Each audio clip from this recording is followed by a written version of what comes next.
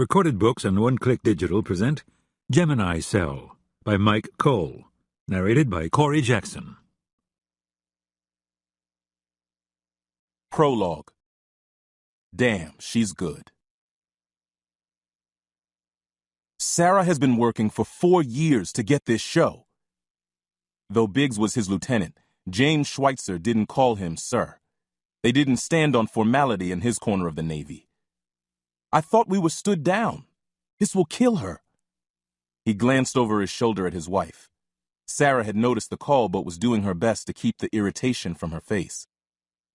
That was before I got word that our ship might be coming in. Lieutenant Biggs sounded grim. Now suit up. We're mustering. Might be coming in or is coming in?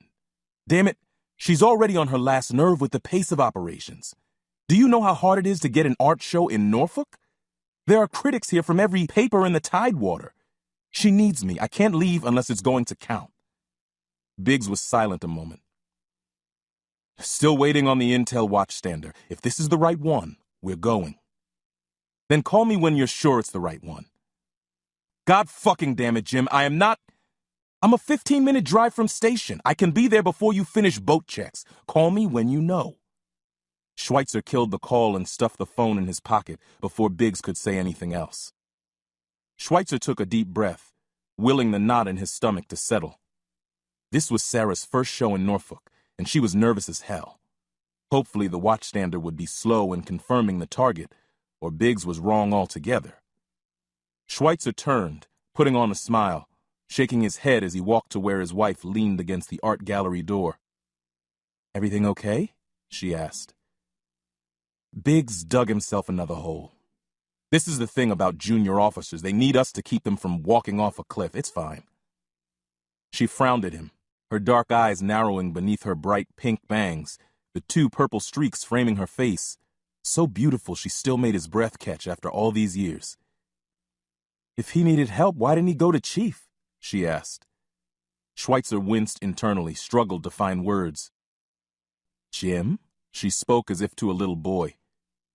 "Do you know where liars go?" "To the movies?" "To the couch for the night, without getting any." "You are a cold-hearted woman." "I am a beautiful angel who can see through your bullshit like it's clean glass." Schweitzer sighed. Lying to her was a necessity of his job, but he knew better than to think it would ever work. "You need to focus on your opening.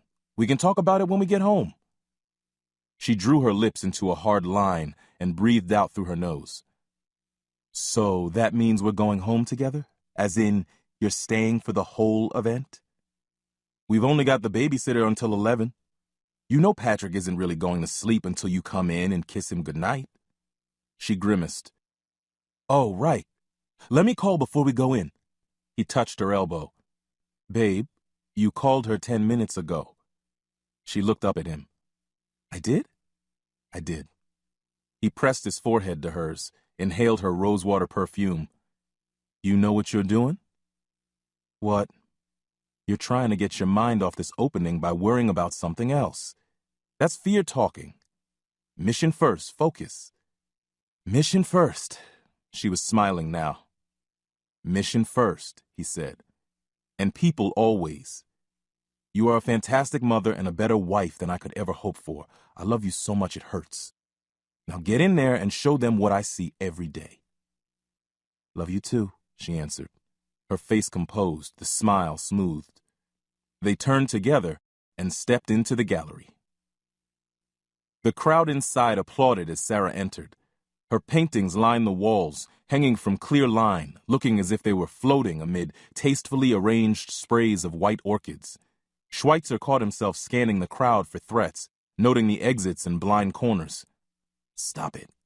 You're not at work. This is for Sarah. Be present." "Sarah!" squealed a tall woman wearing diamond earrings, likely worth more than their car. She stretched her arms to embrace his wife, and Sarah returned the hug with precisely the correct blend of affection and forbearance, turning to Schweitzer as they parted. "Jim, this is Bethany Charles. This is her gallery." Schweitzer smiled, extending a hand. "Thanks so much for hosting us." Bethany dragged the proffered hand until Schweitzer was wrapped in a tight hug. Her pale neck smelled like oranges and alcohol. He met Sarah's eyes over Bethany's shoulder and made a face. Sarah rolled her eyes and grinned. "Sarah's told me all about you," Bethany said when she finally released him. "She says you're in the Navy, but absolutely will not talk about what you do. I've been in Norfolk long enough to know how it is with you intel folks." Schweitzer let her error pass as she put the back of her hand to her mouth and spoke in a stage whisper. "Your secret's safe with me." A man approached out of the crowd. He wore 2 thick glasses and a beard that rivaled Schweitzer's own. "Miss Schweitzer," he began. Sarah took a step toward him and shook his hand. His smile froze at the close contact. Schweitzer winced internally. Guy was the shy type, liked more personal space. Sarah immediately released his hand and took a step back, smiling as if that was her intended approach all along. "Sarah Schweitzer, nice to meet you." The man's face relaxed, and his smile turned genuine. "Leo Volk. I write for the Virginian Pilot." "Ooh," Bethany whispered to Schweitzer as Sarah and Leo spoke. "That was a good save. He's not one you want to disappoint." Schweitzer shrugged. "She's a natural. She should have joined the Navy. We could have used her in intel." He smirked internally. No harm in perpetuating Bethany's assumption. "Well, 1 sailor per family is plenty," Bethany gestured to Schweitzer's chin. "Don't they give you grief about letting your beard grow?" Schweitzer smiled. "I'm on leave." He lied. "I'll shave it when I get back to base." Bethany followed Schweitzer's gaze to his wife. "She really is quite socially adroit." "She's had a lot of practice." It was a gross understatement. The practice was born of years of dedication to her craft and the networking that surrounded it until it had become as natural as breathing. Sarah wrapped up her conversation with Leo and headed into the crowd. She looked over her shoulder at Schweitzer, cocked an eyebrow. "You're good," he mouthed. "I know," she mouthed back, gave an exaggerated wink. He missed Bethany's next question, intent on Sarah, circling and smiling and engaging with such ease that you'd never know this was her first big show, her coming out in the mid-Atlantic art scene. The stakes were high. But that was when Sarah Schweitzer locked on, when it mattered. She was a professional. Like him. "I'm sorry?" he asked Bethany. "I was asking if you like art." "It depends on what you mean by art. I like her paintings," he answered, "and I love the painter." Sarah was speaking to another man now. Schweitzer recognized him as an art critic from one of Sarah's magazines. She was matching his style effortlessly, leaning in at the same angle, nodding recognition at a point he was making. He laughed like an old friend, put unconsciously at ease by her smooth reading of his signals.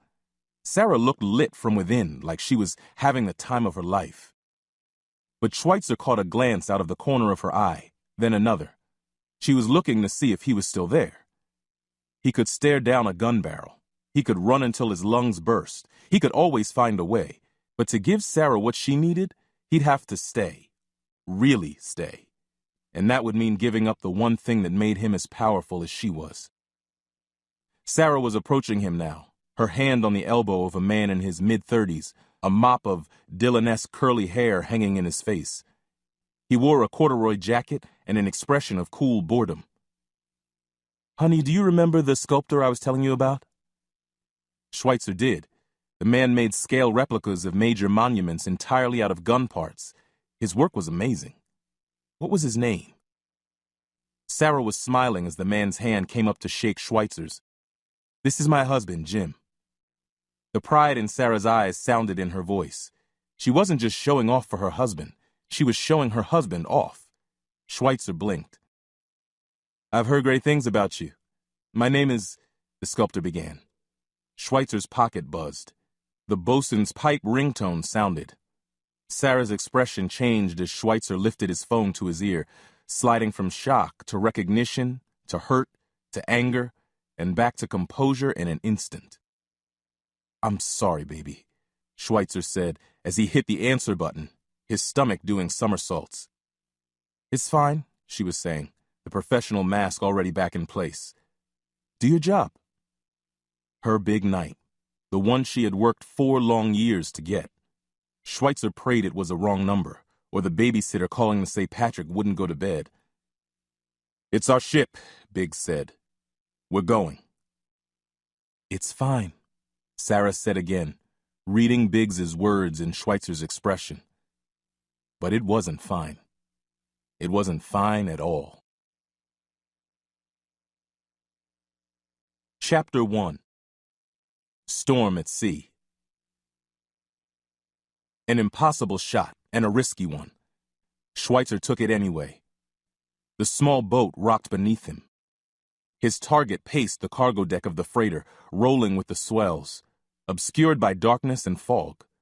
The man was just a speck at this distance, at the limit of Schweitzer's effective range, with 500 meters of heaving water to cover.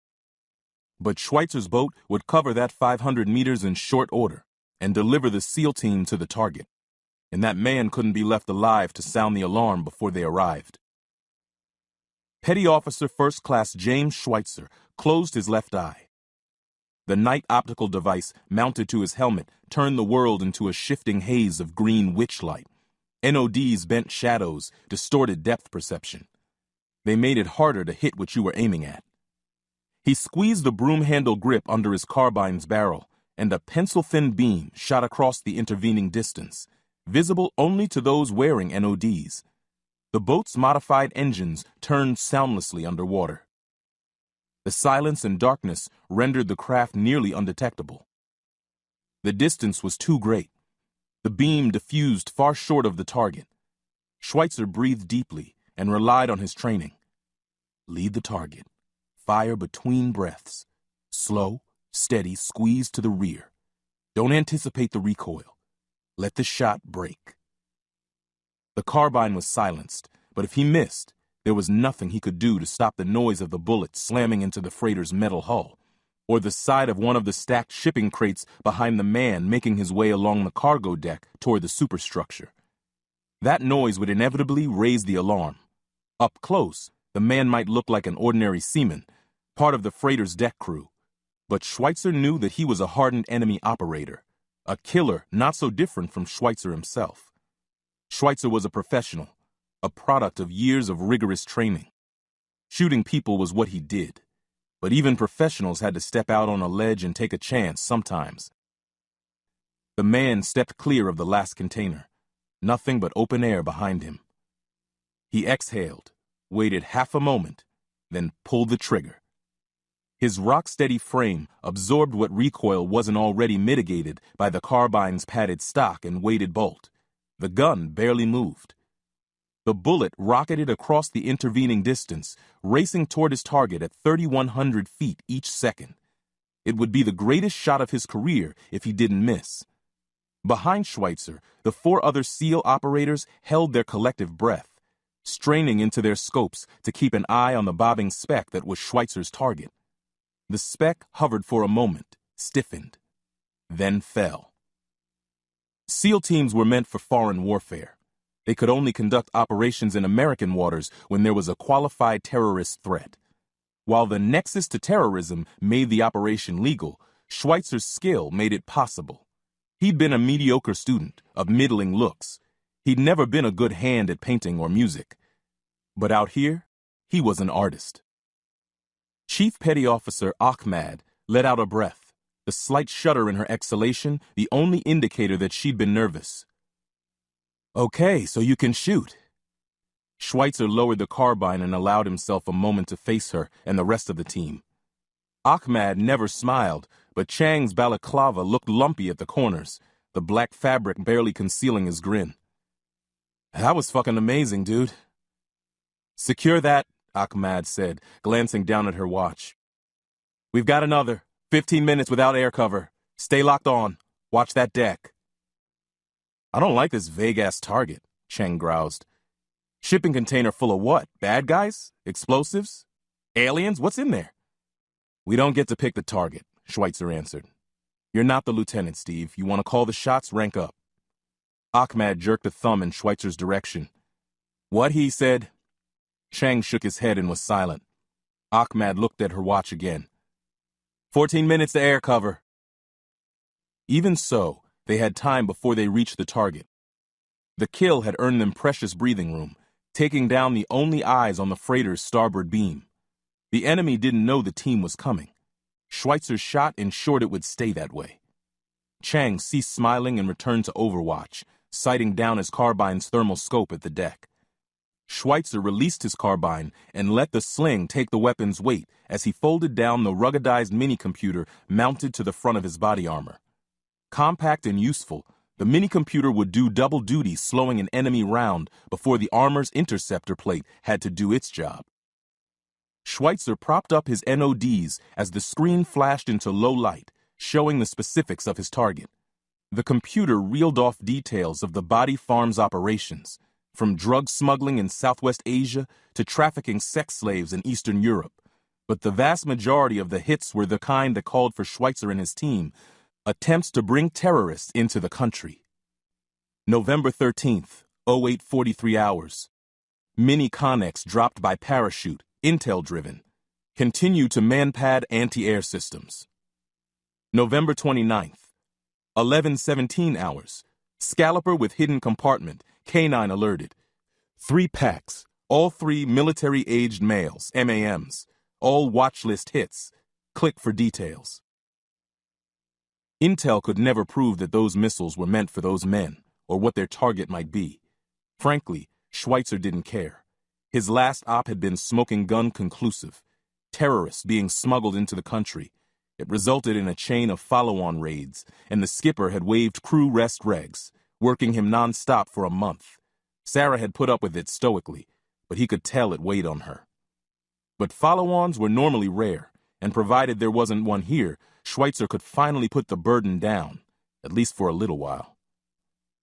Ahmad was looking at her own computer, NODs up, no doubt frantically checking in the hope that the air cover would be available sooner than expected. She caught Schweitzer's glance and misread its intent. "I've got you, shipmate," she said. "I'll pull Landry if there's a follow-on. You get leave after this. All you'll be responsible for is the after-action and pass-down." Schweitzer was embarrassed that Ahmad had caught him. He was thinking about getting off duty. Unsat. Focus. Missions fail because operators lose the bubble for a split second. But the thought wouldn't be denied.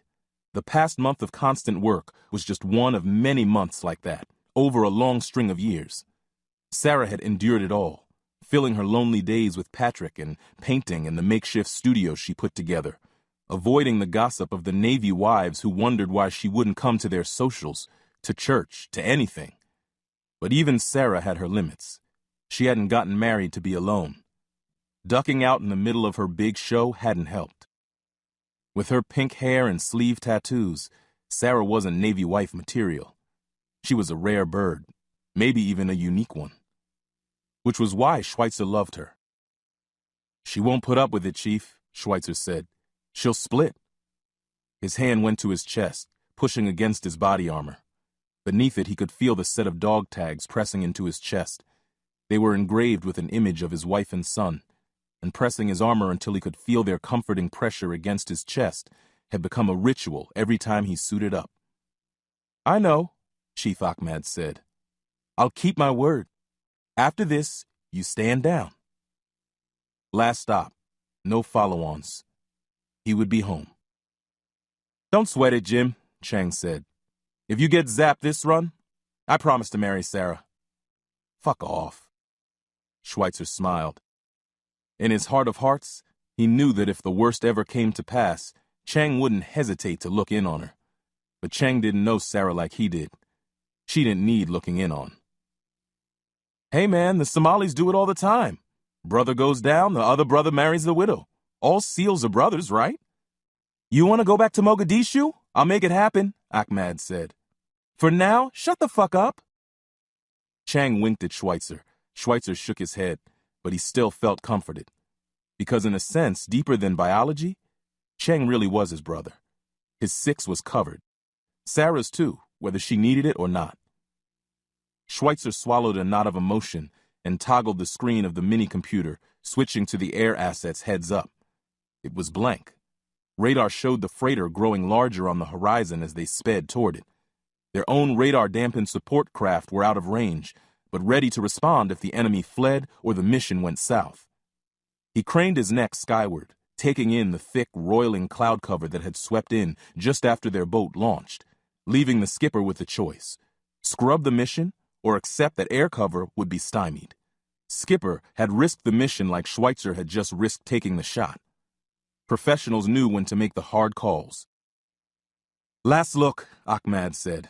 "Confirm your target. There are a lot of Connex boxes on that deck. Be sure we're moving to the right one." Schweitzer glanced back down as the computer brought up a layout of the deck, illuminating one of the Connex box shipping containers, a 40-foot steel rectangle at the bottom of a stack of 5 that soared 50 feet off the rolling freighter's deck. Intel had managed to secure images of the thing, which displayed it from all angles, showing every scratch, dent, and patch of rust.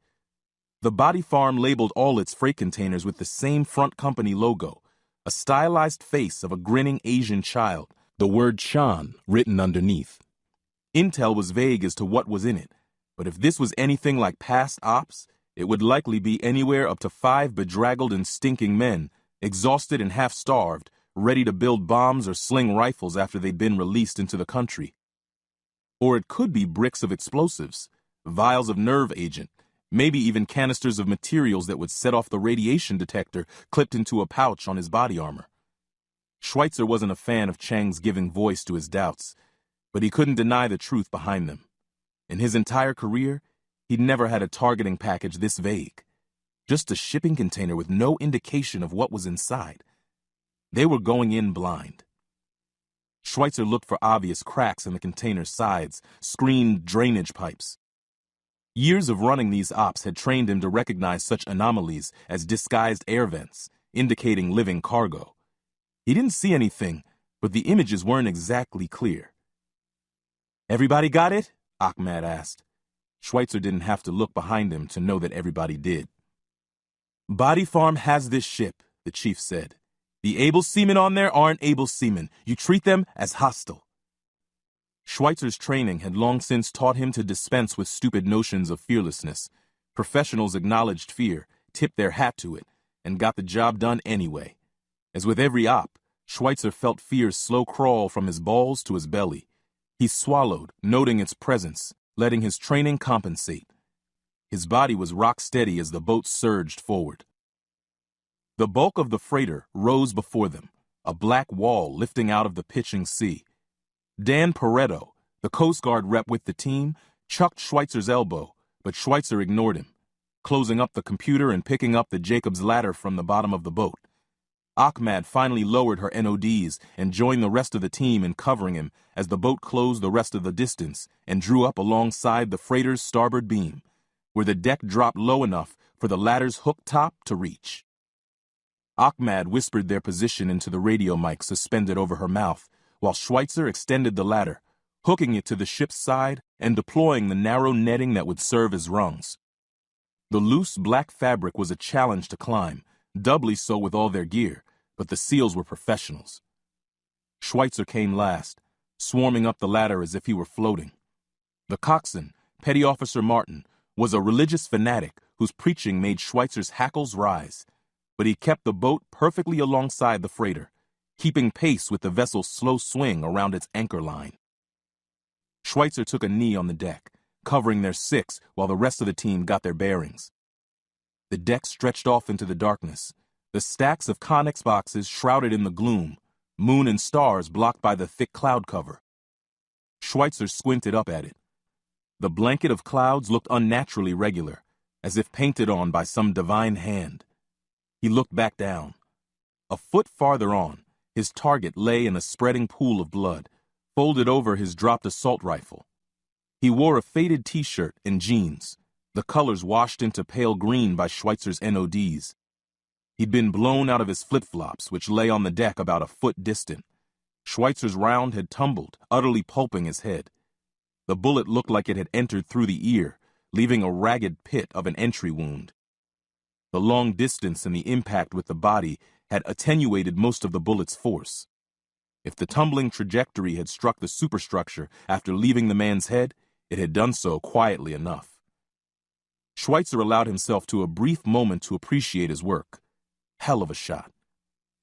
Ahmad made certain the team was in place before flashing a hand signal and moving toward the bow.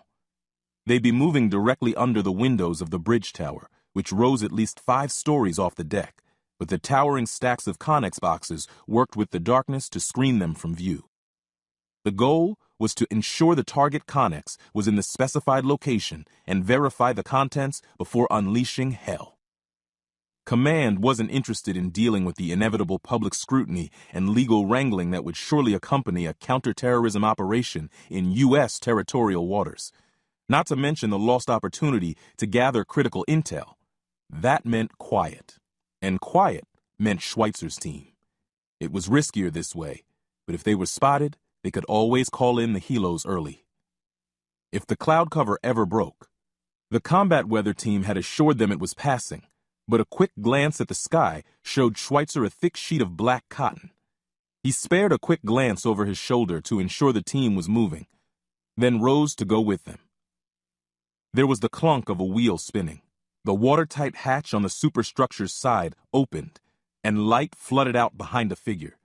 He stepped out, blinking as if his eyes adjusted to the dark. His first step put him on the deck. The second slid in the slowly spreading gore from Schweitzer's kill. The man lost his balance, grunted, went to one knee, eyes widening as he took in his fallen comrade. A military-grade shotgun hung from a sling around his torso, banging against the deck. Ahmad was right. Able seamen didn't carry weapons at all, let alone the sleek black killing tool this man bore. They were accurate, deadly, expensive, and loud. So close to his target, the superstructure behind the man would ring like a bell if Schweitzer took the shot. Instead, he raced across the intervening deck, grateful for the non-skid surface that gave his boots traction and increased speed. The man was just drawing breath to yell as Schweitzer closed, leaping over the corpse and dropping onto the palms of his padded gloves, kicking out at the man's knees. The bottoms of his boots connected perfectly, popping the man's joints sideways and sending his head banging into the superstructure with a resounding crack. It was louder than Schweitzer would have liked, but it stunned him, keeping him from crying out as he fell to the deck, rolling in the blood and fumbling for his weapon. Schweitzer pinned it with one hand, then pivoted off it, bringing his elbow down to impact the man's throat. The firm flesh yielded, folding inward under the pressure of the elbow guard, closing his windpipe. The man flailed, clawing at his neck, eyes bugging out, making choked, gurgling sounds. Schweitzer rolled over on top of him, smothering him with his own body, smelling the blood of the corpse beside him, still warm, feeling it soak into his uniform. The man shuddered beneath him. Schweitzer covered him with his bulk, letting the weight of his body armor, weapons, and gear hold him in place, crushing his forearm down on his opponent's throat, making sure the airway stayed closed. Schweitzer saw movement in his peripheral vision, glanced up. Another crewman, this one unarmed, had emerged from the stacks of Connex boxes and was staring at him in wide-eyed horror. Schweitzer didn't even bother going for him. He'd never make it before the man had a chance to raise the alarm. Better to stay on top of this target until the job was done than face this new threat without an enemy in his backfield. The crewman crouched to run, turned toward the superstructure. Time slowed. Schweitzer could see the crewman's chest rising, jaw dropping open as he gathered the air to shout a warning. "Nope," Pareto grunted, passing a garrote around the crewman's throat and pulling the wire tight. The scream didn't even have time to shift into a choked gurgle, and the only sound the crewman made was the dragging of his feet across the deck as Pareto pulled him into the shadows of the Connex stacks and finished the job. Schweitzer gave silent thanks and returned to his own target, pressing down until at long last the trembling stopped with a sigh and his enemy lay still. Ahmad's voice came through his earpiece. "Schweitzer, quit fucking around over there, we're moving." Schweitzer got to a knee and looked up to see Pareto emerging from the darkness, covering over Schweitzer's shoulder with his carbine. Once Schweitzer had got to his feet and raised his own weapon, Pareto nudged one of the corpses with his boot. "That's 2 arrests you've cost me." "What did you do with your guy?" Pareto jerked his chin in the direction of the darkness where he'd dragged his victim. "Well, we talked it over, and He's repented his evil ways. He's waiting for the end of the op to come home with us and surrender to a federal magistrate. Cut the chatter, came in Ahmad's voice, as they rejoined the team and began weaving through the piled metal containers. The ship groaned beneath them as it drifted around its anchor and the swell began to hit it directly on the beam. The cloud cover was thick above them. When the hell's it going to clear? With nearly no ambient light, the shadows coiled in every niche and recess among the stacks of Connex boxes, putting Schweitzer's reflexes on edge. The bridge's windows were dark, but Schweitzer knew that meant nothing. A crewman of the watch was most certainly on duty, hopefully sleeping, his binoculars resting on his belly. He glimpsed the windows one last time, the signal mast rising above it, before it was lost from sight as the towering stacks covered them. They moved as if along a rainforest floor, through a tunnel of rust-flecked steel, stacking on a corner as Ahmad extended a wand and peeked it around the edge, raising her NODs, dropping the mini-computer from her chest, looking down at it. She turned back to the team while Chang covered over her shoulder and flashed a series of hand signals. 2 contacts, hard targets, port and starboard of the hatch. Schweitzer acknowledged with a tap on Paretto's shoulder, which the Coast Guard operator sent on down the line until it reached Ahmad, who nodded and turned back to the corner. She flashed 2 more hand signals. Anchor position, come up. Button hook with me. Schweitzer was the anchor, and he acknowledged with another tap, picking his line around the corner. Chang pulled a chem light off his belt, broke and shook it, sending muted neon red shadows dancing around the team, before throwing it around the corner, sending it careening off the target container and hopefully distracting the enemy. As soon as Ahmad heard the clicking bounce, she left cover. Schweitzer moved behind her, button-hooking around the corner and raising his carbine to take the shot as she came into view and took a knee. The chemlight lay on the deck off to one side of the target container, sending its distracting glow cascading over the short space between the corner and the hatch of the target container. But the enemy wasn't distracted. Both men were ignoring the short plastic stick, dropping to their knees and raising military-grade carbines, fitted with modified sights and extended magazines as advanced as the gear the SEALs carried. They looked nothing like the armed seamen Schweitzer had taken out. They wore black bodysuits, NODs mounted to high-quality Kevlar helmets, torsos enveloped in military-grade body armor that would stop most rounds fired into their center mass. But Ahmad and Schweitzer were SEALs. They didn't shoot center mass. Their bullets took the enemy in their faces, exploiting the 3 inches of open target between the top of the armor collar and the brim of the helmet. SEALs lived and died by their close quarters battle training.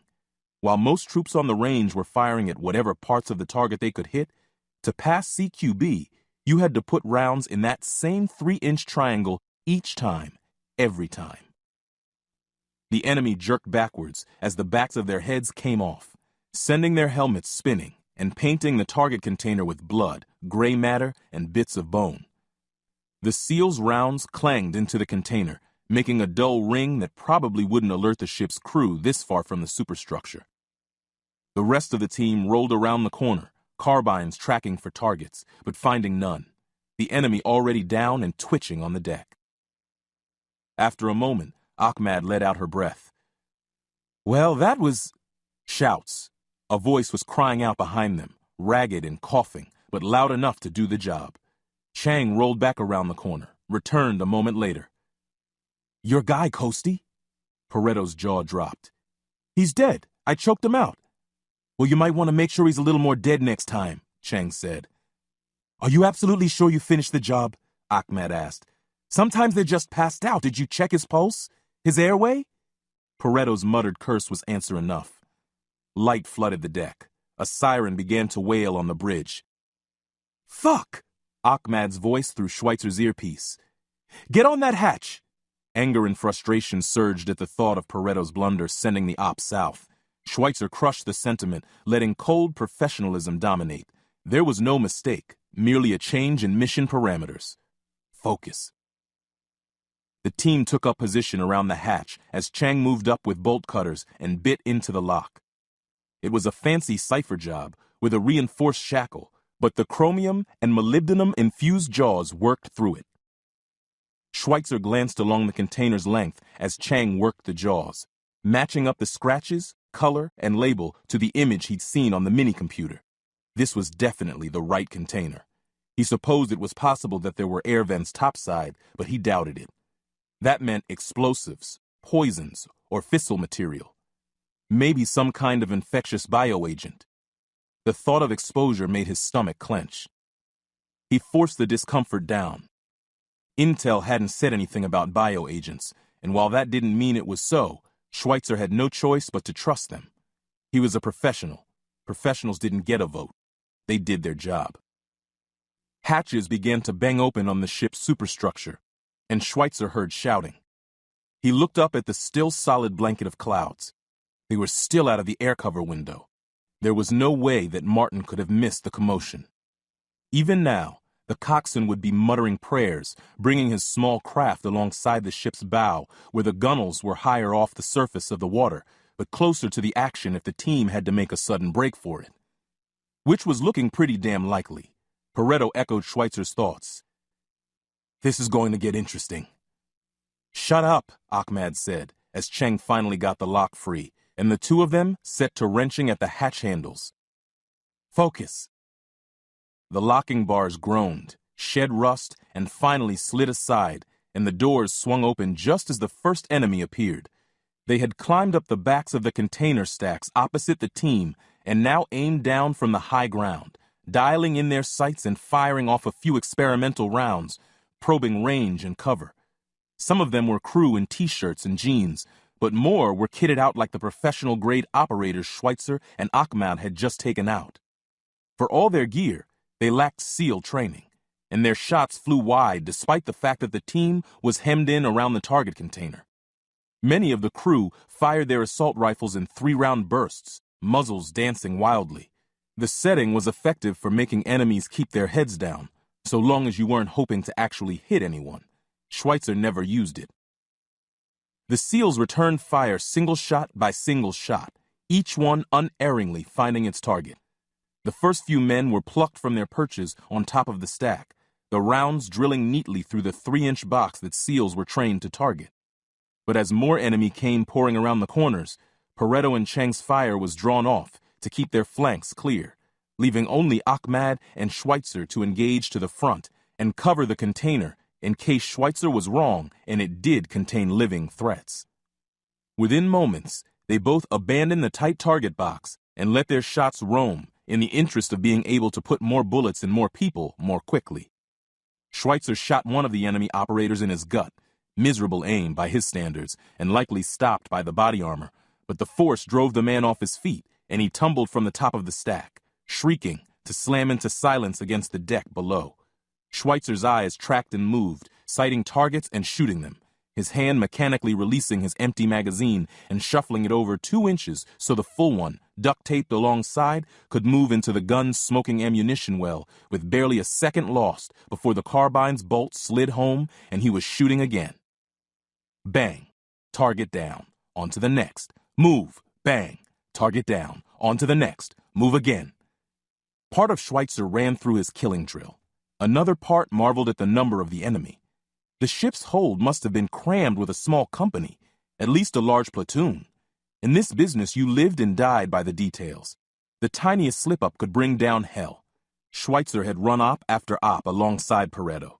The man was a master at his trade, and even masters lost the bubble from time to time. Schweitzer just wished it weren't this one. Bullets whined off the deck around him. He could make out Ahmad as he lowered his weapon to slide around her. Her eyes were completely focused, her face slack with concentration.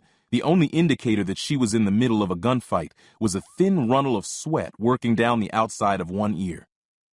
Corpses lay atop the stacks, at the corners where the team had entered. Bang, target down, move. Beside the dead man, 2 others were unsnapping a tripod and mounting some kind of larger weapon atop it. Schweitzer's roving eyes didn't settle long enough to figure out what it was, but it couldn't be good. Schweitzer, Ahmad glanced up at the impenetrable cover overhead. Check that container. Nothing living in there, blow it. Give us 5 minutes for egress. Schweitzer spun and moved to the container. Cold air slapped him in the face. The interior was refrigerated, the chill blotting out the thermal detection of his NODs, turning the green contours black and leaving him blind. But it didn't matter. In this cold, there was no way there was anything alive in here. Refrigeration meant bioagents, and he felt his skin crawl with revulsion as he pulled the charge from his pack and took a knee, swapping magazines again before turning to fire without the aid of night vision. He didn't need it. The lights from the bridge silhouetted his enemies perfectly, making them stark black shapes against the gray sky. Bang, target down, move. He turned back to the container, the shadowy interior coming into focus.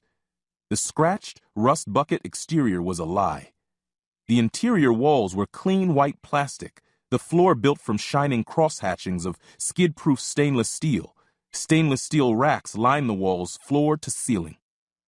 Two more dominated the center, with rows in between just wide enough to admit two people walking abreast. Vents in the floor and ceiling fogged cool air into the space, wafting over Schweitzer's shoulders and out past the open doors, mercifully cooling his neck and reminding him of how hot he'd gotten from fighting under all that gear. Somewhere, a motor churned, probably the refrigeration unit. The racks were lined with corpses. They were laid out toe to head, perfectly preserved, save where stitching marked a bullet or knife wound that had been sewn carefully shut. They were shaved of all hair, blue lips and closed eyes looking bruised even in the darkness. Their waxy skin stretched taut over solid frames. Nearly all the cadavers were male, and all had been elite athletes in life. Tight muscles bunched beneath the dead skin, as if the bodies would notice the intruder at any moment, springing off their racks, reaching, dead hands eager to punish the intruder. For a brief instant, the cold darkness in the container swamped him. The shadows coiled in the recesses of the racks, thick and malevolent, reaching out to him. He could hear the creaking of the metal as the bodies shifted nearer, hear the hissing of their rancid breath as they reached. He couldn't move, couldn't breathe. Schweitzer felt himself in the midst of a current, a tide of energy eddying around and through him.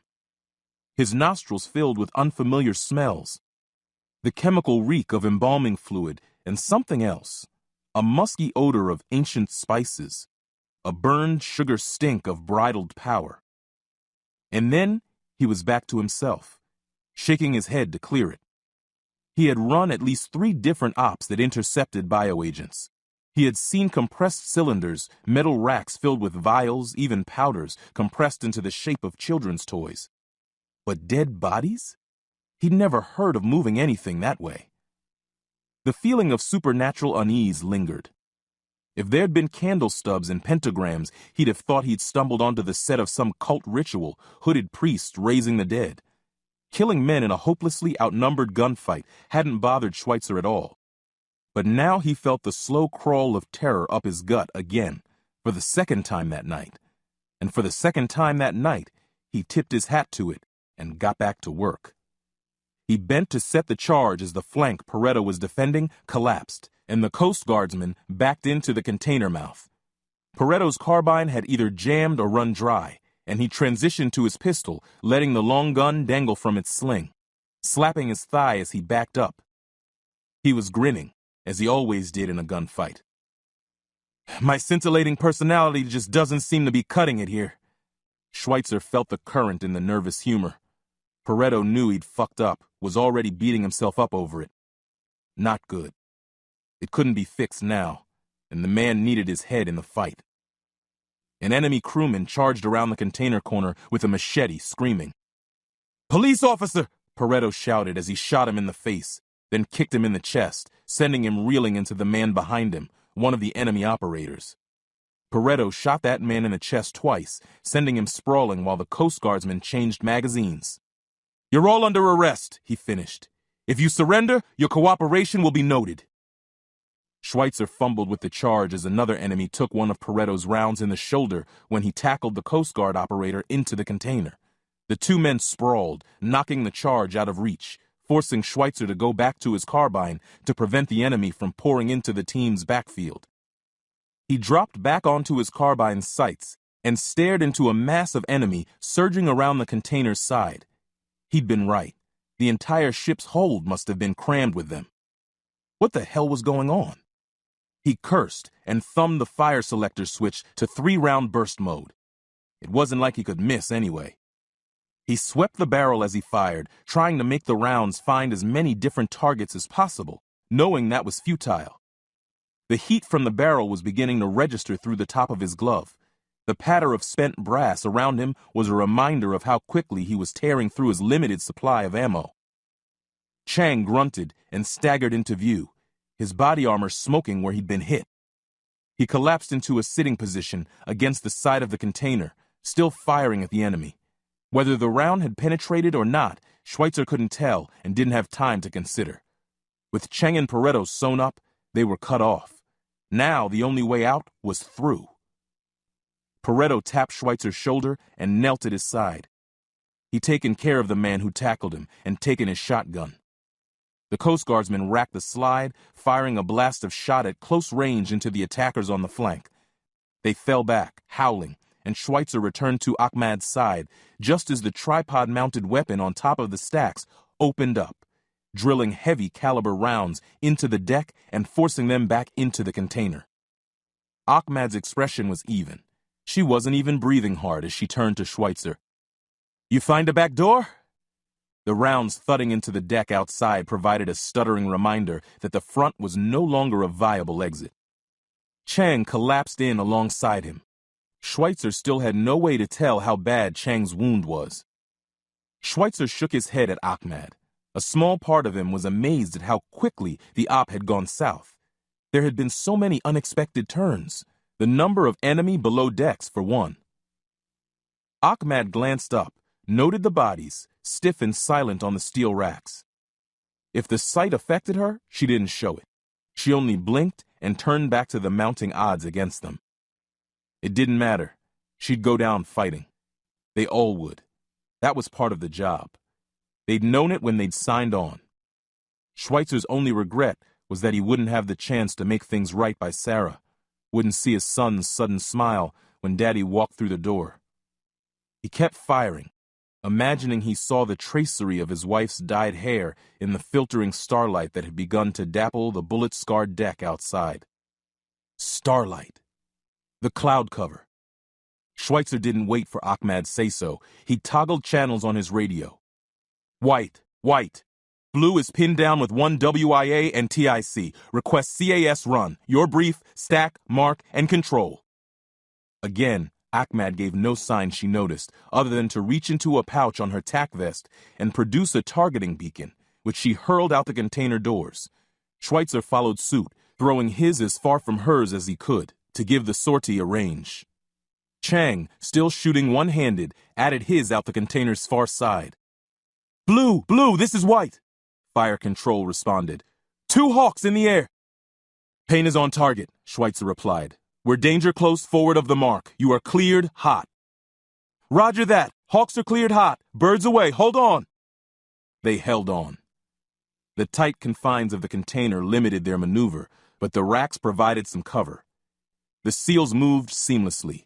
Bang. Target down. Move. Somewhere along the way, Schweitzer noticed that Chang had stopped firing and was lying against the container wall, his carbine resting across his lap like he was taking a nap. Unconscious. He's unconscious. He's not dead. Ahmad tossed a grenade outside, and the team took cover. Schweitzer dragged Chang behind a rack as they weathered the backblast. "How the hell are you supposed to take care of Sarah if you die, asshole?" Schweitzer asked him, trying to see if his brother SEAL was still breathing. The heavy body armor and tactical vest made it impossible to see the rise and fall of his chest, or lack thereof. Screams reached him from outside, and he stepped back into the smoke. He fired, the carbine's bolt locking to the rear to remind him that he had no ammunition left. He dropped the long gun and wrenched his pistol from its drop holster, firing again. Silence. The blast had bought them some time, hopefully enough. He bent to check on Chang, but Ahmad called to him, firing out of the container entrance as the enemy began to regroup. Boots tromped, voices shouted. Even with his adrenaline pegged, Schweitzer had been fighting nonstop for too long. His hands began to tremble, his limbs feeling heavy. He swallowed. The fear and fatigue, the worry about Sarah, the painful tide of missing his son, all slid down his throat and into his gullet. He tightened his abdominal muscles and crushed the emotion, held it there, freeing his mind and hands to do what they had been trained to do, what they had been born to do. Bang, target down, move.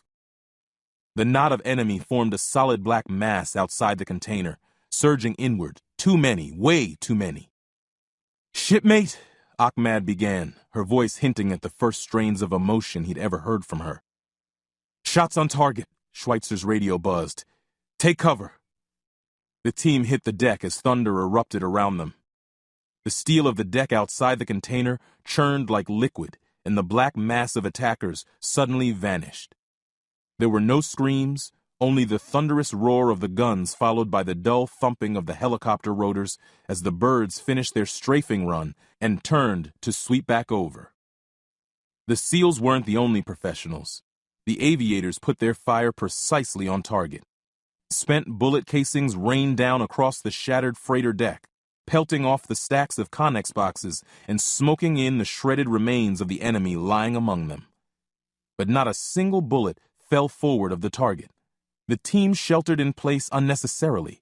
They could have walked to the edge of the storm of rounds had they chosen, reached out, and felt the bullet contrails skim past their fingertips.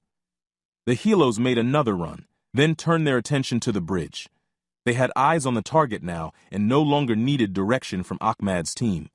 The thundering of the miniguns ceased, and Schweitzer began to hear the crack, pause, crack of single shots as the snipers on the helos began to pick out individual targets on the deck, among the stacks, through the bridge windows. Ahmad moved to the container mouth and scanned outside. After a moment, she nodded, radioed that the target was clear, and returned to check on Chang.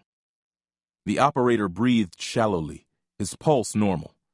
Schweitzer stripped off Chang's body armor and probed the wound behind it. An ugly patch of purple had spread across the unbroken skin over his chest. "What do you think?" Ahmad asked. "Broken ribs, probably in his lung. Fucked up his air. That's why he passed out. He'll make it if we hurry." "Thank God." Ahmad nodded and called for a medevac as the first members of the regular boarding team fast-roped to the deck, boots resounding loudly, the need for stealth long past. Schweitzer looked back up at Ahmad, whose game face was back on again. The sound of gunfire had stopped. The battle was over. The charge lay undetonated, but the interior of the container had been shredded by bullets. The corpses lying in heaps, torn to pieces by the sheer volume of fire.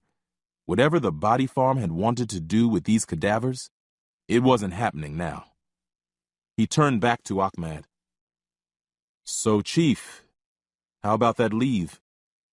Ahmad shook her head, but Schweitzer found himself smiling. Because Chang would live, because he knew Ahmad would be as good as her word. Because he knew they'd all be going home after all. Chapter 2. Homeward Bound. Chang was conscious and joking with the pararescueman before his medevac helo even lifted off. The senior airman lifting his stretcher into the helo confirmed Schweitzer's suspicion. The round had cracked Chang's ribs, driving them into his lungs and depriving him of oxygen. But the oxygen mask over his face made up for it, and his eyes were in focus as Schweitzer squeezed his shoulder. Paretto's face was a mask so rigid that Schweitzer could tell he was holding back tears. "God, Steve, I'm so sorry. I fucked up, brother." "Jesus, Dan," Chang said. "Shit happens. You didn't choke him all the way out. I blocked bullets with my chest. Even perfect people make mistakes." His chuckle quickly turned into a cough, his smile melting with pain. Schweitzer winced, tried to distract him. "Hell of a fight, Steve. You went down shooting. Badass." Chang found his smile, wheezed through the mask. "Just needed a nap. Would have finished things up if you hadn't pussied out and called in the cavalry." Ahmad snorted and called down to Martin, telling him to shove off. The team would take one of the helos out. Schweitzer smiled and nodded to the pararescueman. Take good care of him, Doc. We need him back on the line so I can take leave. Then Chang was off into the helo, and Schweitzer followed Ahmad and Pareto to the freighter's helipad, where a large gray Seahawk was landing, keeping its rotors spinning, ready to take off again. Dan, Schweitzer began. Stow it, Ahmad said. No plan survives contact with the enemy. We made it. That's what counts. Pareto kept his eyes straight forward. I fumbled the ball. I'll take what's coming. As the Coast Guard liaison, Pareto already caught a rash of shit from the all-Navy unit, and every action he took reflected on the Coast Guard. Until tonight, he'd covered his service in glory. In a way, Schweitzer thought he'd gotten it worse than Chang. Chang would heal. Mistakes like Pareto's never went away. The intel and medical teams were already scouring the freighter, along with security forces, securing any enemy left alive. There were precious few of those. Pareto gratefully left the SEALs to join the regular boarding team, lending the Coast Guard's police authority in case any of the body farm operatives turned out to be United States citizens. Lieutenant Biggs sat in the Seahawk's interior, typing fiercely on a ruggedized laptop. He was bigger than all of them, a giant of a man who Schweitzer knew had been a ground operator himself before successive promotions had taken him out of the action. He looked up as the team came aboard, barely acknowledging them, focusing on completing his work. The team clipped into the floor ring and patched their helmet mics into the helo's system as it slowly lifted off. Biggs looked up, still typing, and cocked an eyebrow at Ahmad. You look tired, Chief. Ahmad shrugged. Intel got the enemy numbers wrong. I heard, Biggs said. Sounded like a lot. A few, Ahmad shrugged again. It was almost a whole fucking company, Schweitzer thought. Why would they commit that much firepower to guard a box of dead bodies?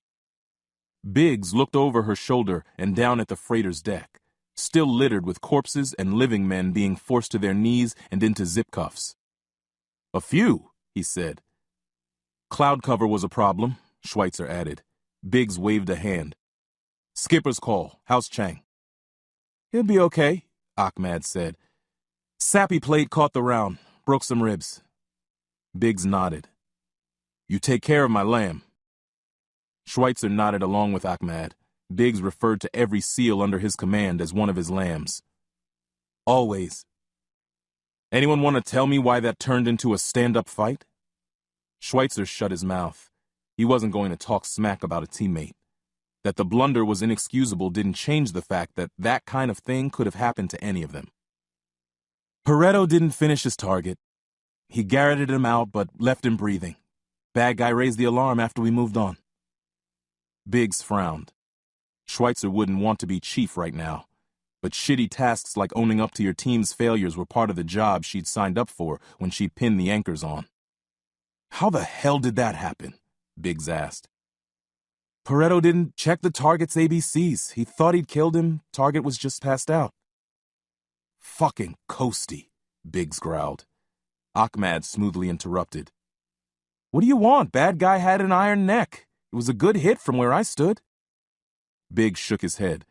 Well, he'll have to answer for it. Ahmad said nothing. She knew that. Pareto knew it too.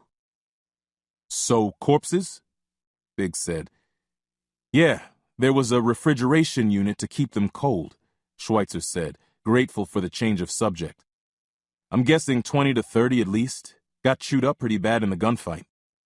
Any idea what that's all about? Who the hell pays for shipments of corpses? Biggs shrugged. Not our problem. I've never seen anything like that, Schweitzer said. If it's bio stuff, there are more easily concealed ways to move it. Someone had put some effort into prettying them up, too. They were clean, stitched. If you're just moving bio agents, why the hell would you do that? And why use people? I'll say it again, Biggs said. It's not our problem. Schweitzer frowned. Okay, boss. You misunderstand me, Biggs added. I mean, it's officially not our problem, as in we're not to talk about it. He pointed down at the laptop. That's what this email is about. Comes from the skipper himself. The intel team is being stood down. No follow-ons. No tactical questioning. No document exploitation. Langley's sending in their own people to go over the ship. Civilians. Civilians? Ahmad asked. Schweitzer's own curiosity was piqued as well, but it was overridden by another thought. Please don't let this turn into another long paperwork drill. I need to get home. I need to see Sarah and Patrick. But that thought was followed by another, more urgent. Something is wrong here. Boss, this doesn't... Operations is your job, petty officer, Biggs said, steel coming into his voice. What comes after is above your pay grade. Yeah, but shouldn't we at least debrief with the intel team? I mean, holy shit, Jim. We are not having this conversation. Is that clear? Biggs had never talked to him like this before. He shrugged with a nonchalance he didn't feel. You're the boss. I've got non-disclosure agreements on here. Biggs tapped the laptop again. I'll need digital signatures from both of you, and we're still going to need you both to write your statements for the after-action report. Chief, you'll have to get Chang's once he's recovered. Schweitzer and Ahmad shrugged simultaneously. SEALs weren't exactly known to be people of many words. That part would be short. A human trafficking organization selling corpses with more firepower than some armies, and the government stepping in to keep it quiet? Schweitzer began turning it over in his mind, then dismissed it with a will. Not your problem. Get home and take care of your family. You've done your job here. One last thing, Biggs added. I'm sorry to do this to you, but it's protocol for big firefights. I've got to send you off to see the wizard once we land and you clear medical. Schweitzer groaned inwardly. He knew the corpsman and would clear the physical checkup in no time flat, but a meeting with the psych doc would take hours, and he'd have to wait on post to get an appointment. Ahmad came to his rescue. Boss, she said, Schweitzer's due for a break. You're really going to have to send him off to see the wizard if you don't let him get home as soon as he clears medical. Schweitzer shot her a grateful look. Good chiefs took care of their sailors, and Ahmad was the best he'd ever known. Biggs paused. Ahmad never countermanded her officers unless it was critical. Biggs turned to Schweitzer. It's Sarah, Schweitzer shrugged. I really need to get home. Okay, Biggs nodded. I'll handle it on our end. File your report and go home. You're lucky they ordered no follow-ons. I'll stand up Section 3 for the next 2 weeks. Ahmad nodded gratefully. With their section stood down, everyone would get some much-needed rest. Outstanding, she said, leaning in to sign the electronic NDA. Remember, Biggs said as Schweitzer added his signature, this is compartmentalized now. They're not screwing around. No gossiping about it, no speculating, no emailing anyone, even on the classified network. You don't talk about the body farm. You don't talk about what we found. You don't talk about what happened on this raid. Schweitzer nodded as he signed. When Chang will be fine. I'll call you the second I hear anything. Thanks. Jim, Biggs said. I'm not fucking around here. I'm counting on you keeping mum about this. You got that? Schweitzer nodded again, but Biggs's words came to him as if from the bottom of a well. They didn't matter. Sarah's face was filling his mind. He was an artist in his way, and she was in hers. Painting, paper making. She smelled of rose water that she made herself from the dried petals. He could almost smell it now over the high chemical reek of the Seahawk's burning fuel. Once I see her, I can fix this. If I can just touch her, she'll know. The Seahawk banked again, eating miles, each twist of the rotors carrying him closer to home. Schweitzer bounded up the steps 3 at a time, heedless of how the thumping of his boots might wake the neighbors. When the corpsman had come to him in the squad bay, Schweitzer simply shook his head, hoping his eyes would convey his need. The corpsman understood. He made some marks on a piece of paper, tore off the yellow carbon copy, and handed it to Schweitzer. Welcome back, was all he said before moving on to check Ahmad. Schweitzer had looked numbly down at the yellow paper. Fully medically ready, it read. He tucked it in his pocket and headed to the armorer to stow his gear. Schweitzer fought impatience as he went through the necessaries, shower and a fresh uniform, the clunky, slow-as-molasses computer system used to file his report, the last-minute tasks and questions, the traffic on the drive home, inexplicable given the odd hour. It was 3 hours before he was finally on his way up the stairs to home. He turned the key roughly in the lock in his excitement, making the old door creak as he opened it before he remembered the late hour. Sarah and Patrick would be asleep. He slowed down, but too late. He could hear Sarah stirring from the bed in their loft above the living room, surrounded by her paintings. Moonlight would be filtering in through the huge bay window overlooking the Chickahominy River.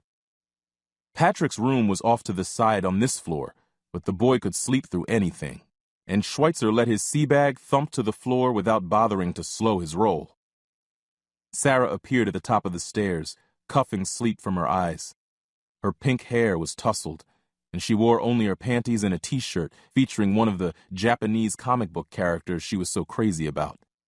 Sleeve tattoos covered slender, muscular arms.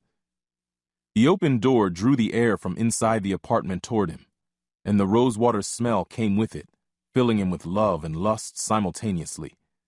Sarah was his wife and mother of his child. Her strength had pushed him through training and the many ops that followed. She was 100 times smarter than him, and good at everything she touched, from word games to musical instruments. It had taken him a long time to accept that someone he admired so much could love him, but he managed it.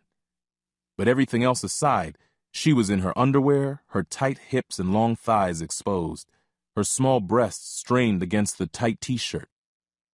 He went to her. "You're home."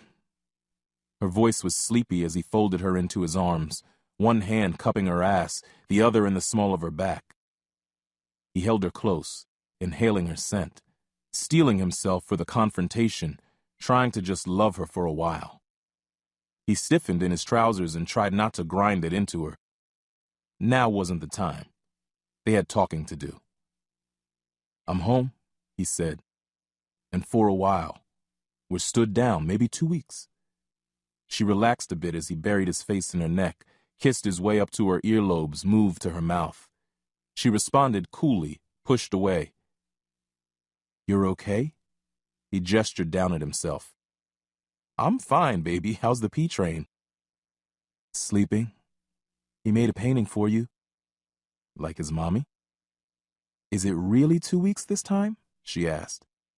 She reached down, and his lust surged as he imagined she was reaching for his crotch, but her hand moved past to the cargo pocket on his thigh, where she tapped his ruggedized smartphone through the fabric.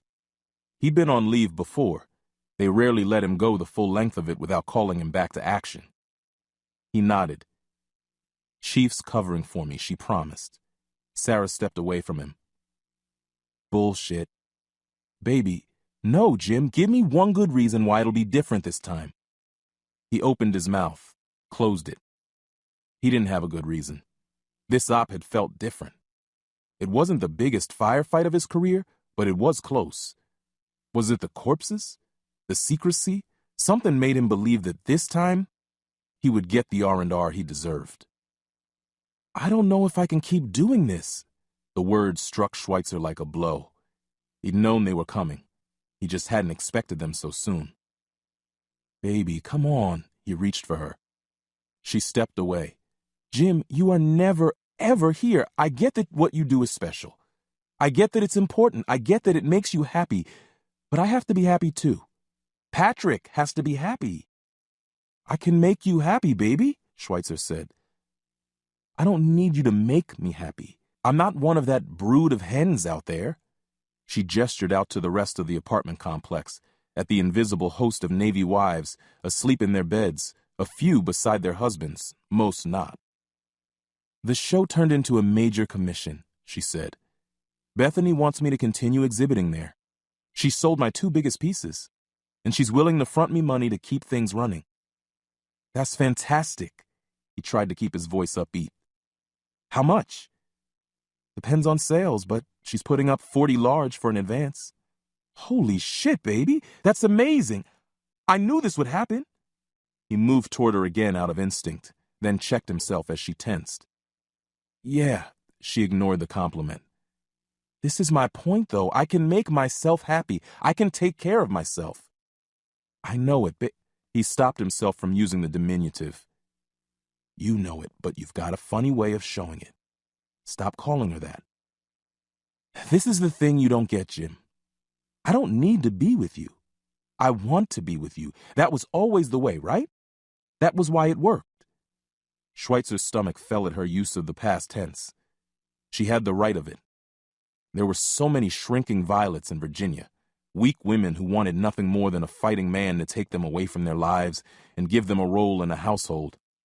Church on Sunday, Memorial Day barbecues with the other Navy families, bitch and stitch sessions while the husbands were away. Schweitzer hated those women. They would go silent on movie dates when he tried to deconstruct the plots with them, stare blankly when he handed them a book he wanted to read and discuss. Not Sarah. She was his equal. Everywhere from the bedroom to the Scrabble board, she kept pace, challenged him. She didn't need him.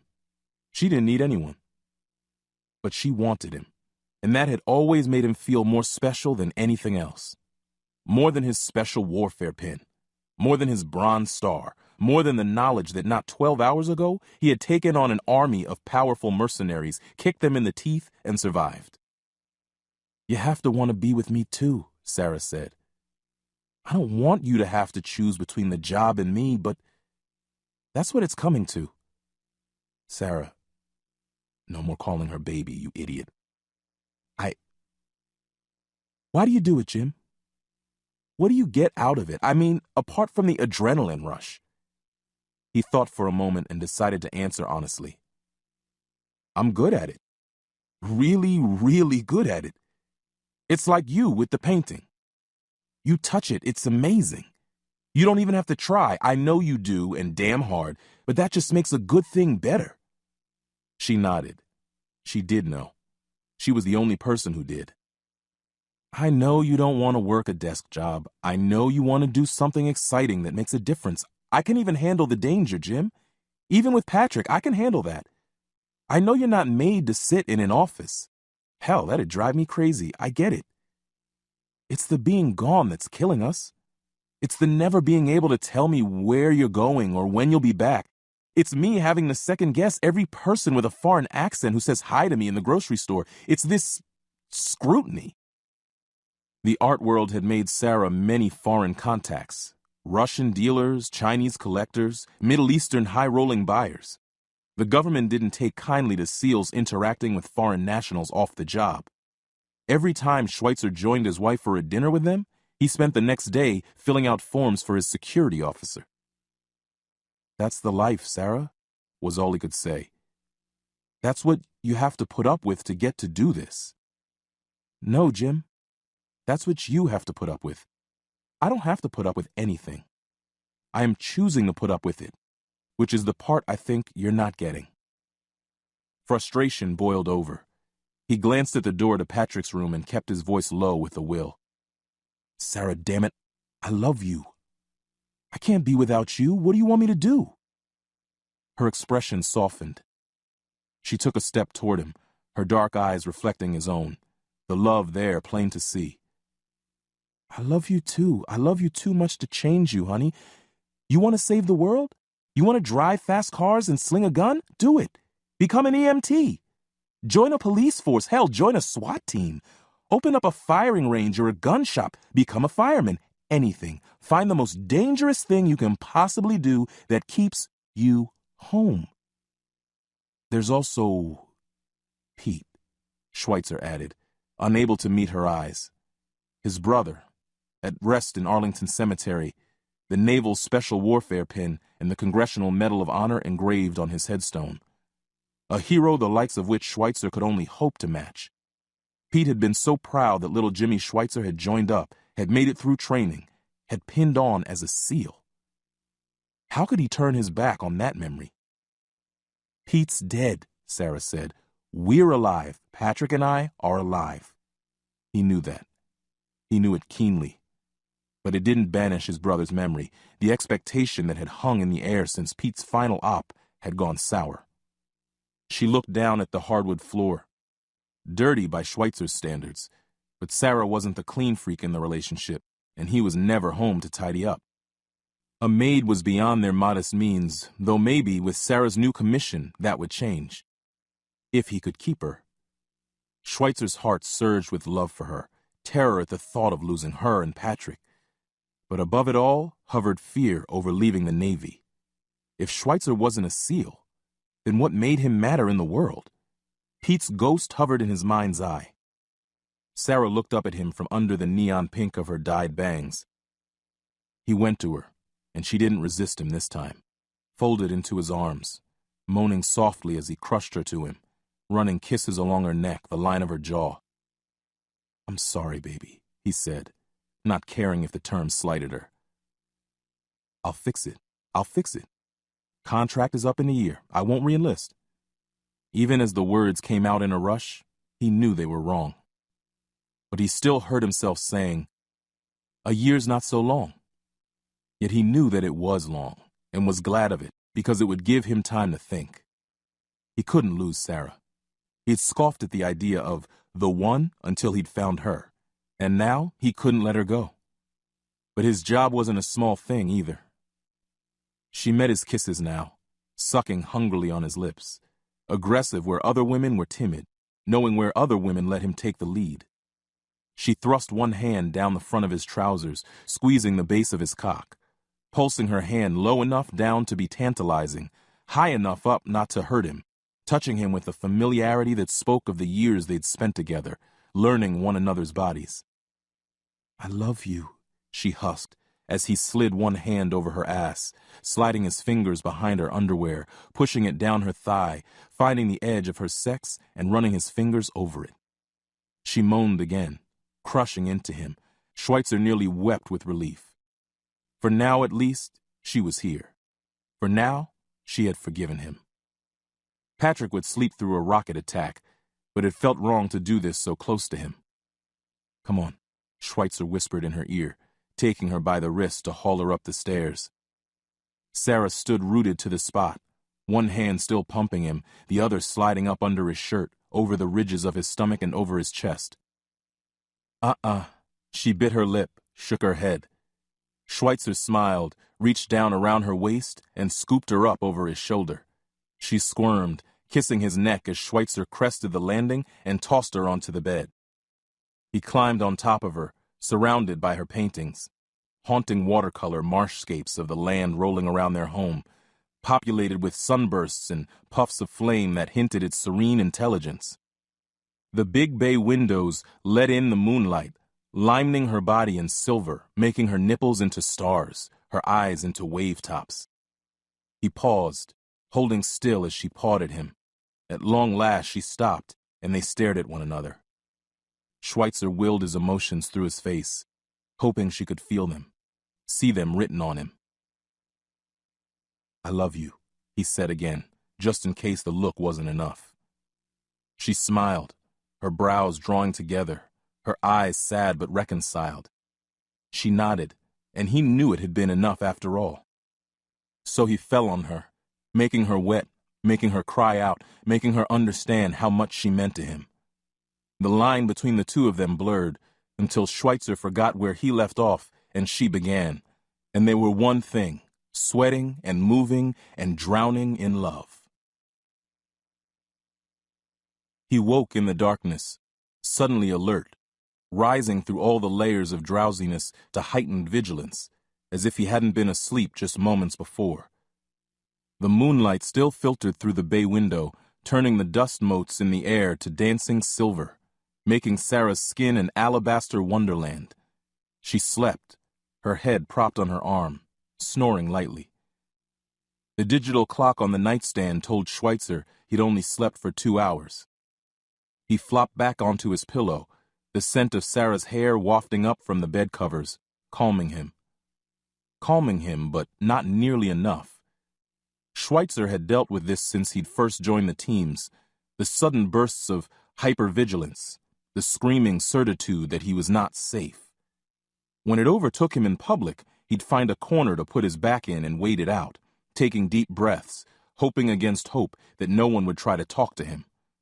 When it happened at home, especially at night, there was no hope of sleep. The wizard had prescribed him pills for that, and confided that most of the guys took them, but they were in the bathroom, and he didn't feel like getting out of bed right now. Schweitzer had rolled on scores of targets since he'd earned his pin. When they'd integrated with the Coast Guard to run ops against domestic targets with a nexus to terrorism, he'd seen some bizarre and disturbing things. A tip-off on a shipping container supposedly harboring an anti-aircraft missile system and its crew turned out to be packed with Korean sex slaves. The women had been at sea for weeks without food, drinking rainwater from their bundled clothes, soaking the stuff up where it leaked in through the container's cracks. When that ran out, they started drinking their own urine. By the time Schweitzer got to them, they'd begun eating one another. The sight haunted him, but less than the images flashing through his head of the refrigerated corpses lying in silent rows on those stainless steel racks, as if they were patiently awaiting something, as if a shouted command or the touch of a button could make them spring into action. That weird moment when the darkness had come alive, that was just a flash of nerves. But it had felt so real. Schweitzer shrugged the thought off. If they weren't supposed to talk about it, then thinking about it wasn't going to help any. He turned back to Sarah, reached out and touched her hair. He told himself he'd fix this, but all he'd done was bought himself time. Sarah wasn't the type to make idle threats. When she said, "I don't know if I can keep doing this," she meant that she couldn't keep doing this. Her or the Navy. Exactly the choice he dreaded as the realities of the life he'd chosen had crystallized. It would have to be her. Schweitzer knew that in his bones. The thought filled him with a fear so powerful that he shook. He racked his brain going over the career choices she'd laid out for him, adding a few of his own. What could he do? Who could he be? In training, he'd learned that to look too far into the distance was to lose focus on what lay right before you.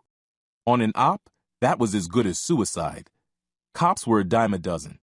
Even the best blended into the background of workaday slogging. Schweitzer had found a way to be special. How could Sarah love him without that? How could Patrick admire him? And Pete, always Pete, pinning on his crows when he'd graduated. Proud of you, bro. Stop it, Schweitzer told himself. You're going to put work over your own family. What the hell is wrong with you? Fuck the Navy. But the questions wouldn't quit. He stared at the ceiling and fought the question, trying to calm his spiking pulse, to push back the rising knot in his stomach. This was a thing he couldn't shoot, couldn't kill. There was only the hard call, consequences any way he turned. You ran ops by the numbers. There was a right way and a wrong way. Here, nothing but choices. A shadow danced past the window, blotting out a section of the starlight, leaving Sarah shrouded in shadow. He heard a faint patter, as of raindrops but more regular. He brushed Sarah's hair from her face again, waiting for the cloud to pass. It didn't. The shadow hung motionless. The patter was steady, distant. He sat up, his anxiety banished by the sudden calm that came over him when a firefight was imminent. His heart slowed, steadied. He froze, listening carefully. The patter. Rotors. It was 4 a.m. His apartment wasn't on any aviation route he knew. In all his years of living here, he'd never seen or heard a helicopter go by, especially so late. He supposed a military helicopter could be doing a training run, but they always ran in pairs. This was a single bird. And something more, something odd about the sound. Not just rotors, muffled rotors. He was sure of it. He threw back the covers and raced to the window, trying to track the object's position, following the path of the moonbeams before the side of the building intercepted them. If it was a helo, it was very high up, probably over the roof. He ran to the gun safe under the bed, keying in the digital code. The beeping of the keys woke Sarah, and she propped herself up on an elbow, sleep fleeing from her eyes as she took in Schweitzer's posture, the gun in his hand. The magazine was already inserted, and he chambered around before grabbing his pants from the floor and leaping into them. "What's going on?" Sarah asked. "I'm not sure," he answered. He felt suddenly silly, loading his pistol because a helicopter happened to be flying over his house. Maybe it was overkill, but his senses were screaming at him, and he'd survived in his job all these years because he always trusted them. He looked down at the pistol and remembered the axiom he learned in training. If you need it and don't have it, you'll never need it again. Sarah's eyes narrowed, and she swung into a sitting position, nearly as alert as he was. Schweitzer didn't scare easily, so when he showed concern, she took it seriously. "Patrick," she began. "I'm going to check on him," he said. She nodded, and he moved to the top of the stairs just as light thumps sounded on the roof. More shadows streaked past the bay window, too fast for him to see what they were. Patrick. Schweitzer's son's room was just below them, the window facing the same side as theirs. The need to check on his son nearly blotted out his senses, and he raced down the stairs, taking them two at a time, the traction of his bare feet the only thing keeping him from falling over. His feet slapped down on the hardwood floor just as he saw shadows moving across the gap between the floor and front door, backlit by the sconce lighting in the hallway outside. He cast a quick glance at Patrick's door, shut tight, and took a shooter's stance, stepping behind the stairwell for cover. The thin wood wouldn't stop even a 9mm round, but it would obscure the line of fire. Cover was cover. He thought briefly of calling to Sarah and dismissed it. Whoever was on the other side of that door would hear him. Sarah thought differently. "Honey?" Her voice was edged with panic. "Stay there, sweetheart," he shouted back. The hell she will. That was Sarah Schweitzer up there. The door exploded. A breaching charge was overkill for a flimsy residential door, but they'd used one anyway, shivering the wood and fiberglass into fragments, sending the brass mail slot spinning over Schweitzer's shoulder to careen off the wall, ringing like a bell. Schweitzer ducked behind the staircase long enough to prevent the flash from blinding him, but the boom was loud enough to leave his ears ringing, the sound of the door fragments settling and Sarah's screaming all coming to him as if from a long way off.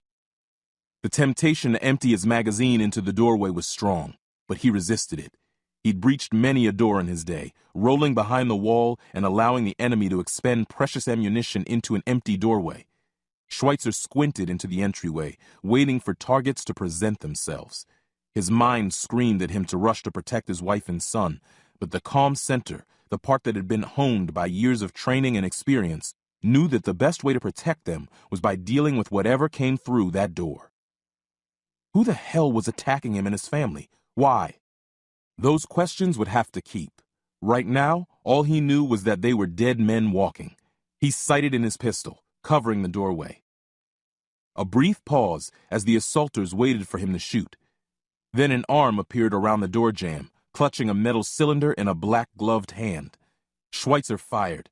The round tore through the wrist, the arm jerking, the cylinder fumbling and falling to the floor just outside the door, hissing out a plume of gray-green tinted gas into the hallway. Another impossible shot. Another perfect hit. Artistry. Shouts in the hallway, and 4 men stumbled into the room, fumbling respirators up and snapping them into place onto their black helmets. They wore state-of-the-art body armor, submachine guns swinging off tactical slings, black bodysuits beneath. The same outfits worn by the men outside the shipping container. Security was a constant theme in the life of every operator who worked domestic operations. Their identities were carefully hidden, the fact that they were military members the only thing known about them. Personally identifying information like phone numbers, addresses, and family data was guarded as if it were classified. But somehow, the body farm had found him. Later, for now, work. He fired again, putting a round through the bridge of one enemy's nose as he did his respirator up, spinning him in a tight circle that sent him spilling into his buddy, throwing them both to the floor. The enemy beside the fallen men looked up, eyes widening as he spotted Schweitzer jerking up his weapon and firing. Schweitzer didn't bother dodging. The shooter hadn't even bothered to get on the sights, and the rounds flew harmlessly wide, thudding into the wall beside Patrick's door. Schweitzer fired again, punching through the shooter's balaclava and throat, sending him to his knees, hissing through the hole in his neck. The last man standing wisely didn't bother with his gun, and instead closed the distance, pulling a knife from his chest sheath. He'd thrown out his left hand as a sacrifice, showing good technique, But Schweitzer was in his domain now. He knew the ground. He had the drop on them. He was doing what he'd been born to do. Schweitzer ignored the distracting hand, letting it slide over his shoulder and allowing the knife to fill his vision. As it came down, he caught the man's wrist, turning the bones to rub painfully against the glove's Kevlar protective plating. The man cried out, and the knife fell to the floor, burying the tip in the hard wood and quivering there as Schweitzer closed the remaining distance, close as a lover, jamming the pistol barrel up under the man's chin. He fired, sending the helmet spinning off the man's head and spraying the last remaining enemy with his brains, just as he shrugged out from under the corpse of the first man Schweitzer had shot and got to his feet. Schweitzer grinned at his stunned expression, the slow terror dawning across his face. "You knocked on the wrong door," he drawled, pushing the corpse into him. 6 more men rushed into the room, and Schweitzer's grin died. Schweitzer had just enough time to roll behind the stairwell before a shower of rounds tore into the wall.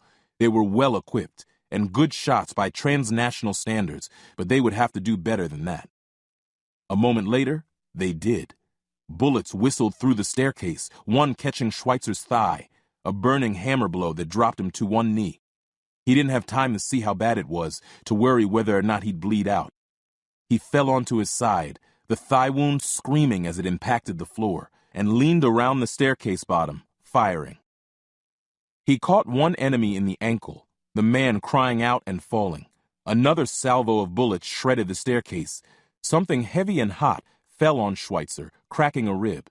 He grunted and fired again, catching a man in the abdomen, hopefully below his body armor. The smoke filling the room made it impossible to tell where his rounds were impacting. A high shriek came to him from a few feet away. "Daddy!" Schweitzer allowed his focus to crack, his eyes to come off the gun sights and toward the sound. Patrick stood awake in the doorway to his room, his footed pajamas showered with dust, his blonde hair a tousled mess, his face pink and eyes shining with tears.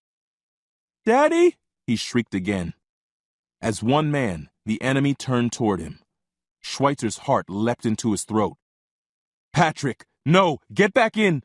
The stuttering salvo resumed, the muzzles of the enemy guns flashing. Patrick flew back from the doorway, snatched by an invisible hand. A streak of blood traced the floor, an arrow pointing the way he had gone.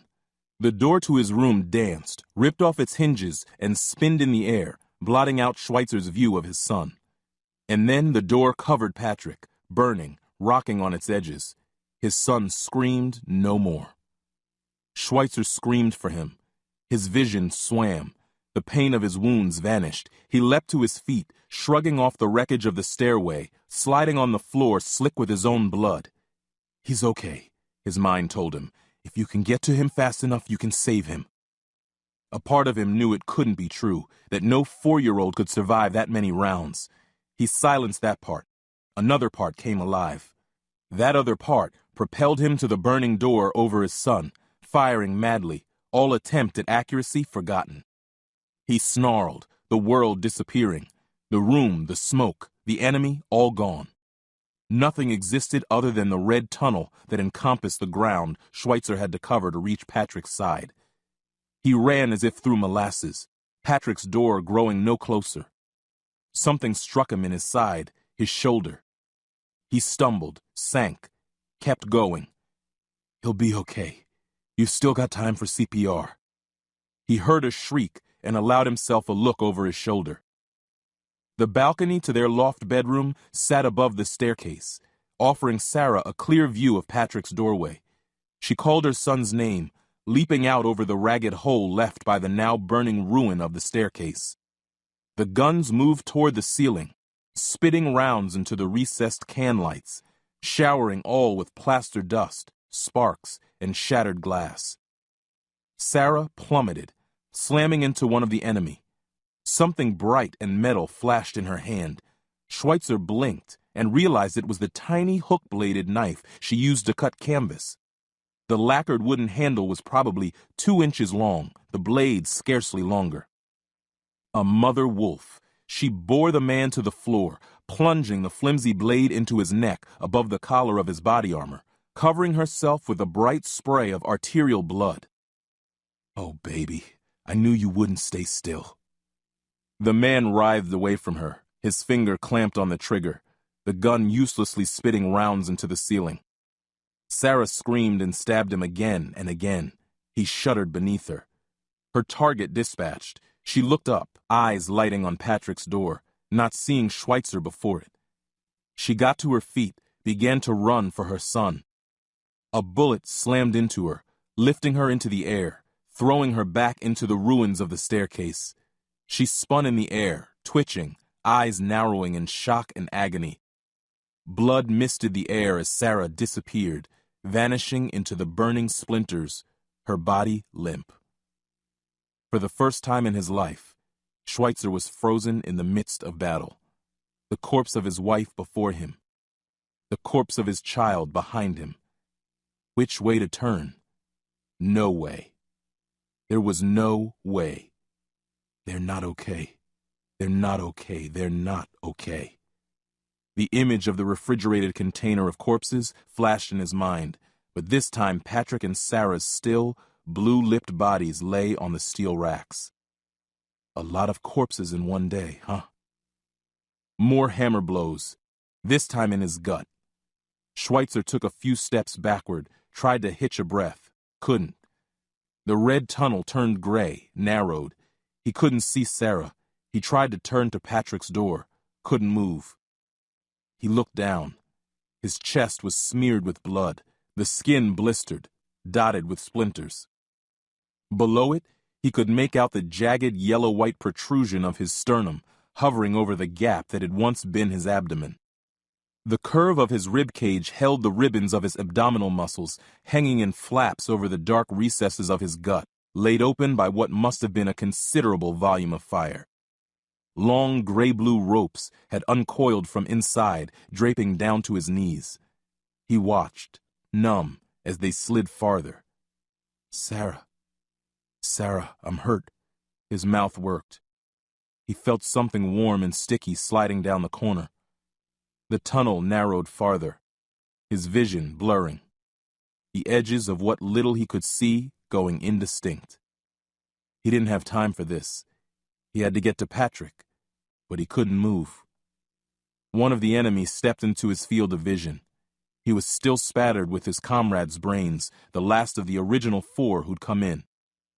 He stepped close to Schweitzer, intimately close, eyes slits of rage.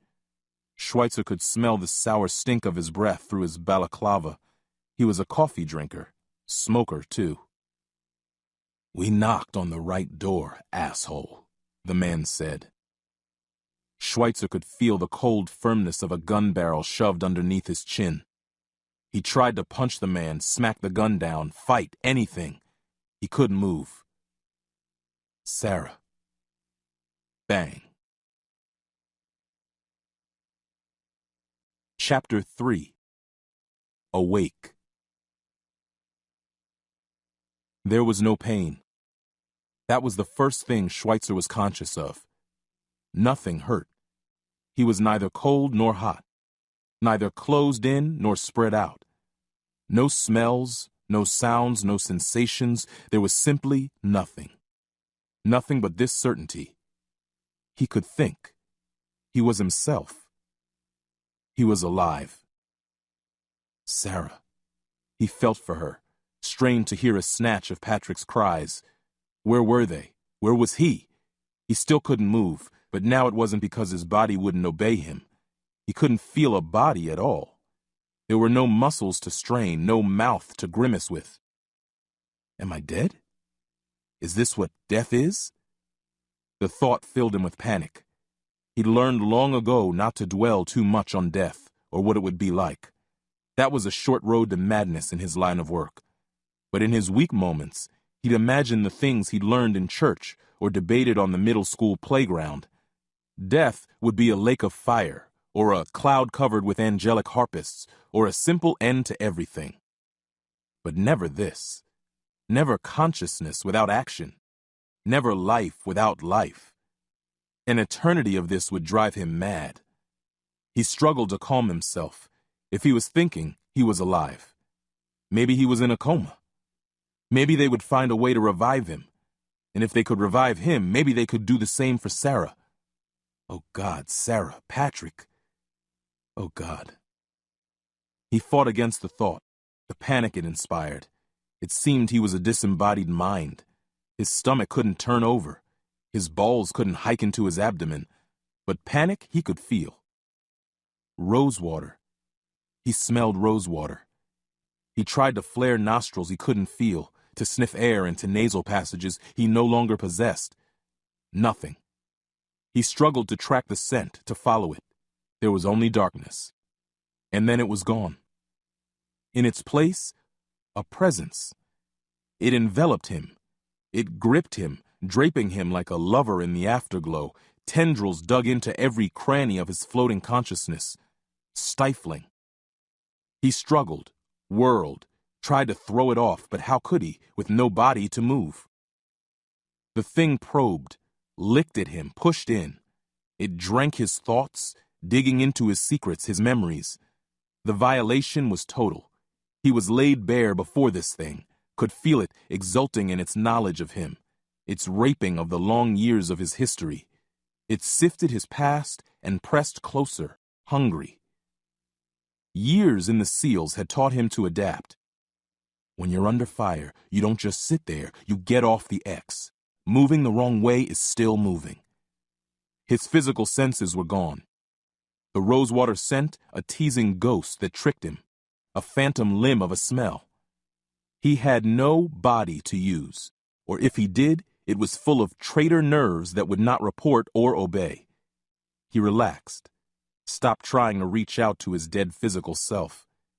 He drove his consciousness in reverse, seeking the presence. He pushed back into it and recoiled. It was cold, ancient. Though his physical senses were gone, his consciousness still clung to them as parameters to define his experience.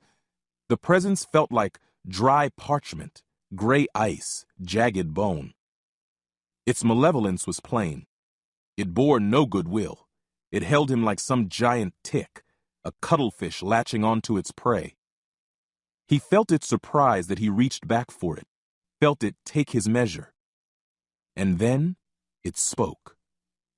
No words. There was simply a vibration in his mind, the tremors of communication that his consciousness registered as speech.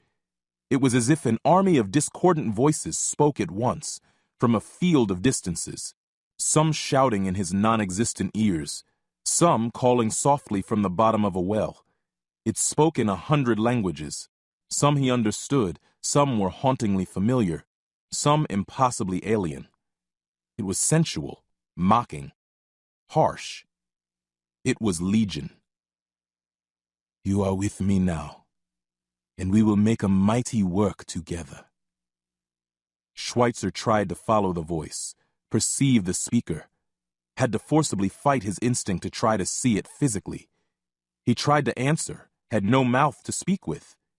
He roiled first with frustration, and finally fear, until at last he forced the panic away, focused back on his floating consciousness, and reached out to the thing again. How? He managed. His mind fell back on instinct again and tried to talk through an absent mouth. Good, the thing answered. You are a quick study.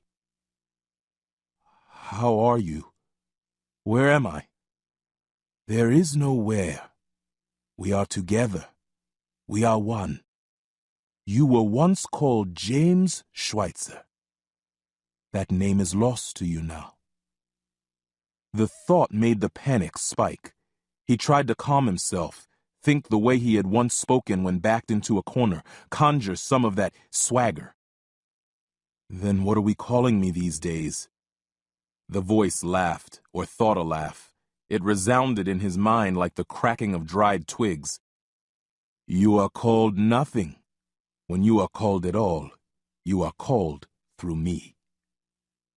And who are you? I am Ninip, the thing said, intoning its name like a priest with a blood offering. And I am war. There, again, the barest hint of fragrance. Sarah's homemade perfume, maddeningly close, the origin masked by the confused darkness. "Sarah," he cried out. "Patrick!" He strained his mind, the same poor facsimile of hearing through which the presence spoke to him. If he was dead, maybe they were here with him. Maybe they could answer. But it was Ninip's voice he heard, the grating rasp of chains dragged over stone. "They are lost to you," the presence said, the tone suddenly crooning, sympathetic. He felt its touch again, warming now, a reassuring arm across his non-existent shoulder. "I am your family now." Schweitzer shrugged the arm away. "Bullshit. How the fuck do you know?" "I know death," Ninip said. "Soon you will too. For now, you must trust me." The scumbag Schweitzer routinely operated against enjoyed kidnapping for ransom nearly as much as they did arms sales and blowing stuff up. The first rule of negotiation was always proof of life. "Bullshit," he said. "Show me bodies." He blinked into the darkness, or tried to. If he could smell Sarah's perfume without a nose, then maybe he could see her without eyes. "You doubt the darkness." Ninip sounded tired. "The new ones always do. You still cling to the tinctures of life. Very well. Look upon the world again, for all the joy it may bring you." Schweitzer's vision went from black to white. Sensation followed, his muscles locked, tensed over sturdy bones. His eyes blinked, and his nostrils flared. He lolled a dry tongue, thick in a parched mouth. He flexed fingers. He could feel his body responding to the commands he sent it, but there was something wrong.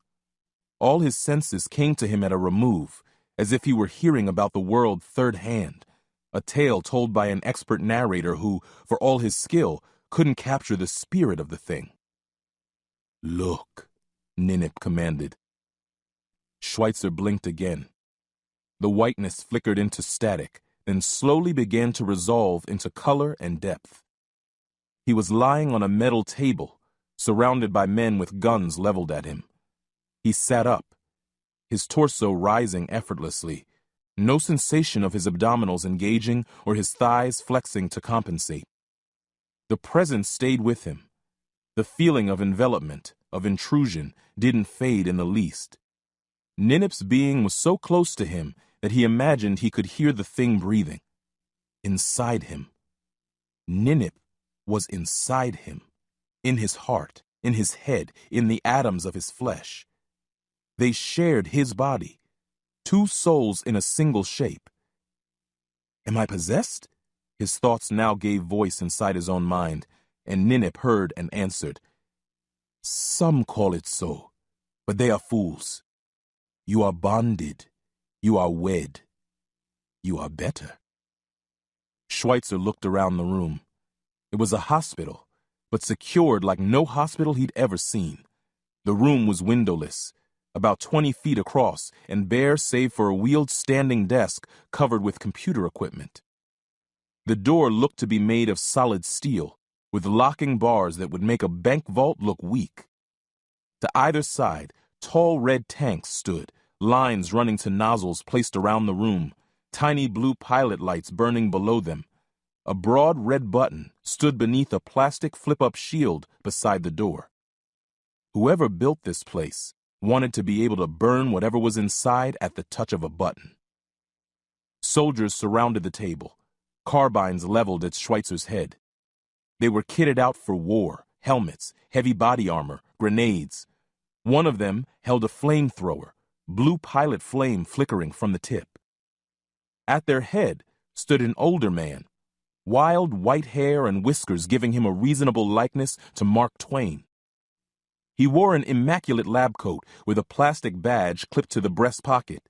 It showed only his face, the Department of Defense seal, and a single name, Eldridge. The man scowled, frown deepening until his eyes positively blazed hatred.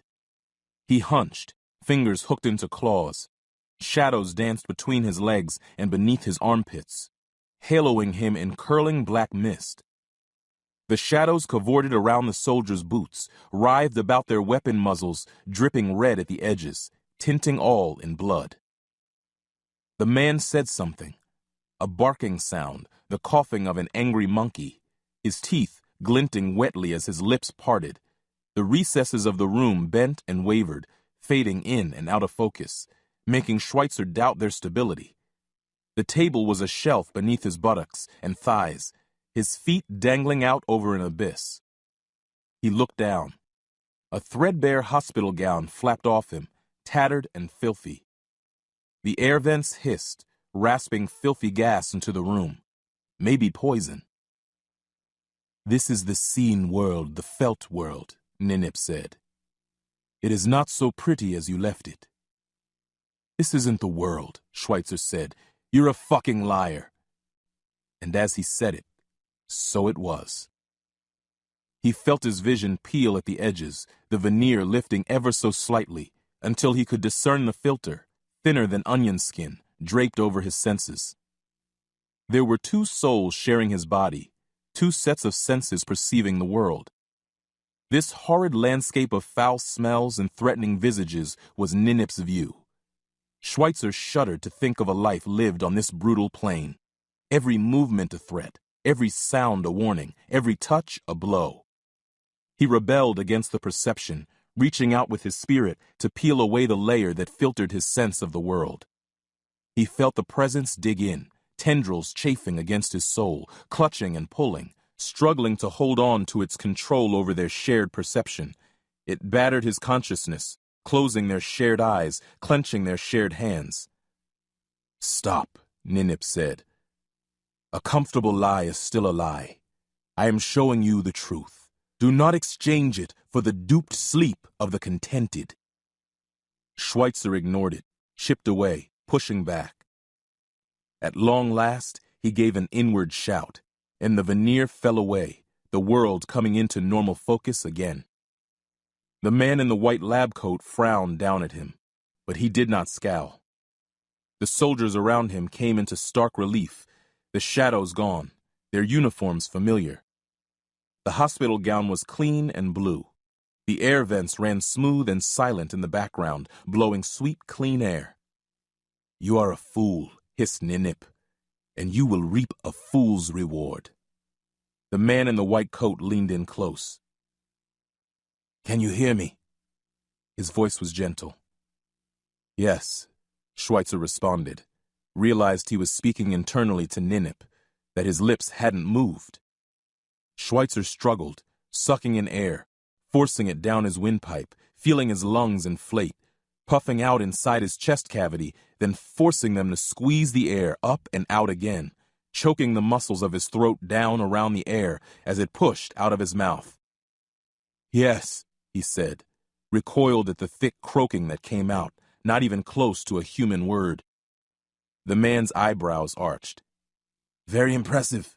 It takes most of our new arrivals much longer to master even the rudiments of speech."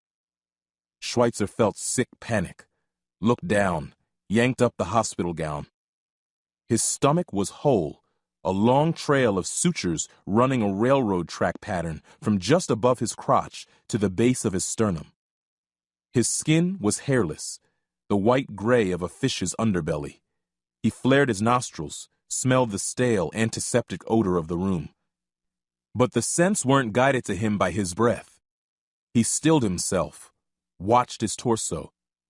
He wasn't breathing. "You have not been listening," Ninip said. "You are with me now. We are a fortress. We are mighty, and together we shall have the gate of our enemies." "That's nice," Schweitzer said. "We're also dead, aren't we?" The memories flooded him. Patrick crumpling beneath a burning door, Sarah falling backward through the air, a bullet chewing through her tender flesh, blood misting the room. A pistol barrel jammed beneath his chin. "We knocked on the right door, asshole." An explosion, darkness. Schweitzer lowered his head. He felt Ninip curl around him, could imagine the presence as a serpent coiling about his shoulders, forked tongue flicking in his ear. Grief subsided, anger heightened, rising until his muscles bunched. "We will avenge you," Ninip said. "We will avenge your family. Our vengeance will be legend. Our enemies will sing of it for generations." Schweitzer found himself leaning into the voice. The thought of vengeance sang in his soul. The fuckers who'd killed him, killed his family, would pay. Somehow he'd cheated death. Maybe it was only to give him a second chance to make things right. "We have a new life together," Ninip whispered, "and we will see the butcher's bill paid in full." Schweitzer raised his head, blinked again, met Eldridge's eyes. "You must have a lot of questions," the man said as the soldiers around him slowly lowered their weapons. "Let me start with the first one. Moving isn't living. Thinking isn't living. You are dead, James Schweitzer." "How?" he exhaled. Eldridge patted his shoulder. "It will take time to master speaking, and you'll likely never be fully capable," he said. "Pushing air over your vocal cords came naturally before. Now you have to force it." It wasn't an answer. Frustration spiked, and Schweitzer clenched a hand on the stainless steel of the table's edge, and felt it crunch in his grip. He looked down to find the metal crumpled in his fist, balled like tissue paper below his dead, gray knuckles. "A mountain," Ninip crooned. "A river in flood. We are mighty." Schweitzer felt the power surging through him. The strength bunched in his muscles, coursed through his tendons. He looked back up at Eldridge, the man suddenly looking old, tiny, and frail. Schweitzer could break him in half with no effort. All he had to do was reach and... He battered the lens aside. Ninip again. His seeing, his thoughts, his hungers. "Not so fast," Schweitzer said. "They are toys," Ninip said. "They cannot harm us. They are made to be our slaves." "They are people," Schweitzer said, "and we're not enslaving anyone. That went out of style a long time ago." He felt Ninip's sigh. "My grandfather told me that repetition can teach even the donkey. I will repeat the lessons until you learn." "Good luck with that," Schweitzer said, straining against Ninip's influence. The eagerness to test his newfound strength on Eldridge didn't abate, but he managed to hold it in check, surging just below his skin, making his fingers twitch. "How?" he managed again. "Well," Eldridge said, shrugging. "Honestly, magic." The older man stepped aside. Behind him stood another man, thick beard neatly trimmed, dark eyes regarding Schweitzer with open curiosity. He wore the long shirt robe and baggy trousers common to the hill tribesmen in the lawless steppe around Afghanistan and Iran. He was thin, his head looking too big for his shoulders. A small kufi capped his wild shock of black, tightly curling hair. The air around him shimmered, swirled, as if some barely visible river coursed about him. Schweitzer shook his head, but it was not Ninip's influence this time. Whatever he was seeing was true to the man before him. Eldridge paid it no notice, nor did any of the soldiers. "This," Eldridge said, "is Jaweed Rahimi. He is, well, he is a sorcerer, and he has raised you from the dead." "Hello." Jaweed's voice echoed in Schweitzer's mind, penetrating into the space that he shared with Ninip. "Hello to both of you." It was the language of Jaweed's thoughts. Schweitzer could hear the Pashto beneath, the slow and painstaking translation into the halting English that reached him. It was like listening to two men, one talking slowly after the other.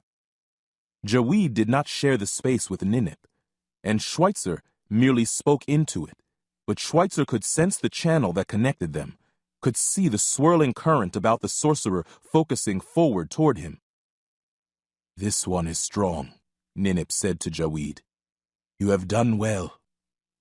Jaweed said nothing, but Schweitzer could feel the sorcerer's fear at Ninip's words. Felt him withdraw slightly, drawing back up the channel he had created.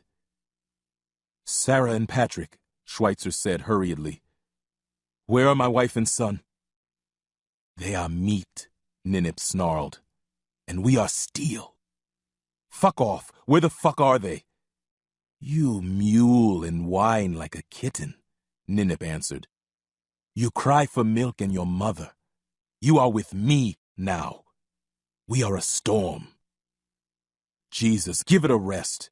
Jaweed, what happened to my family?" He knew the answer before Jaweed gave it, could feel it in the sorcerer's link to he and Ninip. They did not survive. I am sorry." Though Schweitzer had known this, had seen it, the grief still came anew. He lowered their shared head, cradling their head in their hands, the emotion setting their shoulders shaking, physical motions performed out of habit. They had no tears, their shared cheeks would not redden. "Disgusting," Ninip said. "They are better off, beyond the bags of flesh that held them prisoner." "Where?" Schweitzer asked. "Where are they now? Are they in heaven?" "I don't know," Jaweed answered. "I only found Ninip." "Where did you find him?" Schweitzer shouted. "Maybe they're in the same place. Send me back there." "I cannot. Jaweed is a fool," Ninip said. "An ignorant goat herd who cannot spell his own name." "Shut the hell up. You don't—" "No," Jaweed cut in. "He is right. I cannot read and write, and I am not good at stories. I will show you." Schweitzer's vision blotted out. His mind swept along the current of Jaweed's magic, drowning even Ninip's curses. His vision returned to the grainy static, flickering and wavering, the colors finally running together into unbroken white. Slowly, the field dissolved, a scene resolving beneath it. A little boy, shivering beside a goat path, scrawny, filthy, arms wrapped around his knees. Behind him, a hut of scavenged wood, plastic sheeting, and corrugated metal has been ransacked, set alight. There are corpses among the wreckage. The boy's family. "It's you," Schweitzer said. "Yes," Jaweed answered. "My father was proud. He would not pay the warlord for the privilege of herding in our own ancestral range. They left me to starve. How could a little boy survive in the hills that ground the Russians and the Americans both to powder?" The little boy standing, tears streaking clean trails through the dirt covering his face. The air beginning to eddy around him, shimmering, visible only to him. The little boy crying out to the world beyond, reaching for his family, and finding something else. A hand stretched out from the afterlife, grasping his own, hungry for life, following the sound of his voice back into the land of the living. "My grandmother told me of the jinn," Jaweed said. "I put the first one in a stone and carried it with me. It made me run faster than the wind, fast enough to hunt hares on my own." The boy, face red with blood, sheltering under an overhanging rock, chewing hungrily on the body of a rabbit. "That was how they found me. Hard men with eyes like flint, dirty white turbans trailing over Russian military fatigues. They carry guns, grenade launchers. They kneel before the boy, offer him food. Their eyes crawl over him with a hunger that made Schweitzer recoil. What could I do? I was a child. I wanted nothing more than a family again." The boy, eyes cold and lips rouged, dressed in a woman's gown, sitting in the lap of one of the hard men, a finger idly stroking his hair. "Abdul Razak told me he loved me, and I told him of my jinn in a stone. Some of the Talebs wanted to kill me, but others saw the power in what I could do. They made me reach out again and again. I made amulets, talismans. The jinn made the Taleb strong, or swift, or able to see in darkness. It made our little band mighty, until..." A gun battle. The boy shivering again. From fear this time. Hiding behind a boulder as explosions sound around him. One of the Talebs leaping over him, the amulet about his neck sending him 50 feet in the air. The sniper takes him anyway, the huge round nearly severing his head. American soldiers, special forces by their gear, surrounding the boy. One of them kneels, takes the boy's shoulders, speaks gently. He knows what the boy can do. They have gotten it from a captive Taleb. The rear hatch of a C-130 slowly closing. A female medic smiles at the boy, checking him for lice, giving him shots, antibiotics. The shudder as the huge plane takes off, the bumpy ride through the long hours before the hatch lowers again, the light of the American sky flooding in. They have given me a home here. I still bring the gin, but now I am the amulet, Schweitzer finished for him. My body. Schweitzer's vision went white again as Jaweed's magic withdrew, then resolved back to the room. Eldridge looking at Jaweed, his brow furrowed with worry. No problem, Jaweed said to Eldridge in heavily accented English. I am telling him how he came to be. Ah, Eldridge turned back to Schweitzer. So there it is. That's what you are, Schweitzer said to Ninip. One of these jinn. A goatherd's name for a thing he cannot understand. I was a god and king, both, in my time. It pleases me to live again. Sarah, Patrick. The images flashed through his mind, a bullet knocking his wife back into the wreckage, the burning door covering his son.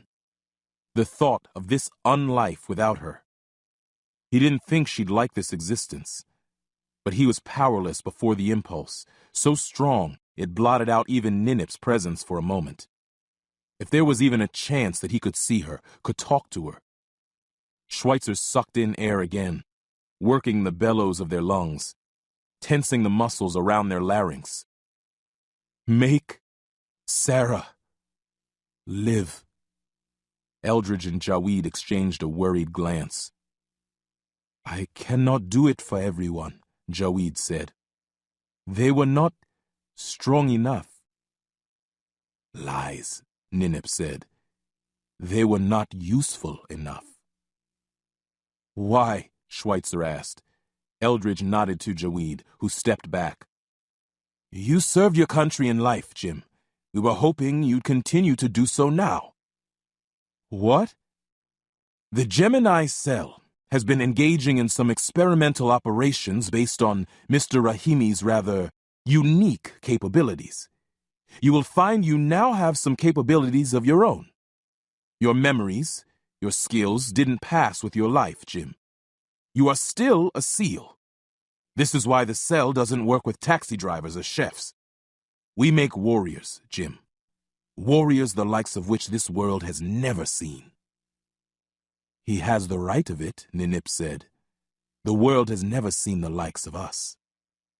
Let me show you. Eldridge waved to two of the soldiers who slung their carbines and stepped aside to reveal a dressing mirror set into the wall. Look at what you are now. Schweitzer stood, felt the energy course through their legs, the muscles tensing, ready to respond to his commands. He wanted to run, to leap. He knew they would run faster than he'd ever gone in life, jump higher than any living man could. Through me you have these gifts, Ninip said. Together, we are a mighty work. Alone, you rot. Schweitzer forced them to walk, slowly, deliberately, the soldiers parting around them until they stood before the mirror. He stripped away the hospital gown and surveyed himself. He recognized his body, still lean and hard from grueling training. The boy swims, the beach runs, op after op in 60 pounds of gear. They'd done the best they could with his stomach. The sutures were a Frankenstein mess, but they were solid and holding. They'd had less success with his face. The bullet had entered through his chin and sheared off the back of his head. It had tumbled en route, shattering the bone behind his eyes, nose, and mouth. He raised a hand to feel the surgical steel they'd used to provide the armature that had once occurred naturally. His skin stretched taut over it, stitched with the same wide white sutures along his false mandible. What remained of his face stretched out, flattened across the metal surface beneath, looking as if his old self had been painted across a slightly curving canvas. His eyes were gone. In their place, soft silver light played in the sockets, glowing gently, eddying like the air around Jaweed's shoulders. He gestured to the twin flames. Eyes. Magic, Eldred shrugged. We don't understand why it happens when a soul is paired with one of Jaweed's jinn, but it always does. We tried leaving the old eyes in at first, but they always burned away. Now we just cut to the chase and take them out. Schweitzer gazed back into the mirror. Monster, Schweitzer said. Only to your enemies, Eldred said. To the rest of us, you're a hero.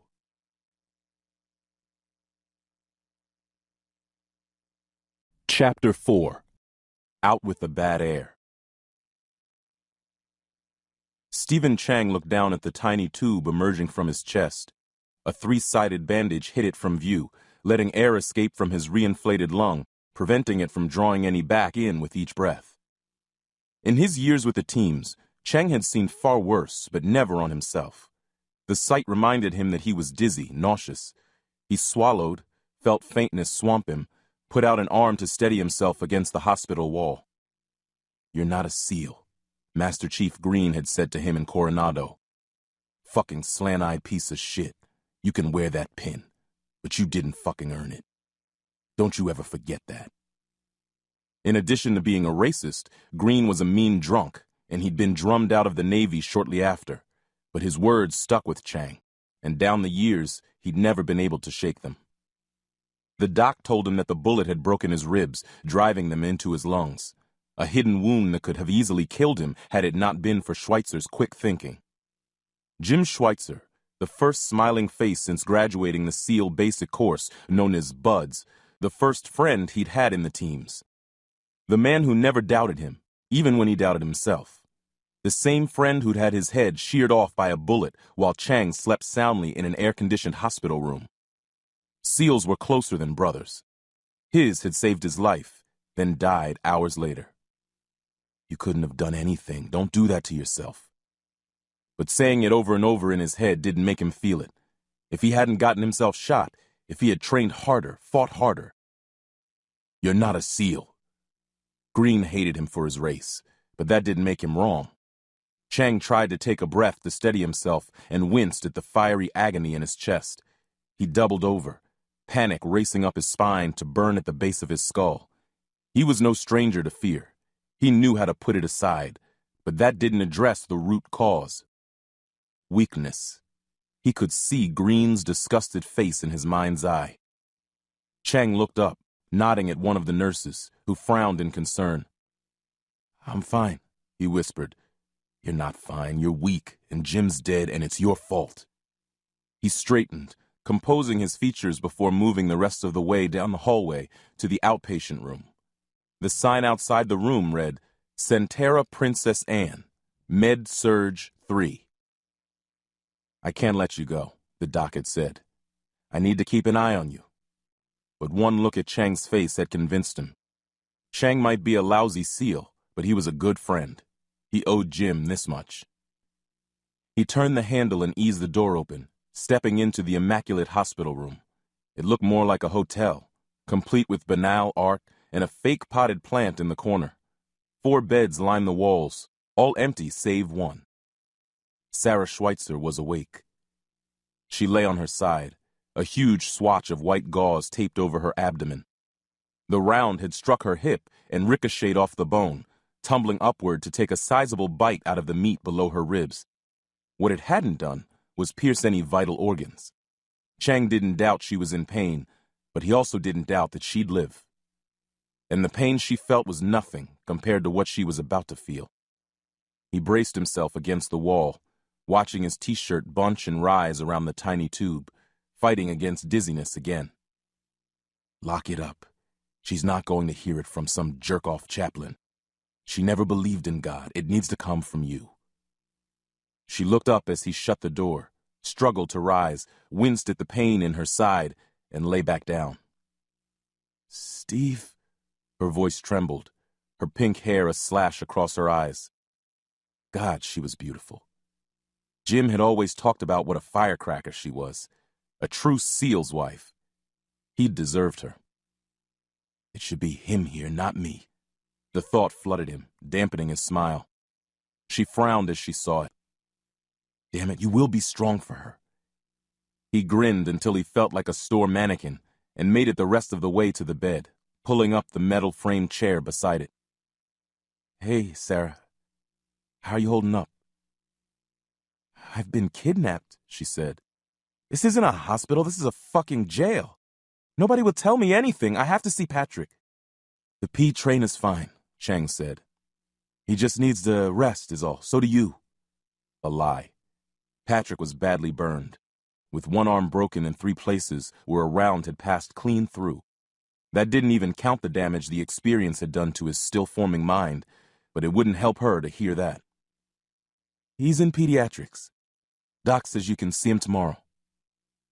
He silently prayed she would stay focused on the good news, be too distracted to ask him about Jim, give him time to get his nerve up to, "Where's Jim?" Focused as a laser.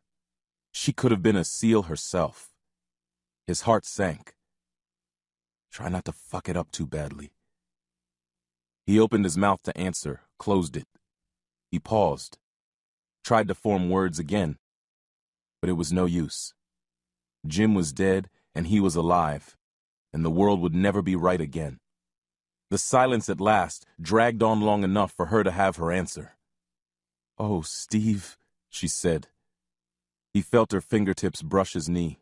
Her voice broke. Oh, Steve, you poor kid, I'm so sorry. He heard her sobs, felt her hand shaking. In the midst of all this, she was sorry for him, only worried about how keenly he felt the loss. It was too much.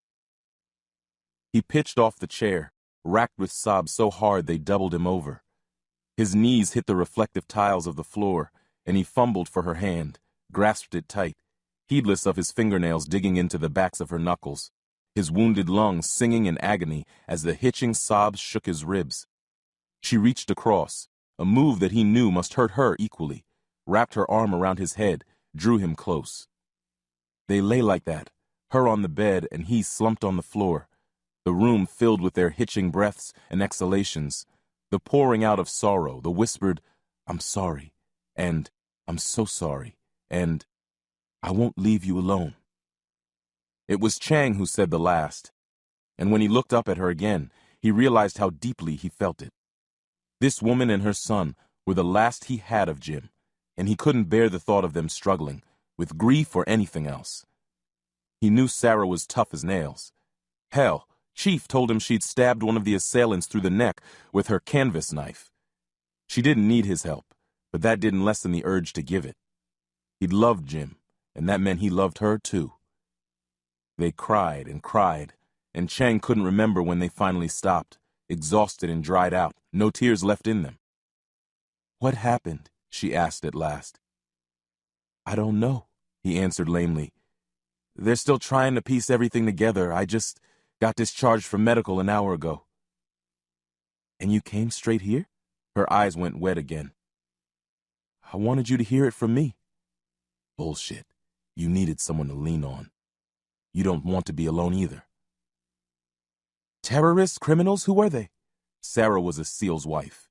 She knew the list of bad guys lined up to take their vengeance on her husband was a mile long. "How the fuck did they find us?" "I have no idea. We'll find out, Sarah, we'll find out. And we'll make sure it never happens again." She tried to sit up again, slumped down, grimacing in pain. "You do that, Steve. You make sure those fuckers pay. They hurt my boy. I swear to God, Sarah, we'll take care of them. Others will do that. I will sit on my ass and convalesce." "You got any other family in the area?" he asked. "Anyone close?" I doubt you have to worry about it, but it stands to reason we should warn them. Just my sister, out in the Shenandoah Valley, hours away, middle of nowhere. Okay. I hate to put this on your plate, Sarah, but we need to start thinking about relocating you as soon as you're discharged. Whoever these guys were, they were able to pin down a team member. That means they've got some intel. I'm not trying to scare you, but no. She shuddered with grief, spasms crossing her face until she bit down, swallowing them. No, I appreciate it. You're right. I just can't deal with all this right now. They were quiet for a moment. Oh, God, she sighed. I've got so many phone calls to make. I've got so many people to tell. Chang patted the air with his palms. Please don't do that, not for a while. She stared at him. Her expression said she understood the why of it, but that didn't make her like it. This is the life with the teams, he said. Schweitzer wasn't just gunned down in a barroom brawl gone bad. This was a hit by an organization. They're asking you to hold off on talking about it until they can get on top of this, figure out how Jim's identity got leaked. She stared at him, tears forming in the corners of her eyes, spilling down her cheeks. You want to get these guys, don't you? She nodded silently. You're not alone. He reached out and grabbed her hand again. I'll be with you every step of the way through this, promise. She looked up at him, gratitude and determination mixing in her beautiful dark eyes. I appreciate it, Steve, I do. He believed her, but that didn't mean she needed him. She swallowed, steeled herself. I need to see his body. Chang started, stomach doing flips. He'd been hoping she wouldn't ask that, had known she would. He stalled for time. What, I mean, do you think it's I need to see him, Sarah said again. I need to close this. I can't leave until I do. Chang had been grateful when they refused to show him his teammate's body. He had asked because he knew what was expected of a brother SEAL. But the thought of Jim's body, cold, gray and dead, the gaping wounds covered up by Curlex or sewn shut, turned his stomach. He loved Jim. He couldn't bear to see him dead. Sarah was braver. I need to see him, she repeated. I don't care what he looks like. Chang bit down on the tears again, swallowed hard. He struggled to draw breath, to find the words to tell her. Sarah, he got chewed up pretty bad. They shot him in the head. Shut up, you idiot. She doesn't need to hear that. Sarah didn't bat an eyelash. I said, I don't care what he looks like. I need to see him. Chang swallowed again, winced at the pain in his chest, and said it. You can't. She managed to sit up this time. Wound or no wound, her eyes were hard. What the fuck do you mean I can't? Why can't I? There's nothing to see. What the fuck do you mean there's nothing to see? How the fuck can there be nothing to see? She was yelling now, and Chang felt himself shrinking into his chair. He couldn't bear to see her in pain, but this anger, this was 100 times worse. He realized his posture and sat up straight, cheeks burning with shame. She wanted it unvarnished, then that's what she would get. They mangled him, Sarah. They cut him to ribbons. There was nothing to preserve. As soon as they got what was left back to base, they cremated him. Chapter 5. Loadout. Physically, Schweitzer stood before a stainless steel workbench heaped with instruments of war. Eldridge stood with his arms folded as an armorer arranged the gear. Added more. Internally, Schweitzer huddled inside his own mind, spiritual arms wrapped around intangible knees, head down and weeping. Sarah and Patrick gone. This thing sharing his body, his own life snuffed out and replaced with what? Confusion and grief blotted out his senses. Oh, Mom. First Pete and now me, I'm so sorry. Was his mother looking down on him now? Did she feel grief? He gritted his spiritual teeth as he shut out the legion of questions his new existence raised. But he couldn't shut out the faces whirling through his mind. Sarah, Patrick, Steve Chang. Pete. Always Pete. Proud of you, bro. Always knew you'd make it. Schweitzer had always ignored the tiny sliver of his heart that secretly hoped that, when he finally gave up his last breath, he'd see Pete again. He'd known the priests were wrong, but could never kill the hope they were right. Were they? What was this? Where was he now? Who was he now? Lock it up, dead or alive, you're still a SEAL. Sniveling like an infant, Ninip shuddered around him, oozing contempt. Death is the gateway to strength. He felt his spirit buffeted by the jinn, knocking him against the inner walls of his own body. Images began to replay in his head, blotting out the faces of his friends and family.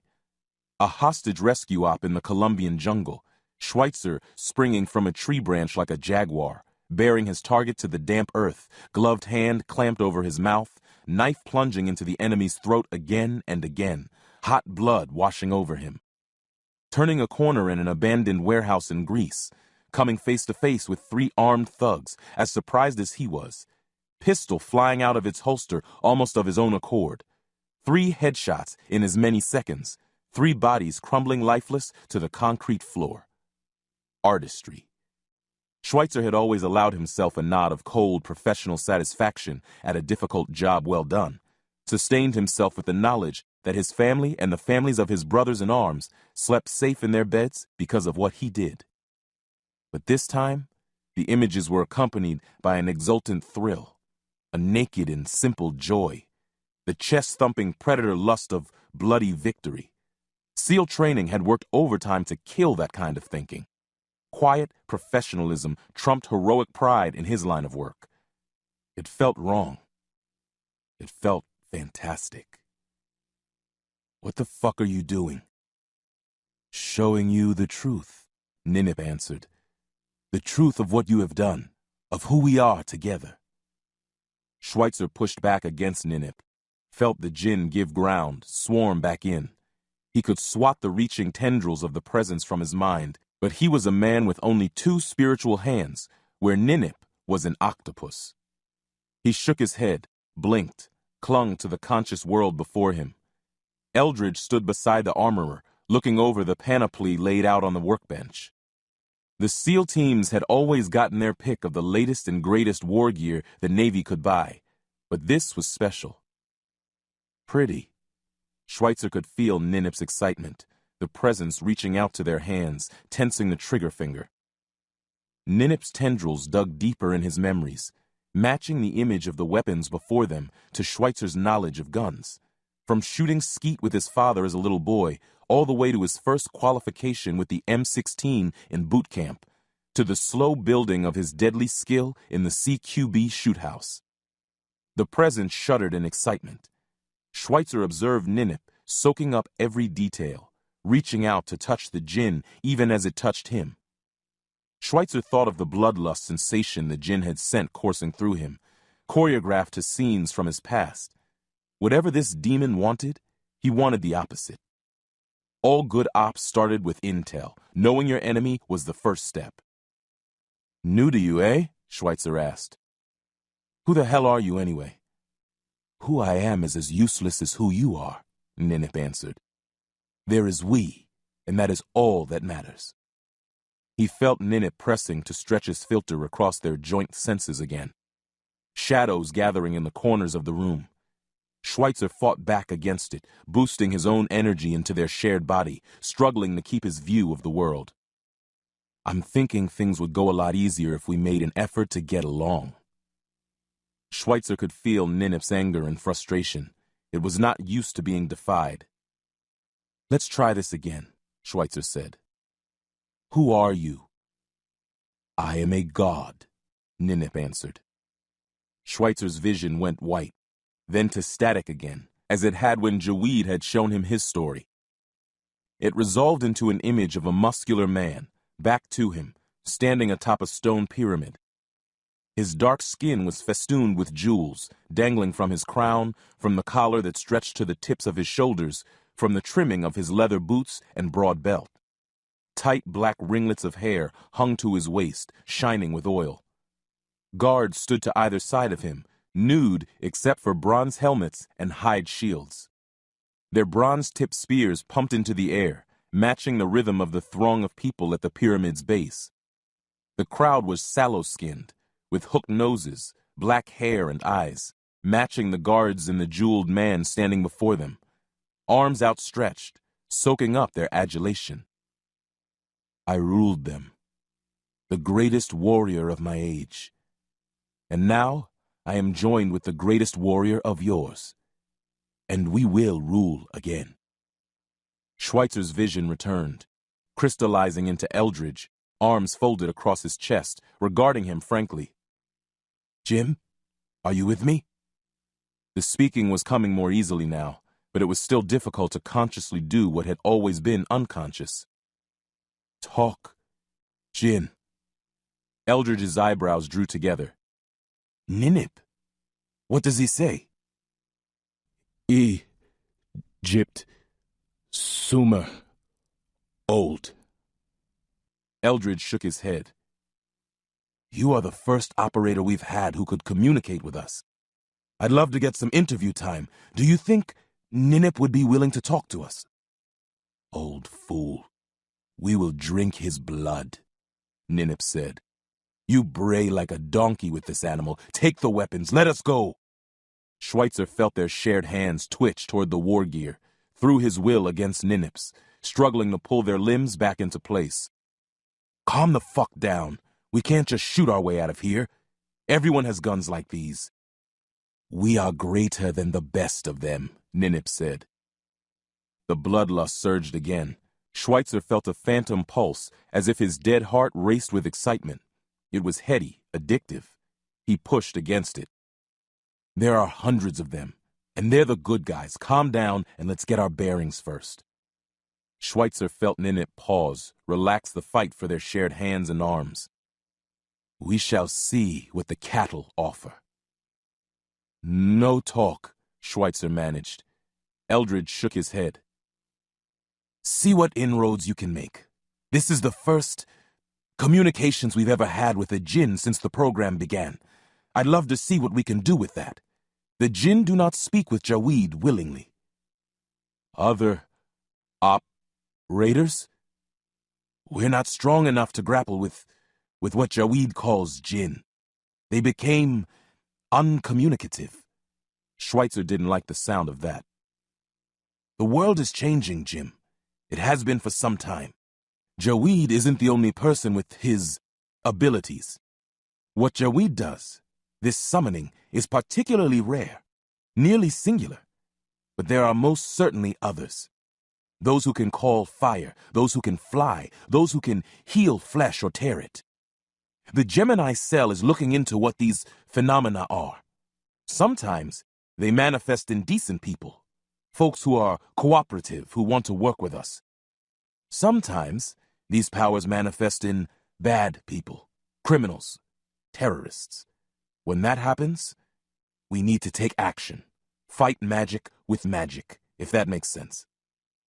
Me? Schweitzer said. Yes, Eldridge nodded.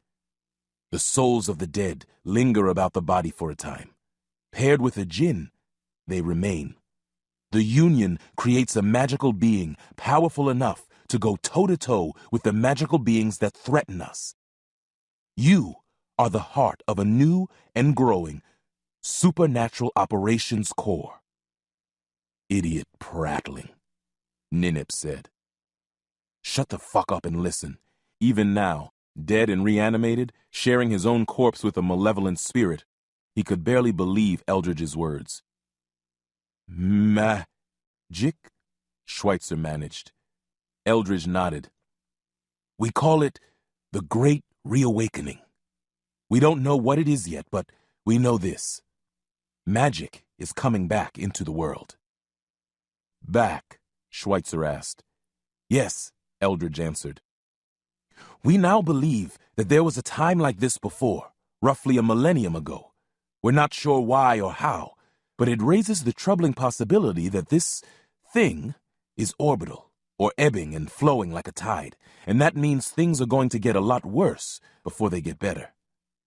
Schweitzer felt the force of the statement swamp him. His training answered. Failure to accept reality ran ops off the rails, got good men killed.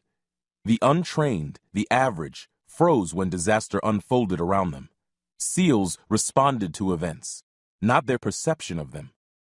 Life wasn't fair. Sometimes it didn't make sense. You didn't worry about that. You determined where the fire was coming from, and you got off the X. He could feel Ninip's appreciation. It weighed his thoughts, replaying them, considering them. Your way of war is different. We have much to learn from one another. It flashed him an image of a man, naked save for a bronze helmet, shield, and spear. He strode out from his place in the front line of an army, beating his chest and shouting at the enemy, brandishing his spear. He shouldered the weapon, grabbed his testicles and penis, thrusting his pelvis forward, shaking his manhood at the enemy. Schweitzer imagined the response such antics would get in his day. He pictured an infantryman sighting down on the posturing warrior from behind a rock, taking his time to line up his sights, easing back the trigger. And as he thought it, the image materialized, blotting out his vision and Ninip's at once. The American soldier braced his shoulder as his rifle bucked, the posturing warrior's bronze helmet flying, a tiny red hole appearing in his forehead, the back of his head exploding, spraying his comrades with fragments of his skull. He felt Ninip's amazement. That kind of shit doesn't fly nowadays. The djinn didn't answer, only replayed the image again and again. Schweitzer clawed through it, struggling to re-engage with Eldridge. There'll be some training, the old man was saying, regarding him from beneath frosted caterpillar eyebrows. It never takes long. The soul remembers most of what it knew in life. We want to get you in the field as quickly as possible. No, Schweitzer said. Eldridge looked up at that. No? He could feel Ninip's surprise. You said we would hear his offer. Shut up, I've got this. Why? In life, he'd fought for his country, for the mass of citizens he would never meet and see. But while that moved him, they were always an undercurrent, a theme that never truly touched his heart. There was pay, there was advancement. There was the house he wanted to buy, the records he wanted to break. There was the immense pride in knowing he did things no one else could do. There was his mother, alone on the West Coast. But most of all, there was his family. A son he wanted to make proud. A woman for whom he still felt the little boy impulse to impress and protect. And now they were gone. Why? Schweitzer repeated. For your country, Eldridge said. To do good. Schweitzer felt Ninip's contempt. The djinn understood the words, but not the concepts behind them. He dug in Schweitzer's memories, replaying old civics classes, the Pledge of Allegiance, the Constitution, the abstract notion of pledging one's allegiance to an idea instead of a leader. Madness, the djinn said. Schweitzer felt only nostalgia and sadness. Dead. You're still an American, Eldridge said. You pledged yourself to the Navy. That oath still holds. Today, Master Chief Green had said, you erase your old life. You put away everything you knew or sought. From this day forward, you belong to your country. You belong to one another. Chang, Biggs, Ahmed, Pareto, even Martin. What would they see if they saw him now? How would they react to his ash-colored skin, the pools of shimmering silver where his eyes had once been? No. Eldridge scratched his head. Jim, I don't think you fully appreciate your position. We'd prefer your cooperation, but if you force our hand, we can simply have Jaweed compel you. That goat herd cannot compel us to do anything, Ninip said. No, he can't, Schweitzer agreed. If he could, we wouldn't be having this conversation. He wouldn't be trying to motivate me, us, whatever. Schweitzer shrugged their dead shoulders. The Gemini cell does deadly work, Jim. Our operators tread paths that even the teams you used to run with shy away from. You know better than anyone that these paths must be gone down, Jim. If you won't walk them, then we'll have to send others. Living men. Men with families, wives, and sons. Men like you once were. The words sent a spasm of grief through him, but Schweitzer was careful to bite down on it, send it funneling inward to boil beneath the djinn's contempt. Eldridge was right. He was dead. His family was gone.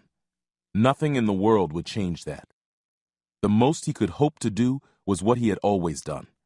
He remembered the motto of the Air Force pararescuemen who had medevaced Chang off the deck of the freighter. So others might live. Schweitzer had taken a similar oath when he'd pinned on his trident. It was who he was in life. It was who he was in death as well. He said nothing, but he knew that Eldridge had already won. Eldridge mistook his silence for defiance and smiled, folding his arms across his chest. All right, what do you want? Sarah, Patrick. They're gone, Jim.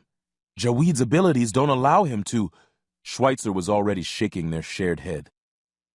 Who kill? Eldridge froze.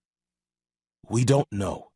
We're still trying to find out. I can promise you that when I find, Schweitzer said, batting aside Ninip's scorn. Me. Jim, you're an operator, not an analyst. You don't know how to find them. You find. Send me. Eldridge nodded thoughtfully, stroking his mustache. I'll take it up with the director. He lies, Ninip said. I know, but it's a start. Schweitzer made them nod, allowed Ninip's eagerness to move their shared body forward to the workbench.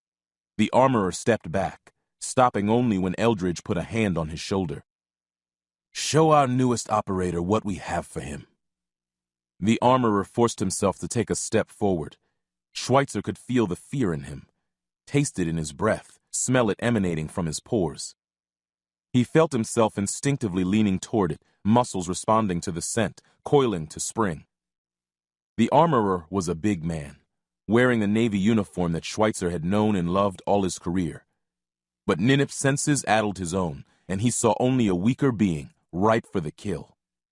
Ninip exulted, taking control of their shared limbs, balling the hands into fists, raising them. Eldridge's own fear began to mist the air, his eyes widening. Schweitzer followed his gaze to their hands. Their gray fingers had lengthened, the bone sliding out, piercing the fingertip, tapering into 4-inch claws, the ends jagged and yellow, sharp enough to pierce flesh, tear it. Ninip threw his presence forward, pulsing the image of the claws rising, falling, rising again, trailing gore. Before Schweitzer could stop it, the djinn had taken control of their arm, raising it over the armorer's head. The man leapt backward, Eldridge with him, shouting. Schweitzer struggled to pull the arm down. Stop! What the hell are you doing? But he already knew. The predator joy was coursing through him, shouting in his dead nerves, trilling in bones. It felt right. It felt alive. All he had to do was close his eyes and let it take control. The arm froze, trembled. He battered himself against Ninip, felt the djinn fighting to strike the men. Idiot! Coward! Let me... His vision went white again, overlaid with images of throats laid open, hearts plucked still beating from human breasts. Schweitzer pulled with all he had. Their bodies shook with the effort. He was barely conscious of a low groaning escaping their shared mouth. Could just make out Eldridge's widening eyes, his fear stink abating. Slowly, the arm began to lower. Ninip raged. No words now, just an incoherent animal scream. Schweitzer's vision cleared. He saw guards flooding the room, spreading out along the walls, sighting their weapons at him. Flamethrowers, large-bore shotguns. 2 carried axes. Eldridge jerked his chin at the guards. We can't kill you, Jim, but we can render your body inoperable. The dead don't die, but they also don't heal. Ninip's madness sobered somewhat at the words. His fight for control over their body eased. Okay, Schweitzer said, pinning his arms to his side. "I okay." He met Eldridge's eyes. Whatever he was now, he wasn't an animal. He wasn't a murderer. "I okay," he repeated. Eldridge waved the guards back, awe etched on his face. "I believe you, Jim." Eldridge put his hand on the armorer's back, tried to move him forward again. The man wouldn't budge. Eldridge finally gave up and stepped up to the workbench himself, extending a hand. "I believe you." Ninip flashed an image of Eldridge's wrist, grasped, pulling the old man over the workbench, the claws coming down into the back of his neck. It thrilled him, made him shiver with anticipation, but Schweitzer fought it down. He reached out, took Eldridge's hand. He clasped it quickly, released it, not trusting his ability to hold Ninip at bay. And in a tiny square not covered by armament, caught his reflection in the stainless steel surface of the workbench. The claws were retracting, as were horns and spines. Protrusions of yellowed bone sprouted across his body. Their jaw had lengthened, the dead tongue lolling from it, the muzzle of a corpse wolf bent on the hunt. Their teeth were daggers, razor stalactites overhanging their shrinking jaw. Within moments, he was himself again, as much as a dead man could be. But in that moment, there had been nothing about him remotely human. He pulled back the shared hand, staring. "That is the Jinn," Eldridge said. "It is a form, useful in the field in tactical contingencies. At other times, we find it counterproductive. I have never seen an operator rein it in before. Once loosed, we rule," Ninip said, "as we were meant to." Schweitzer continued to stare at his hand, the slit tips of his fingers where the claws had been. "Why?" "We don't know," Eldridge said. "All Jinn were once human, that much Jaweed is sure of. But the time they spend in the beyond changes them." "Humanity is weak," Ninip said. "Terrible meat and breakable bone. What we are after is greater, purer. And the longer we tarry in the void, the stronger we become. It purges us, distills us. Our form becomes perfect, better suited for the fight, the hunt. Stop thinking of yourself as a man. Start thinking of yourself as half of a god of war." The Jinn surged, and Schweitzer felt as if he were being pushed from his own skin. He gritted his spiritual teeth, struggling anew to keep the demon in check. Eldridge frowned, reached into his pocket, and lifted out a small length of chain, raised it in front of Schweitzer's face. Sarah and Patrick smiled at him, the beginnings of brown rust forming in the depths of the etched lines that made up their faces. "I was told you carried this with you everywhere you went. I see no reason that should change." Ninip raged anew, shrieking, "Baubles from a life beyond us. It will hurt us. It will make us weak." The Jinn still fought for control of their body, but now it struggled to pull away, to move as far from the etched talisman of Schweitzer's past life as it possibly could. He was not letting the demon take him now. It would not rob him of this. He shouted silently, pushing back with all he had, shooting the arm forward to snatch the dog tag from Eldridge's hand, lift it over their head, settle it around their neck. As soon as the metal touched skin, the demon quieted, the voice receding to a low muttering. Schweitzer swore he smelled the faintest whiff of rosewater. The guards along the walls lowered their weapons for a second time, visibly relaxing, as Eldridge waved a placating hand. "We thought that a focus from an operator's life would help them maintain control. It never worked." "It works," Schweitzer said, grappling with grief, feeling the phantom touch of Sarah's hair. Ninip went silent under the onslaught of memory, cool sheets against his skin.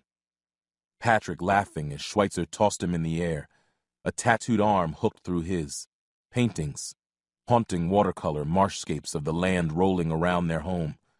populated with sunbursts and puffs of flame that hinted at serene intelligence, knowing faces hiding in the flickering luminescence if you just looked hard enough. It works. Chapter 6. Rose Trail. Sarah Schweitzer floated above a field of rose petals. Her body was folded, a budding flower yet to bloom, legs intertwined, heels nestled against her crotch. Her hands were loosely curled, thumb and forefingers touching, resting on her knees. It was quiet here, the gentle dark shutting out grief and loss. Somewhere in the distance, water trickled. She relaxed into the cotton comfort of half-sleep. A vague sense of urgency tickled her, a feeling of loss, the knowledge that something terrible had happened to her. But that was outside this sphere of calm, this blanketing dark, broken only by flickering starlight and the low moan of the wind. She pushed away from the horror, burrowed deeper into the peace she had found. But the wind would not let her be.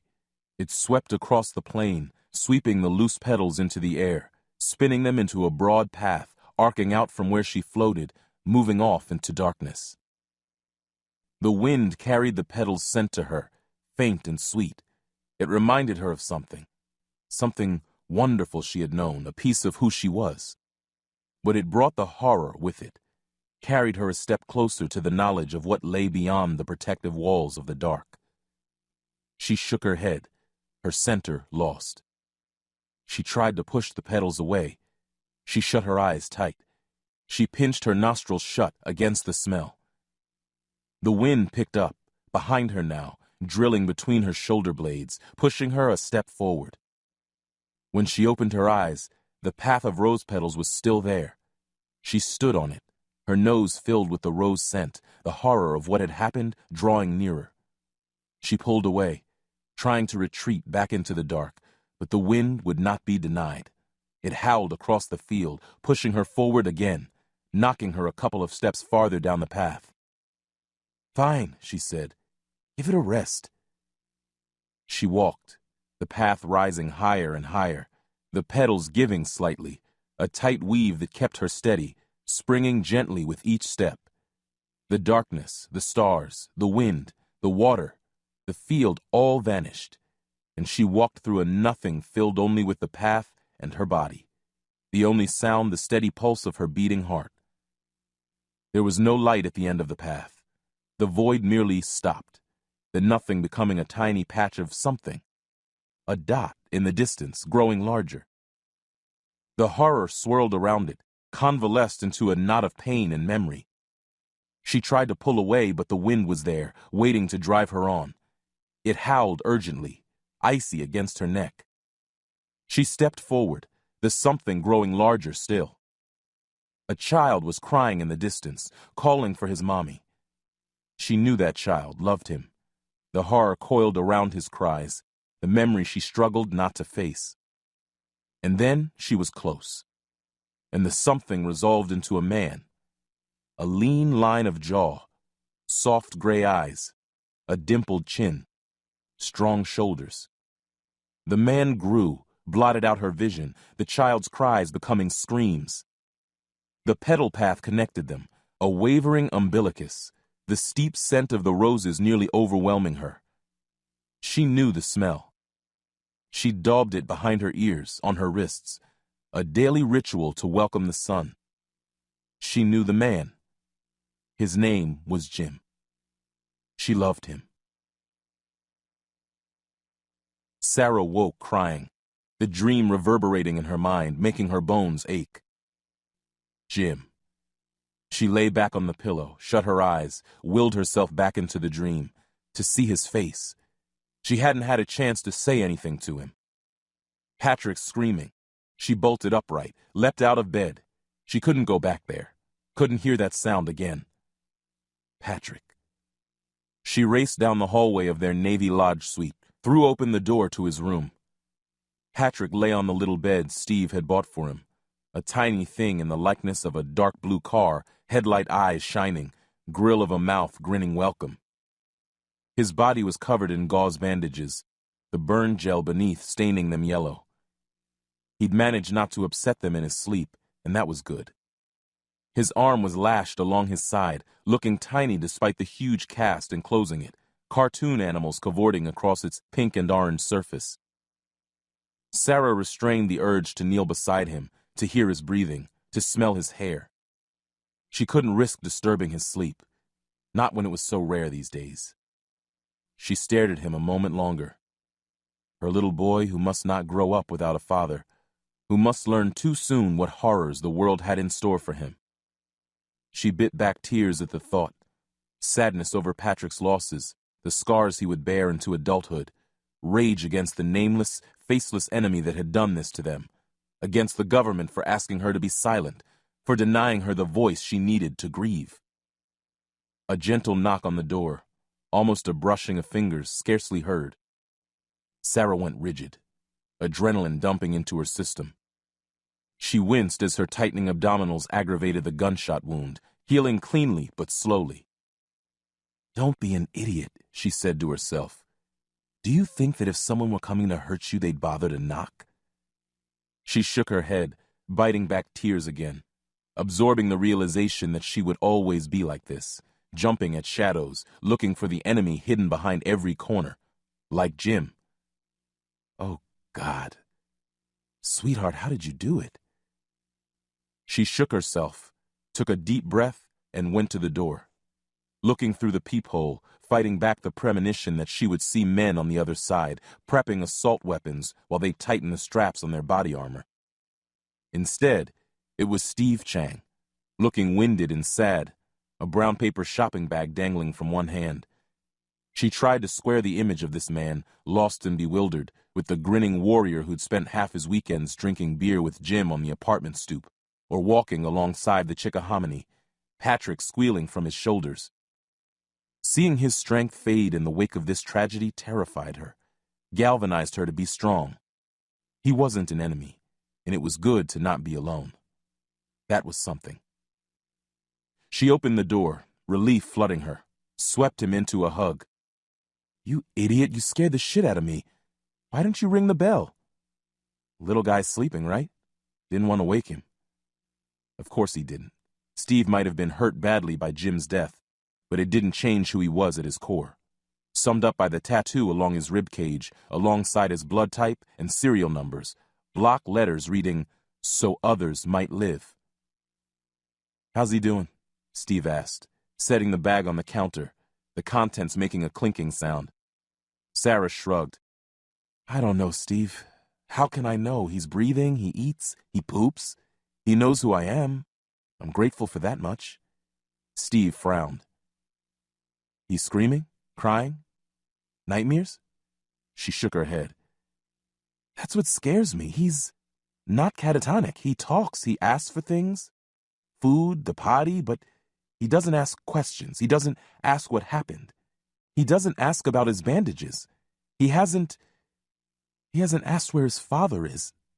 She swallowed hard, bit back tears. She was so damned sick of crying. Steve pulled her into him, stroked her hair as she cried against his chest, feeling the value of his air tube tickle her nose. Being so close to the wound should have put her off, but it only made her feel closer to him, a reminder of their shared experience. "Shh," he said. "It's okay. It's normal. You can't expect him to be like he was after this. It's going to take time." She leaned into him, so grateful for the warmth, the solidity of his body. Weak and broken-looking as he was, it still held the fear at bay. Steve knew her grief, truly shared it, the only man who was remotely as close to Jim as she had been. "I'm going to take him to see a child psychologist, but the doctor said he needed to heal more first." Steve nodded. "That sounds about right." She cuffed at her tears with the back of her hand. "What's in the bag?" "Mixed greens in a bag, couple of chicken breasts, bottle of cheap wine. I figured you wouldn't be up to cooking." "Oh, Steve, Jesus, you didn't have to do that. I'm not an invalid." Now it was his turn to bite back tears. "I didn't do it for you. I just I don't want to be alone. Of course, she said. Let me just grab a recipe off the internet. You know what a lousy cook I am. Yeah, he smiled. Enough not to trust you with the recipe selection. Get your laptop and leave the rest to me. He watched her while she went to the couch to retrieve her computer. You been sleeping?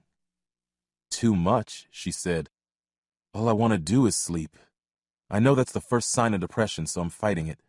Only allowing myself 8 hours a night, no matter how I feel. Not sure that's the best plan. What do you do when you're up?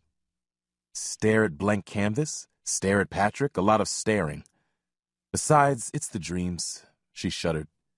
They're awful. Nightmares, that's normal. Not really nightmares, just vivid dreams. They're more sad than scary. About Jim? Of course. I never talk to him. I never even really see him. I keep feeling... What?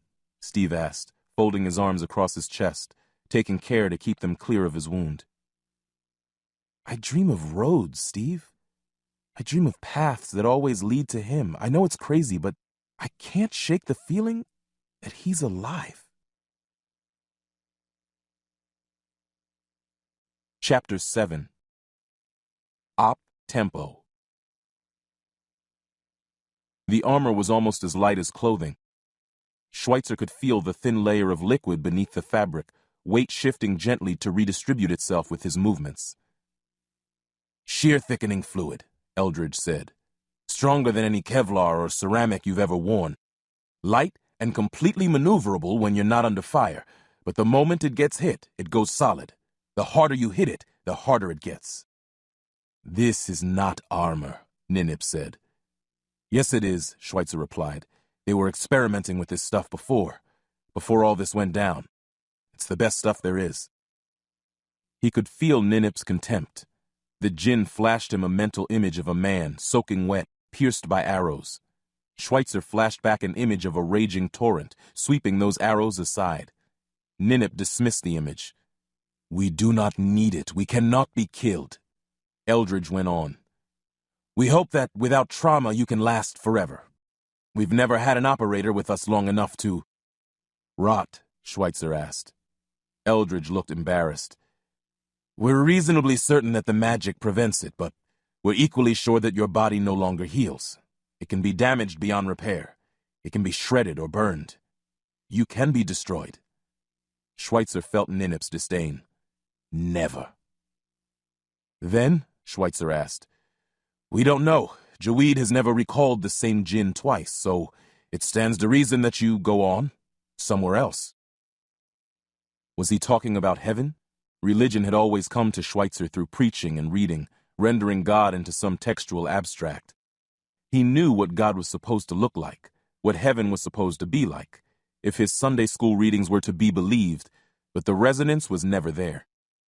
Sarah's open contempt for religion was the final nail in the coffin.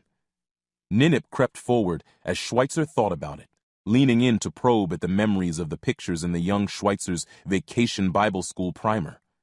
Schweitzer didn't bother to fight as the djinn followed the thread, starting with John 3:16, then down the rabbit hole through sermon after confession after Bible study.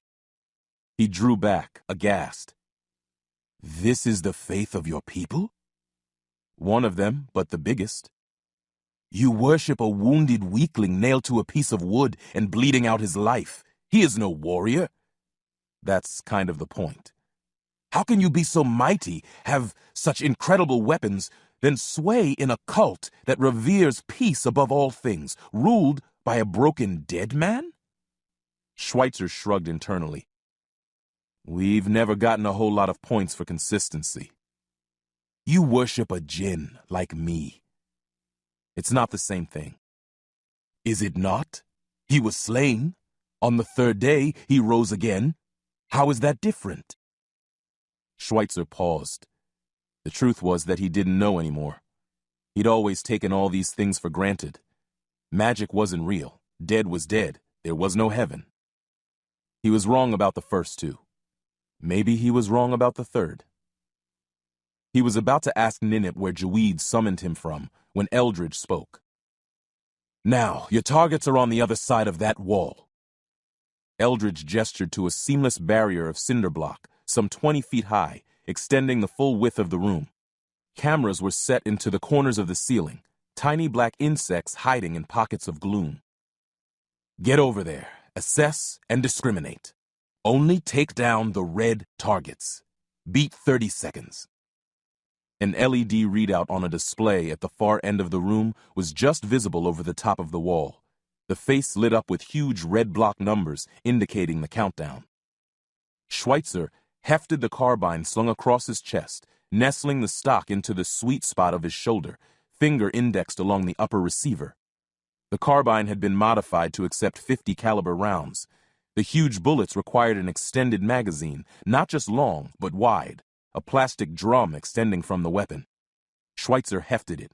He knew that it would be impossibly heavy for any normal man to fire accurately, but those days were behind him now. Schweitzer looked up at the wall before them, eyes roving across the seamless surface. They clearly expect us to get up that. Leave it to me, Ninip answered. It'd help if you... A buzzer sounded, and the LED numbers began to tick down. Ninip engaged the shared muscles of their legs and set their body leaping forward, barreling toward the wall, head down. Schweitzer lifted their head, tried to slow them, turn them aside before their skulls shattered against the hard surface. Ninip growled and pushed back. Schweitzer pictured their lowered heads smashing into the wall, coming apart like an eggshell. Ninip swatted the image aside, showing Schweitzer only blackness. He said we can't heal. This is a really bad... Ninip's presence contracted, pulsed, channeled into the muscles of their legs. They took a galloping leap, squatted deep, and sprang. Schweitzer felt the ground vibrate as they left it, saw the walls of the room rush by. The length of the wall shot past them, 5 feet, then 10, then 15. Schweitzer marveled as he planted their hand on the top, felt the gritty, uneven surface of the cinder block take their weight, and vaulted over to the other side. Then the world rushing past them again as they fell, landing in a crouch on the dirt floor just as the first targets popped up. No, not targets. Black shapes, low and surging like waves, deep rumbling rising from sable throats. Eldridge had set them down in a pack of dogs. They were the same animals Schweitzer had run a dozen ops with, sniffing out explosive materials, turning corners for the team, risking their lives to distract dug-in enemies, drawing fire so their human masters could bring their guns to bear in safety. Their names had been deliberately Myke, Tripoli, and Jennifer, and Strawberry. They'd been a mix of breeds, mostly Belgian Malinois, happy and playful off the job, steel-eyed killers on it. Schweitzer knew how his new form must smell to them, the thick reek of chemical preservative riding over the more familiar smell of dead flesh. Alien, threatening. They lunged. Ninip seized control of their arm, thrusting it forward and up, claw extending from a rigid finger, angling for the animal's belly. Schweitzer pulled the claw in, curling the hand into a fist that slammed into the dog's chest, cracking a rib and sending it rolling and yelping across the floor. He could feel Ninip's attention turn to him, coiling with contempt. It is a dog, the djinn said. They were full members of our unit, Schweitzer replied, conjured images of the SEALs jumping with the animals strapped into their harness, playing with them at unit barbecues, pinning medals on their collars after successful ops. They were family. You were fools, the djinn spit. Another dog lunged for their ankle, fastening his teeth around the armor, biting down hard. Schweitzer kicked the leg back and forward before the dog could put pressure behind the bite, moving even as the djinn began to drive their hand down. The dog whipped through the air, jaws ripping free with an audible click, teeth flying out of its mouth, trailing threads of blood. The rest of the pack hung back, snarling threats that masked fear.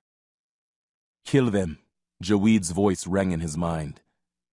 No thanks, Schweitzer replied, even contorted into snarls. Their black muzzles were a whisper of the life he had known. They had been weapons, yes, but also comrades. Ninip said something, but it was lost in the buzz of the barking and the hissing of the air vents, drowned by Schweitzer's focus as the first real target finally did pop with a loud thunk. wood reverberating against its metal housing. The superhuman run and jump had taken Schweitzer by surprise, but as soon as the man-shaped piece of wood slid into view, he was back in his element. The carbine popped into its familiar spot on his shoulder, finger brushing the trigger, easing out the slack even as the weapon came up, eye dropping onto the sights. I've got this. Red target, engage. Ninip slid aside, releasing their shared limbs to Schweitzer's control. The first target was only 20 feet away. At that range, the high-caliber round obliterated it, leaving a smoking shower of splinters. Schweitzer fell into the old groove instinctively, grateful for the familiar space, a shred of the known in the strangeness that had become his world.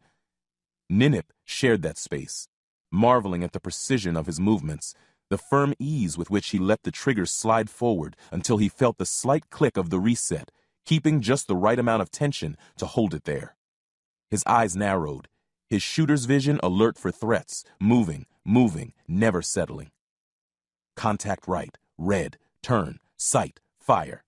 The target exploded, and Schweitzer moved through the wreckage, the front sight post the only point of clarity in a blurred world. Bang, bang, single shots, each impacting in the tiny triangle where he'd put them all his professional life. Impressive, Ninip said. Schweitzer ignored him.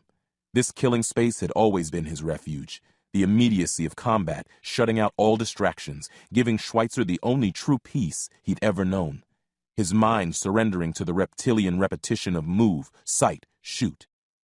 The irony was one only other SEALs ever understood, that there in the midst of the maelstrom of battle was the only real rest they ever truly got. He felt Ninip ingesting his experience, absorbing his skill. He shuddered internally, tried to shrug the presence away. Ninip laughed. We are one. Will your hand deny your arm? Both are dead, Schweitzer said. One of the dogs found its courage and leapt for them. Schweitzer was too absorbed in his shooting dance to react.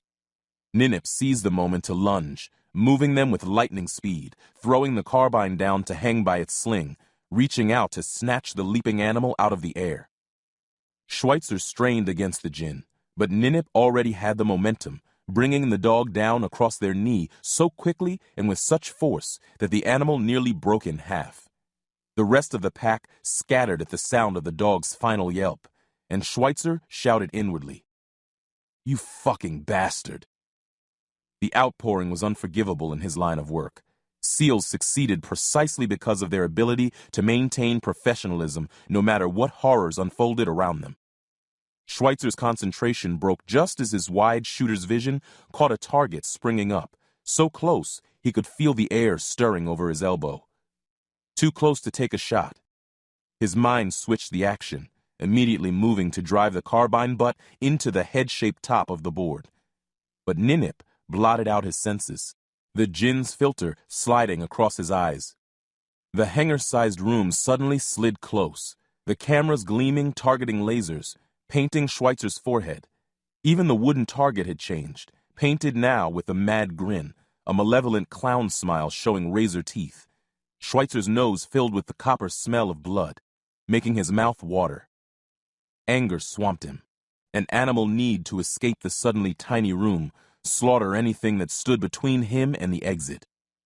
His training receded to a splinter in his mind, dominated by the djinn's feral presence.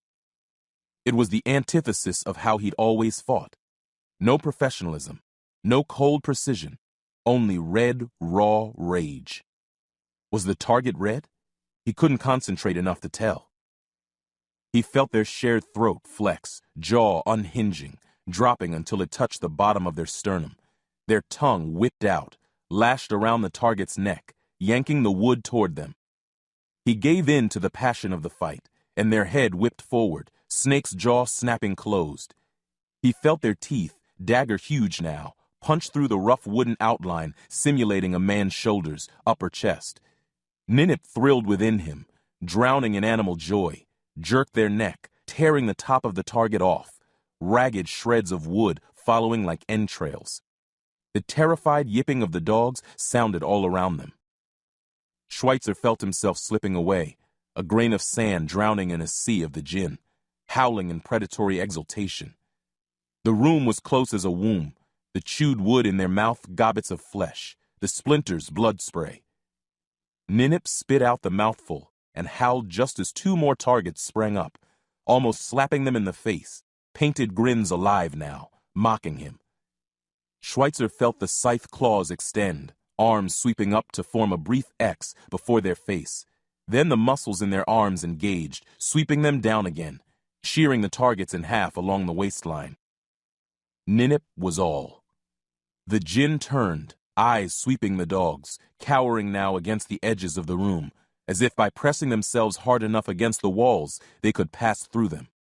Their beating hearts and flowing blood were not human, but were still far more interesting than the wooden targets. Ninip stalked toward them, taking his time, savoring their animal terror. Schweitzer was horrified. His entire life he'd thrown himself at challenge after challenge. Some had gone down easy, some he'd had to wear away. But they always fell. Ninip swept him away like a tsunami. Schweitzer dug deep and pushed back against the jinn. Ninip pushed back briefly against him, then sullenly gave way. Now you have seen what it is to fight. Schweitzer's vision slowly returning to normal, the room resuming its normal size, the target shredded wood once again. Schweitzer could feel Ninip's coiled strength. He knew that the jinn hadn't really fought him, didn't doubt that it would have beaten him if it had. Schweitzer looked up, noted the countdown on the LED clock. 5 seconds remaining. A buzz and click indicated a steel door swinging open at the far side of the room. 4 soldiers entering through it. 2 held carbines at the ready. The other 2 carried what Schweitzer was beginning to see as the ubiquitous flamethrower and fireman's axe. "Let's go," one of them said, jerking his head toward the door. The man's eyes swept the wreckage of the targets, the broken remains of the dog in the center of the room. He looked up at Schweitzer, shook his head in disgust, motioned to the door again. "Move!" Schweitzer recognized the curt bravado for the fear it sought to mask. A moment later, he realized this was more than just experience. He could smell the man's fear, a thick, ammonia odor like stale piss. Ninip smelled it too, and Schweitzer tensed himself to push back against the jinn, but the presence made no move. "Where?" Schweitzer asked. "Cold storage," the man with the axe said. "Cool your heels for a bit while we decide what to do with you." Cold storage turned out to be a stainless steel refrigerated unit that looked like a restaurant meat locker. It was completely featureless, save the omnipresent red nozzles that told Schweitzer the room's contents could be incinerated with the touch of a button. These were interspersed with other, smaller protrusions, brushed chrome knobs with tiny holes in their tips. Schweitzer began to examine one, then realized that his heightened senses could pick up the cold emanating from them, along with the slightest whiff of oil. Liquid nitrogen, likely, or freon. If they weren't in the mood for burning, they could freeze him solid. Chill air fogged the room, emanating from louvered vents ringing the walls. Schweitzer knew he was cold, could sense the temperature, but there was no discomfort. His senses still functioned, but reported at a remove, a second-hand story. "Why are they trying to freeze us?" Ninip asked. "A dead body rots," Schweitzer said. "They're trying to preserve us." "We do not rot," Ninip said. "I see to that." "Guess you can't be too careful." "You are too careful. It is cowardly." "Yeah, wish we were brave like you. You sure showed that dog who was boss." "It was an animal. You mourn it as if it were your betrothed. Do you fuck dogs in your armies?" Schweitzer didn't bother responding. Ninip was silent for a moment before trying again, his tone conciliatory. "You fight well. Your rifle is impressive. It's a carbine. You need to pay closer attention. Still, you kill at a remove. I will teach you valor. No thanks. All valor does is get folks killed." "Don't be a fool. Valor..." "Dude, shut up. Your way of fighting is millennia in its grave. There's a reason it didn't survive. War isn't chest-pounding and reciting lineage. War is teamwork and professionalism. War is workmanship. When Ninip finally replied, his tone was thoughtful. I am a lord, a god. Yeah, I've run with guys like that. They make lousy warfighters. A Saudi prince once tried to get me to carry his rucksack. I laughed at him. Rank and privilege might fly at the Marine Corps ball, but on an op, how good you are is all there is. Ninip considered that. You are a footman. Schweitzer laughed. We're all footmen. Even our officers had to suck sand and buds. Nowadays, footmen are all there is. You're a lord? Good for you. I'm an American. We don't kneel to lords. Ninip was quiet for a good while after that. Schweitzer liked that even less than his Predator binges. Evil, insensate rage was simple, loud. A quiet, thinking enemy crouched in the dark came at you when your guard was down. Your woman, your child, they keep you weak. Even in battle they are with you, even though they are gone. Schweitzer instinctively moved their shared hand to their chest, held up the engraved dog tags. Sarah and Patrick stared back at him. Was the rust deepening already? For now it made the lines of their faces stand out in starker relief, but it wouldn't be long before it crossed the line from help to hindrance. They keep me going. He could still smell the rosewater, so faint it was barely a whisper of a scent. He closed his eyes, tried to visualize it. A path leading back to her, but the smell seemed to come from everywhere at once. How long have you been dead? Schweitzer asked. I cannot mark the sun. A very long time. What's it like outside a body? It's different, right? It is chaos. There are many of us there, but the strong know their own. Only the greatest of us can find our way back to the few like that goat herd who can speak to us. It took me a long time to learn how, but I did. This is what you came back for? To kill people? There is nothing there. Here, there is light and speech and the rush of the wind. There is life. Killing is still life. Schweitzer pictured Ninip, stranded in darkness, the millennia ticking by. A chord of sympathy sounded in him, and he felt the presence shudder in anger at the touch of it. Is that where Sarah and Patrick are?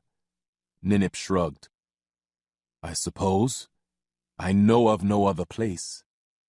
I was like you, believing in priests' bleating promises. There is only the storm, and it is nothing like the stories.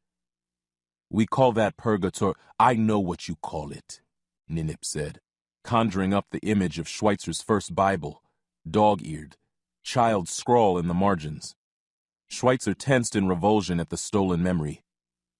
It is the prattling of shave-pate divines seeking to wring gold from their betters. Only merchants lie more than priests. And only jinn lied more than merchants, Schweitzer thought. Ninip's entire perception of the world was a membrane of falsehood pulled over their collective eyes. If you can reach out, you can reach back, right? You can help me find Sarah and Patrick. Impossible, Ninip said. The dead are legion. All but the strongest are whirling in panic. They know nothing but the storm, hear nothing but their own shrieking. God damn it, you can try. No, I cannot. Were this body to be destroyed, we would go back to the maelstrom together. You would be lost, and no closer to being reunited with your wife and child. Your heaven is a lie. You do not reunite with your beloved dead. Bullshit, show me. Show yourself, the jinn said. He felt Ninip's presence slide aside, a void stretching out within him. Schweitzer turned into it, fumbling blind through the blackness. He recognized the void from his first moments of death before Ninip had spoken to him. It was the deepest dark he'd ever known, not the painted black of the inside of his living eyelids, but the true night of a space devoid of even the concept of light. The void stretched out for what seemed an eternity. Then Schweitzer caught a sudden glimmer, a hint of palest light, the tiniest whisper of sound, and the smell of Sarah's perfume. Schweitzer reached out toward it, moving through the black toward the source. Ninip laughing outright at his excitement. At last the sound crystallized, became something with a name. Screaming. Ninip was right to call it a storm. A tangle of whirling limbs stretched across Schweitzer's vision, ethereal, spinning bodies sliding around and through one another, howling terror as they circled, tossed by some invisible tornado current. All seals developed a healthy respect for the sea, came to know it as intimately as a fickle lover, as likely to kill as kiss. This, then, was a sea, violent and storm-tossed, made of people. The scent of Sarah's perfume led toward it. The ocean of souls was so vast that Schweitzer couldn't begin to take it all in. You'll never find them in there. Not if you spent the rest of eternity looking. Ninip's voice softened. You cannot have them back, but we can avenge them. That is something. Schweitzer bit down on his despair. Whatever. What the hell do you know about family? I had 9 wives, 12 sons. No daughters? Ninip snorted. Some. I did not keep them. Schweitzer felt his anger rise, sensed Ninip's satisfaction as the djinn felt it too. You go ahead and do your whole animal angry valor dance in here. When we run an op, you let me drive. That hunger does no one any good. It's a waste of fucking time. No, Ninip replied. It is the nectar of what we have become together. You mock it now because you do not feel it, but you will, and soon. Chapter 8. Trial Run. Their cell was featureless. No chairs, bed, toilet. Schweitzer simply stood, talking internally to Ninip, feeling the djinn continue to dig in his memories. He was aware of his body's functions, the fatigue in the leg muscles, growing stiffness in the joints. He set their shared body pacing, keeping it limber, the glycerol they'd used to replace the blood in his veins flowing. After a long time, panels slid aside in one wall, revealing a reinforced transparent panel that opened on a featureless gray hallway. Schweitzer could see military personnel pacing there, 2 guards outside his door. Beyond them, a ready room buzzed with activity, huge screens taking up an entire wall. Eldridge stood there, writing on a clipboard. Jaweed was seated in what looked like an aircraft pilot's chair, electrical leads flowing under his robes, plastering his head. His eyes were closed. Good morning, Jaweed's voice echoed in Schweitzer's mind. It was halting, hesitant. Schweitzer could tell he was translating someone else's words. Is it morning? Schweitzer asked. It is. The sun has not yet risen. Is it good? Jaweed went silent at this, and he saw the sorcerer turn and speak quickly with Eldridge, who glanced toward the cell. At last, the old man shook his head. Yes, it is good, the sorcerer finally answered. Ninip stayed silent, but Schweitzer could feel him circling the edges of the channel opened with Jaweed, sniffing at it, reaching tentatively toward the sorcerer. He felt Jaweed's wariness and concentration, ready to push back against the djinn. To what do we owe the pleasure? Schweitzer asked Jaweed. He liked the banter. There was something in it that made him feel tied to who he had once been. If it puzzled his handlers, then so much the better. He was dead. They could put up with a little snark. We're ready for you to go to work. Your first run, Jaweed said. Schweitzer shrugged off the images of carnage Ninip projected. The djinn shivered with anticipation. So you're putting us, on an op? We are, Jaweed answered. Good, Schweitzer said. Then you can explain to me how this leads to the people who killed Sarah and Patrick. In the room across the hall, Jaweed opened his eyes, had a short conversation with Eldridge. This is your trial run, the sorcerer said. We need to know that you are in control, that you can respond to tasking. Do this well, and we'll send you after the people who killed you. A pause as Jaweed listened to Eldridge. Then the sorcerer focused his attention back to Schweitzer. just as soon as we have good information on where they are. Schweitzer gave Ninip just enough rein to fuel him with anger, channeled the rage down his connection to Jaweed. You tell Eldridge I'm not fucking around. This is your free one. The next op better be working a lead to whoever did this to my family. It had to be the body farm. He could feel Jaweed's confusion, Ninip's frustration with the delay. The Jinn knew there was slaughter once the mission was launched, and was bristling with impatience to get started. The emotions hit him and scrambled his thinking. He dug deep and found his center. Ninip could wait. The body farm. Tell Eldridge that's who killed me. Ask him to talk to my old lieutenant. Name's Martin Biggs. We ran an op. Jaweed cut in, speaking quickly. Schweitzer could faintly hear Eldridge's voice in the background and realized he was hearing through Jaweed's ears. We know about that. That doesn't mean we know who exactly did the deed or why. We're working on it. You of all people know how networks like this operate. There's no way to do it quickly. The words gave Schweitzer pause. He had always been patient as a spider, sizing up dangers, stoically accepting hard realities, taking the time to plan. Pushing like this wasn't him. He turned his attention back to Ninip, noted the Jinn's increasingly frantic scratching at the channel linking them to Jaweed, a cat pawing at a sliding glass door. He recalled his reaction to the slaughtering of the dog. He was losing the bubble. When his guard was down, he was making the Jinn's ways his own. Not good. He took a moment to center himself. Okay. An op. By the numbers. That was the best way to slow down and do a thing right. What's the op? Schweitzer asked. KC, Jaweed answered without any hesitation. He hadn't needed to translate for Eldridge that time, which meant that either he'd been pre-briefed or all the ops the operators were sent on were kill-capture missions. Target? Schweitzer asked. Schweitzer felt Jaweed push deeper in, and his vision dissolved to white, then resolved to a closer view of the wall of screens.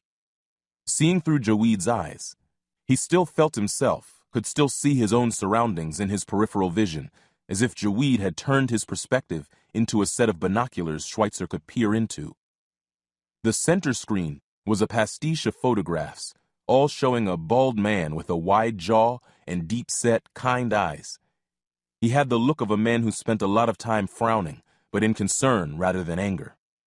A politician or an aid worker, the only full-body image showed him to be thick around the middle, and in the corporate uniform of blue button-down shirt and khaki slacks. Painfully nondescript. This target was nominated by the code name Jackrabbit, written across the bottom of the screen. Your target is a cultist, Jaweed was translating again. He leads a group of people who believe him to be the second coming of Jesus Christ. They walk the border between religious and terror group. They poisoned a meat shipment last year. 7 people died. Schweitzer remembered the news story.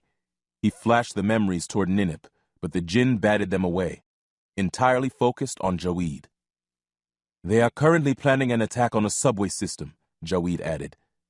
Gas. How much time do we have? Schweitzer asked. We don't know, not much. Okay. Where are we hitting him? The pictures of the man vanished and were replaced with an image. Ninip had at last grown frustrated with his stalking of Jaweed. Schweitzer could feel the Jinn rifling his memory again, grasping at touch points that explained what he was seeing, stumbling down the web of concepts that linked to it: satellites, photography, space travel, computers. The image was a satellite view of a building on a waterfront. Schweitzer had seen shots like this in briefings for scores of ops. Large structure, corrugated steel roof, piers leading up to the walls. Dockside warehouse or fish processing plant. Another building stood across a wide avenue, air conditioning units, water tower, and elevator mechanism on the roof. Probably residential. Industrial and residential this close together meant a major city. The super-dense Western architecture gave it even odds for New York or London. This is the location, Jaweed said. We have eyes on and will insert you once we know Jackrabbit is inside. What else is in there? Schweitzer asked. It doesn't matter, Jaweed replied. Of course it matters. You don't hit a target blind. Ninip finally stirred at this. What does it matter? He is a target.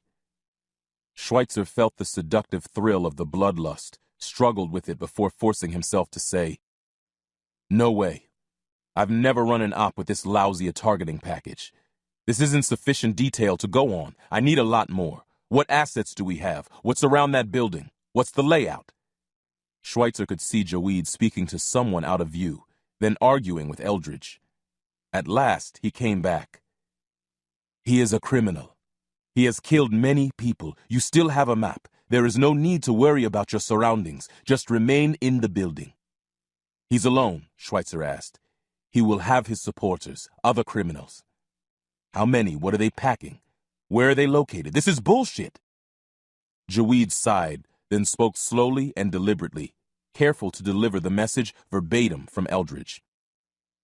"You do not understand what you are. This is the reason for the Gemini cell. To hit targets where we don't have the intel to risk a team with homes and families who'll ask questions. We need a ghost to materialize out of the darkness, push this button, and vanish. That's why you're here, Jim. That's who you are." The words stopped Schweitzer cold. Ninip shook his head. "You still cling to life. You are more than that now. We do not need to know what faces us, because nothing can stop us. We need not fear death, because we are death." Schweitzer had been caught up in the old pre-op battle rhythm. It had been a touch of the familiar, an anchor to the life he'd lost.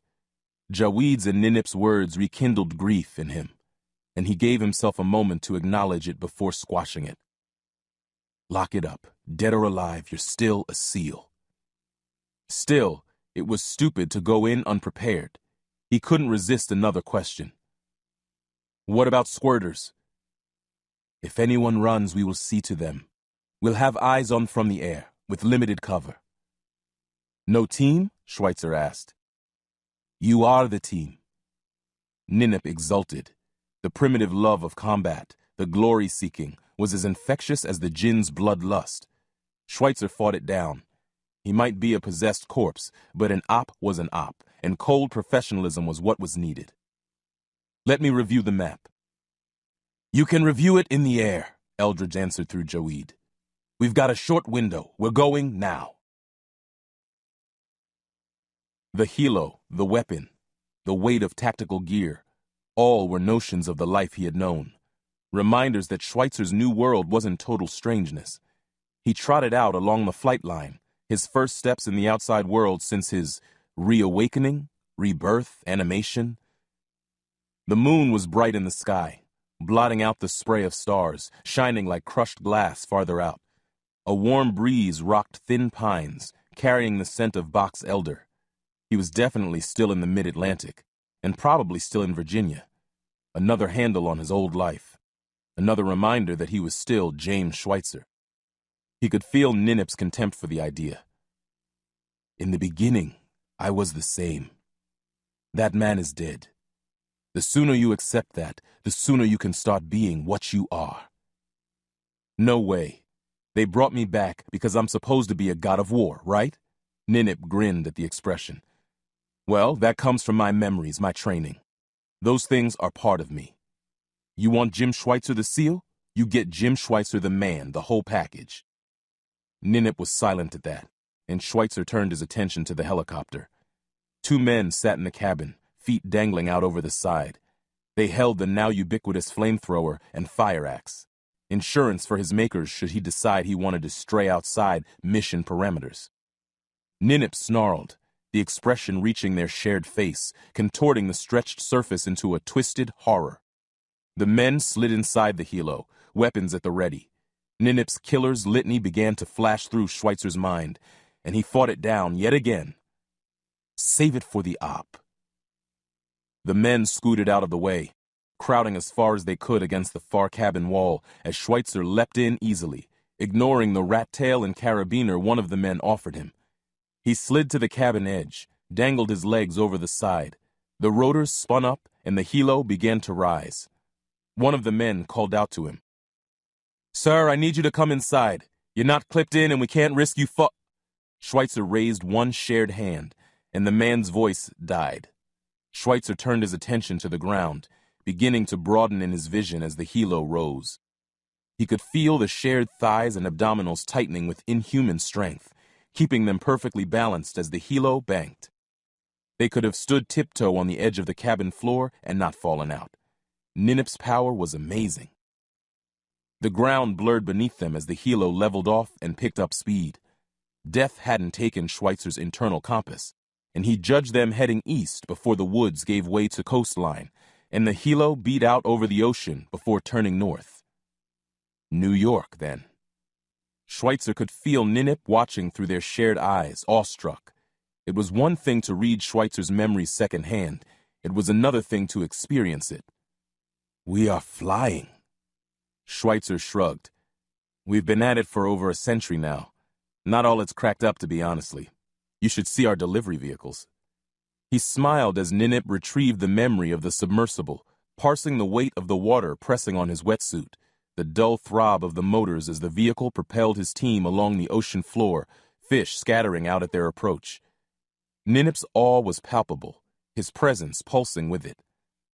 An hour into the flight, Schweitzer realized he could barely hear the rotors. The usual roar was a dull patter, even quieter than the modified helos he'd roped out of his entire career, quieter than the machine that had delivered the Body Farms hit team to his door. He fought against the surge of anger, but Ninip stoked it, forcing it on until Schweitzer could feel the rage pulsing in his glycerol-filled veins. Ninip caught the idea. "Let this be our blood. It will serve." "On target in 5, the crewman called to him. "We'll set up a pattern and extract you in 20 minutes. If you get slowed down, give us a call." Ninip grinned. "We will not be slowed."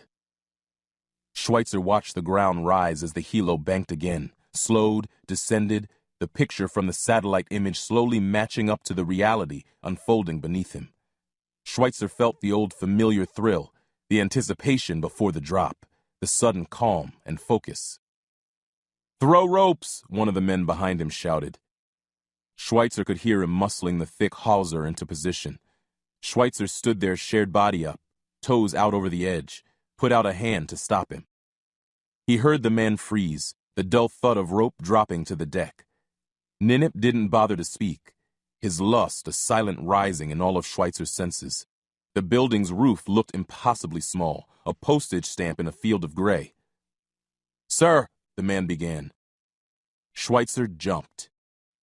Ninip's instincts leapt into control of their shared body, beating down Schweitzer's effort to go belly down, pointing their toes, flexing their hamstrings until their thighs rose above their pelvis. Instead, they folded in their arms and legs, bent their head, and arced through the sky, an arrow racing toward its target. Schweitzer knew he should be frightened, but Ninip's confidence suffused him. He felt alive with the heady power of the creature at the top of the food chain. They would strike that building head first, split it in half, and rise laughing from the rubble. Ninip unfolded them at last, angling their body outward. Schweitzer felt them slow, the roof speeding toward them, the draft against their body moving them in at an angle. He overcame the instinct to shut their eyes. That was for the living.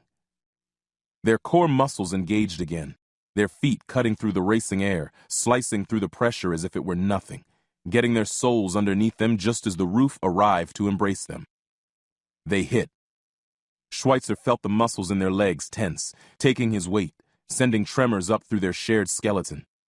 He felt Ninip's presence focus inward, coiling around the fragile bones, holding them together by sheer force of will. The corrugated metal surface didn't fare as well. Their boots punched through, the cells of fluid in the armor hardening at the impact, locking around their ankles.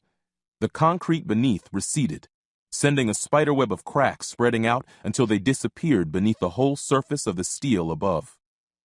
And then they bounced out, heels ripping the rents wider, tucked their head, and somersaulted until the momentum was spent, coming up into a crouch just before the freight elevator housing. Schweitzer asserted himself, smacking down the ginn's bloodlust. "Let me drive," Ninip growled. but acceded as Schweitzer popped the carbine up into the sweet spot, getting on the sights as they rose, scanning the roof for threats. "You got infrared on these guys?" Schweitzer sent up to Jaweed. "We must have made a pretty loud bang when we hit." "A loud bang on concrete with fire-retardant foam," Jaweed sent back. "We're not seeing any indicator they heard it. The building has central HVAC. It's pretty loud." Schweitzer turned his attention to the outside world, could hear the loud humming of the climate control system, the elevator mechanism, the gantry cranes. "I think you're right," he sent. "Looks clear. We're moving." Pent anger flared in him. He knew this target wasn't responsible for his family's death, but it didn't matter. It would feel so good to do something with all this. "Stop," he told himself. "That's Ninip talking. You're a professional, and this is a job, nothing more." But the jinn's influence could not be denied, and he felt the carnivore lust in the back of their throats as he moved to the elevator housing doors, swelling their tongue, lengthening it until they were forced to open their mouth, let it slap against the helmet's faceplate. "Report," Jaweed said. "Status."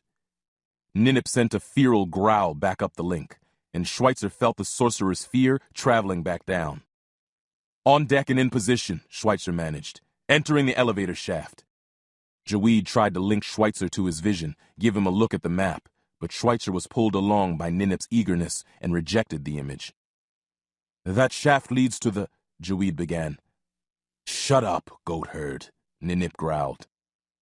Schweitzer reached out, their fingers brushing the seam between the doors, their fingertips responding, claws extending, prying between. Schweitzer couldn't hold back the growl as Ninip engaged the muscles of their shared arm, peeling back the 3 inches of steel as if it were cardboard. The metal shrieked, opening just enough to admit them, and Schweitzer slid them into the cramped, dark space beyond. Their vision compensated instantly. In life, his NODs had lit the darkness with a pale green hue, a tunnel that distorted distance and depth. Now he saw in red, the outlines and details of his surroundings as clear as if it were broad daylight. The giant metal cylinder of the elevator's mechanism dominated the room, thick steel cables wrapping around it to descend through the floor. Schweitzer brushed past the controls on the wall, and Ninip immediately moved them into a squat, clawed fingers prying at the machinery's base. "Dude," Schweitzer said, "chill. There's a goddamn hatch." He forced their head to turn to see it, thin outline barely visible at the machine's edge. Ninip's feral impulse almost turned him back to the machinery anyway, but Schweitzer pushed them back to the panel, allowing the jinn to rip it from its moorings, hurling it over their shoulder. "Whatever floats your boat. We're not going to surprise anyone this way." "Warriors do not skulk like thieves," Ninip answered. With the prospect of battle so close, Ninip was becoming harder to control, his influence so strong that Schweitzer found himself swept along. All this power locked into one tiny body, it was only fair to let it out to stretch its legs. They dropped through the hatch, landing on top of the elevator on the balls of their feet, silent for all Ninip's efforts to throw caution to the wind. The jinn ripped open that hatch as well, dropping them into the elevator below. Their vision compensated again as they fell into the lighted space, a single uncovered fluorescent bulb washing all in harsh white. "We're making a lot of noise," Schweitzer sent to Jaweed. "I know," Jaweed replied. "So far, so good." Before Schweitzer could process their surroundings, Ninip was clawing at the seam in the elevator doors. The metal came apart, scraping loudly against the housing. Their swollen tongue found the seam between faceplate and helmet, forced through. Schweitzer could see it lashing the air before them, gray and impossibly long. This was not the SEAL's way. The clumsy noise of their entry was an affront. They had paired him with Ninip to bring his years of training to bear, but it was buried in the jinn's raw eagerness for blood. "Status?" Jaweed asked again. Ninip's eagerness overcame him, and Schweitzer felt himself pushed to the very edge of his own body, his presence shrinking as Ninip's enlarged to fill the darkness they shared. He felt the boundary of his own corpse, felt himself slipping across it. Cold washed over him, biting deeply. He heard distant screaming, the chorus of billions of shrieking voices tangled together. Schweitzer clung to their shared space, forced his way back into it. "Are you on the second deck?" Joweed again, urgency in his voice. "We need your position." Schweitzer could not answer. His energy funneled into the fight to cling to his corner of the ground he still held in his own corpse.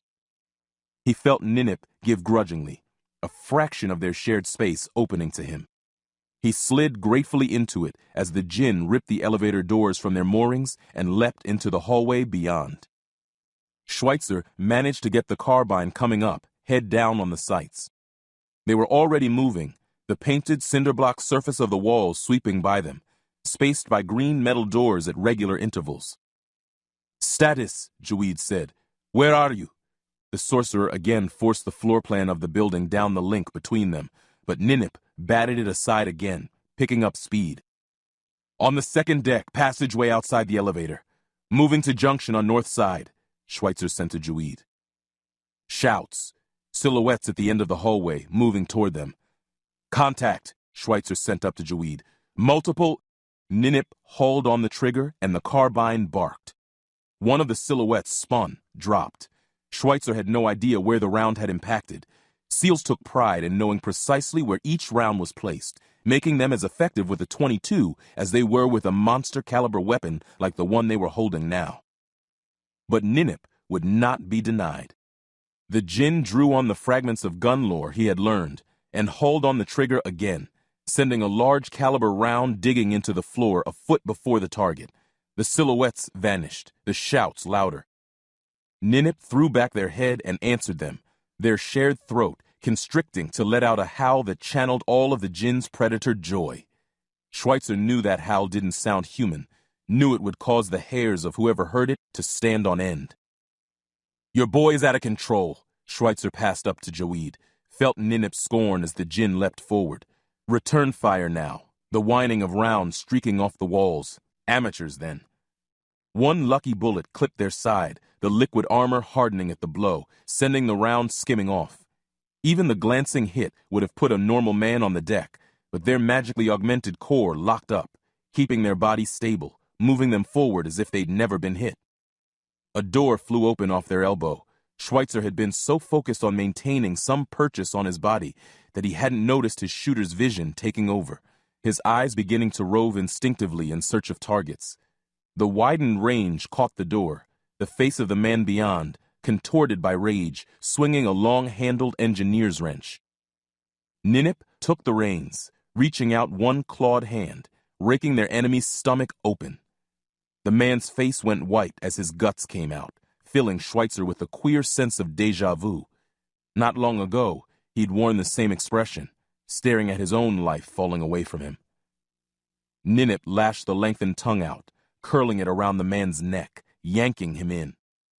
Schweitzer felt their jaw unhinge, their neck tensing as their head jerked forward, the jaws clamping on the man's face. It collapsed under the pressure, the screaming cut off, the bones crunching as their jaw muscles engaged, and the jaws snapped shut. Blood filled their mouth, their throat convulsing to gulp it down, spraying over their shoulders, trickling down behind their armor. Their skin tingled at the touch. The metallic taste was ambrosia. Schweitzer knew he should be horrified, but he could barely feel the edges of himself in the midst of Ninip's exultant storm. He threw the carbine back into the sweet spot, hoping the familiar battlefield drills would anchor him, but it was useless. Ninip pushed the weapon back down, gnashed their teeth, and flexed their claws. "We do not need it." Schweitzer drowned in the bloodlust as they raced the rest of the way down the hall. The man they dropped was kitted out in second-hand gear, an amateur playing at war. The .50 caliber round had punched a dime-sized hole through his sternum. He stared sightlessly at the ceiling, lips still trembling. Ninip put their boot on his throat and stepped down. A rusted steel railing stood before them, flaking green paint, metal staircases descending from either side. Before them was a broad gallery that had likely once been a factory floor. It was now somewhere between a camp and a hospital. Foam bedrolls were laid out at regular intervals, some still sporting rumpled sleeping bags.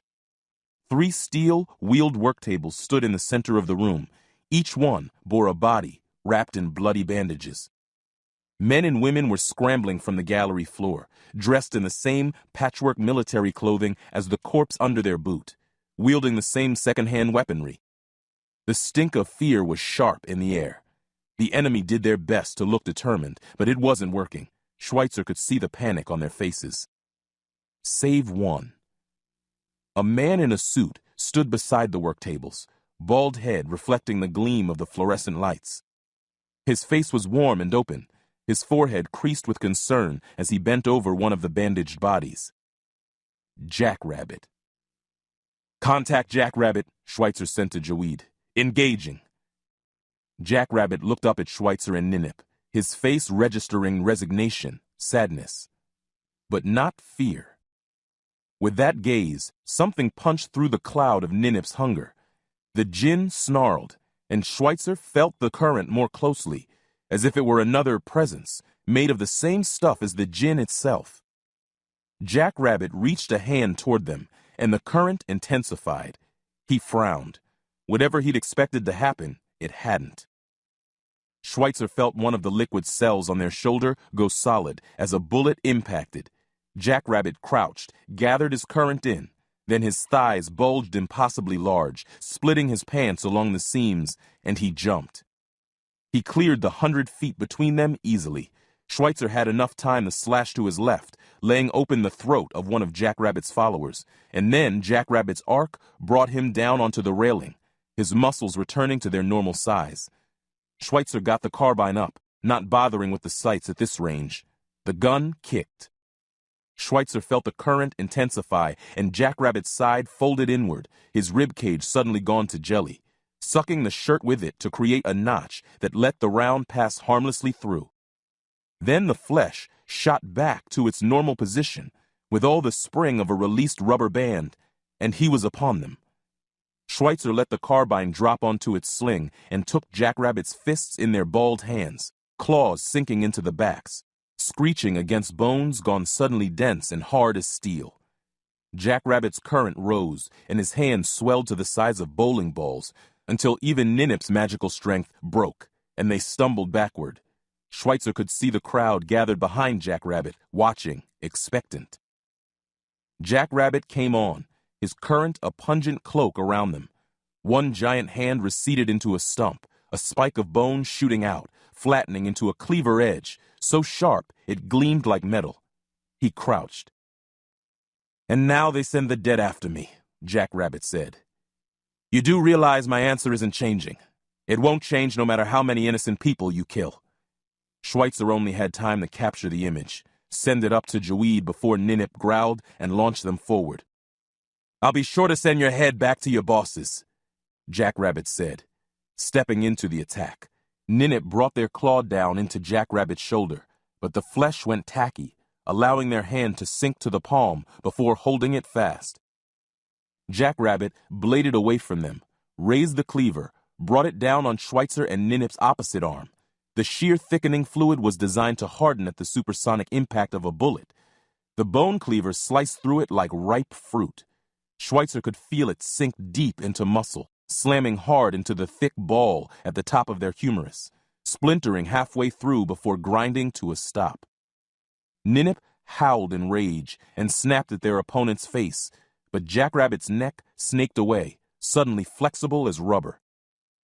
"The angry animal act isn't going to cut it," Schweitzer said. "Let me take this." Ninip's answer was an incoherent snarl and a projection of solid red across their vision. He felt the cleaver twist, widening the wound until the fibers of the muscle gave way and their shared right arm hung, useless, at their side. Jackrabbit was smiling at them now from the top of his plastic neck, dancing just out of reach. "Does it hurt?" he asked. "Can you even feel anything?" "He's going to cut us to pieces," Schweitzer shouted. "This body doesn't heal. Are you trying to lose?" Ninip growled again, but he felt the djinn give way. Schweitzer leapt to control their body, dropping their center of gravity and letting their lower half fall. Their boots shot forward between Jackrabbit's legs, their shoulders and head hitting the floor. Their claws, still embedded in the Jackrabbit's shoulder, took their weight, yanking down. Jackrabbit was only able to yank his head out of the way before his elongated throat smashed flat into the concrete floor.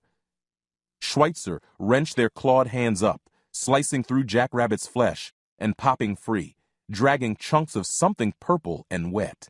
The speed with which Jackrabbit's body shifted and changed made it impossible to be certain, but he guessed it was the top of his target's lung. Jackrabbit sprawled on the floor behind them, his tide focused inward now, probably repairing the damage Schweitzer and Ninip had just done. Schweitzer leapt them onto his back, thrust with their good arm, the clawed fingertips dipping into Jackrabbit's back. He could feel the brief resistance of Jackrabbit's ribcage. Then they were punching through, reaching upward, fingers scrabbling, even as Jackrabbit's current changed focus, and his shattered ribs became spikes, punching into Schweitzer and Ninip's wrist and forearm. At last, their hand closed around Schweitzer's target, felt the tough meat pulsing against their hand. He grunted and yanked back with everything they had. Jackrabbit's heart came free in a spray of red so deep it bordered on purple, and he pitched forward on his face.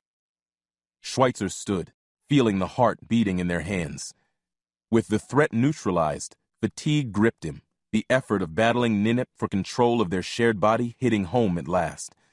The djinn felt it and surged forward, battering Schweitzer aside and spinning them to face the men and women clogging the hallway behind them, going slack-jawed at the sight of their fallen leader, lying face down in a spreading pool of blood.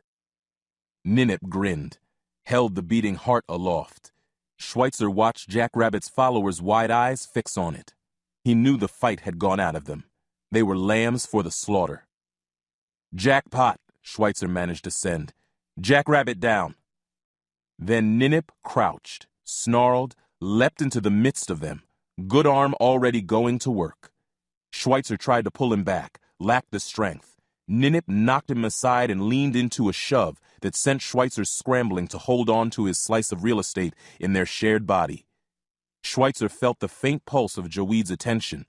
The sorcerer was saying something, but he didn't care what. He turned inward, curling into the blackness, trying not to sense what the monster wearing his skin was doing. Chapter 9. Ashes to Ashes. "Come on, little man." Sarah's knees ached from the hours she'd spent on all fours. Only the hotel's thin carpet between her and the concrete beneath. Patrick twirled the toy truck idly in one hand, looking at it as if it were some strange living thing that he wasn't sure would hurt him or not. He was silent, as he had been for hours now, had been for over a month since the hospital had seen fit to let him come home. Panic swamped Sarah for the 100th time. The therapist said it would take time, but the thought of Patrick never coming out of this semi-catatonia was always hovering at the back of her mind. It was enough that Jim was gone, that she hadn't had a chance to say goodbye, that she wasn't sure if the people who'd done this to him wouldn't soon be coming for her. That there was no way to avenge herself on them, no answers, and no resolution. The thought of caring for Patrick alone while he was like this filled her with exhaustion so bone deep that she just wanted to curl up in a ball and sleep. She choked back tears, conjured the image of the man beneath her, gurgling out his life as she plunged the canvas knife into his neck again and again. Anger. That was good. Anger she could use. She clung to the emotion desperately, reeled it in, directed it at herself. "Lock it up." That's what Jim would have said. "Crying won't solve anything. Patrick needs you strong. The only way to lose is to quit." So she swallowed, ground her knees into the floor. The pain jolted her into action, and she smiled the warmest mommy smile she could muster, making rumbling noises as she pushed Patrick's trucks along the floor. He had loved them all his short life, and he would again. Her cell phone buzzed a reminder, and she gathered Patrick into her arms. "Uncle Stevie's coming over soon. You want to play with Uncle Stevie?" Patrick looked up at that, some glimmer of excitement in his tiny face. "Stevie," he said. Relief flooded her, and she fought back tears again. Thank God for Steve, their rock in all of this. The one connection to the family the Navy claimed to be had instantly ceased to be the moment Schweitzer's corpse had gone cold. She was sure the Navy wives would take her in, hold her hand, talk mealy-mouthed bullshit about God and plans, fling a chaplain at her. This was the thing about religious types she hated so much. They never missed a chance to proselytize. No tragedy was sacred, no setback off limits. They would solemnly enter your private space, regal and pompous as crows, full of righteous self-importance. Then, when she was at her weakest, they would tell her why the unacceptable was acceptable, why it was okay that she'd lost the love of her life because an invisible man in the sky, and it was always a man, wasn't it, had willed it. Sarah's fingers itched for the canvas knife. She'd gladly plunge it into the throat of any god who'd done this to her, to her son. Her cell phone's message indicator had a large red 5 in the upper right corner. They were voicemails from her mother, from Peg, her sister in the Shenandoah Valley. She often went weeks without talking to either of them, but a month was a stretch. She'd put Peg off with a short, "Things are complicated right now. I promise we'll talk about it later." Her mother she hadn't spoken to. She didn't trust herself to hear her mother's voice and keep her composure. The doorbell rang, and Sarah set Patrick down, went to answer it. The panic rose in her again, the state of hypervigilance Jim had called living in condition yellow, screaming at her to slow down, that she didn't know what was on the other side of that door, that she had to be ready. Sarah mourned this most of all. When those men had come into her home, they'd pulled back the curtain on a world she'd always suspected existed, but was able to ignore. It was a world where human lives were truly fungible, where death was meaningless and random, where being good and hardworking and loving your family meant absolutely nothing, where you were utterly powerless to keep anyone safe. Sarah knew this was the space Jim had lived and worked in, that once that curtain was yanked aside, it could never be closed again. Not really. "Oh God, Jim, I don't know how you did it." She paused at the door, fought against the urge to use the peephole. She knew it was Steve outside, not some armed thug sent to finish the job they'd started. But the demons whispered to her from behind that open curtain, refused to allow her to let her guard down. Her hand was shaking as she forced herself to throw the latch, turn the doorknob, open the door at a normal pace. Steve stood in the hallway, a steel can under one arm. She saw a glimmer of her face reflected in his dark eyes, knew that he alone could read her expression, the tremor in her hands, could truly understand the guarded twilight that would be her life from now on. The tube had been removed from his chest, and he looked healthier now, standing up straight with color in his cheeks. She was embarrassed to admit how relieved she felt to see him, his nightly presence in her home and addiction. Steve brought peace with him, bags of groceries and toys for Patrick. More importantly, he understood the value of being quiet, of simply being in the room and letting Sarah grieve on her own. He respected the space her grief required, had an uncanny sense of when it was okay to move into it, to provide comfort when she was too weak to hold herself up. Very few people could understand what Jim was to her, to the world. Steve was one of those few. He brought calm. He brought companionship. He brought the last shred of her husband that didn't live in her dreams of rose-petal trails. "Uncle Stevie!" Patrick stood and toddled over to him, holding up his truck. Steve knelt, setting the can down at his side. "Hey, guy, is that your truck?" Patrick nodded shyly, holding it out to him. "Thank God," Sarah said. "He hasn't said a thing all day." Steve reached out for the truck only to have Patrick snatch it away, suddenly shy. He picked the boy up instinctively, hoisting him in the air. Patrick nestled against his chest, his expression losing some of the confused distance it normally wore these days. "You feel like his daddy," Sarah said, the truth of the words making her throat swell. "Yeah, well," Steve said, embarrassed. "I guess all guys feel sort of the same." She'd been so happy to see him that the can had gone unremarked. It hit home now, the silver lines of its exterior suddenly coming into sharp relief. It shone from the floor, a cylindrical metal star. "Is that what I think it is?" she asked. Steve set Patrick down on the floor and tousled his hair as the boy clung to his leg. "It's his ashes." She started to pick them up, stopped. Somewhere along the way, she'd brought a hand to her mouth, looking like a stupid girl. She dropped it with an effort. "Oh my God," she breathed. "How did you... You said that..." "Yeah, they weren't going to turn them over. They gave me every excuse in the book. They didn't have them, they'd gotten mixed up with others. They were still doing testing. The hush-hush bullshit can get pretty damn thick at times." She finally bent and picked up the can, saw her funhouse reflection in the curving surface. She'd overcompensated for its anticipated weight. She had to clutch it to her chest to stop herself from tossing it in the air. Even with the metal, it was... Was this all that was left of Jim? A pinch of dust? So light. It was quiet after that, until Steve's voice finally broke the silence, reminding her that she'd been staring at the can in her hands for she didn't know how long. "Anyway, that's what there is. I'm sorry there isn't more, Sarah. I guess we can... Well, we can have a funeral now." "How did you get them to stop stonewalling?" "A good old-fashioned pain in the assery. I begged, I pleaded, I made accusations. I went to the chief and made an impassioned speech.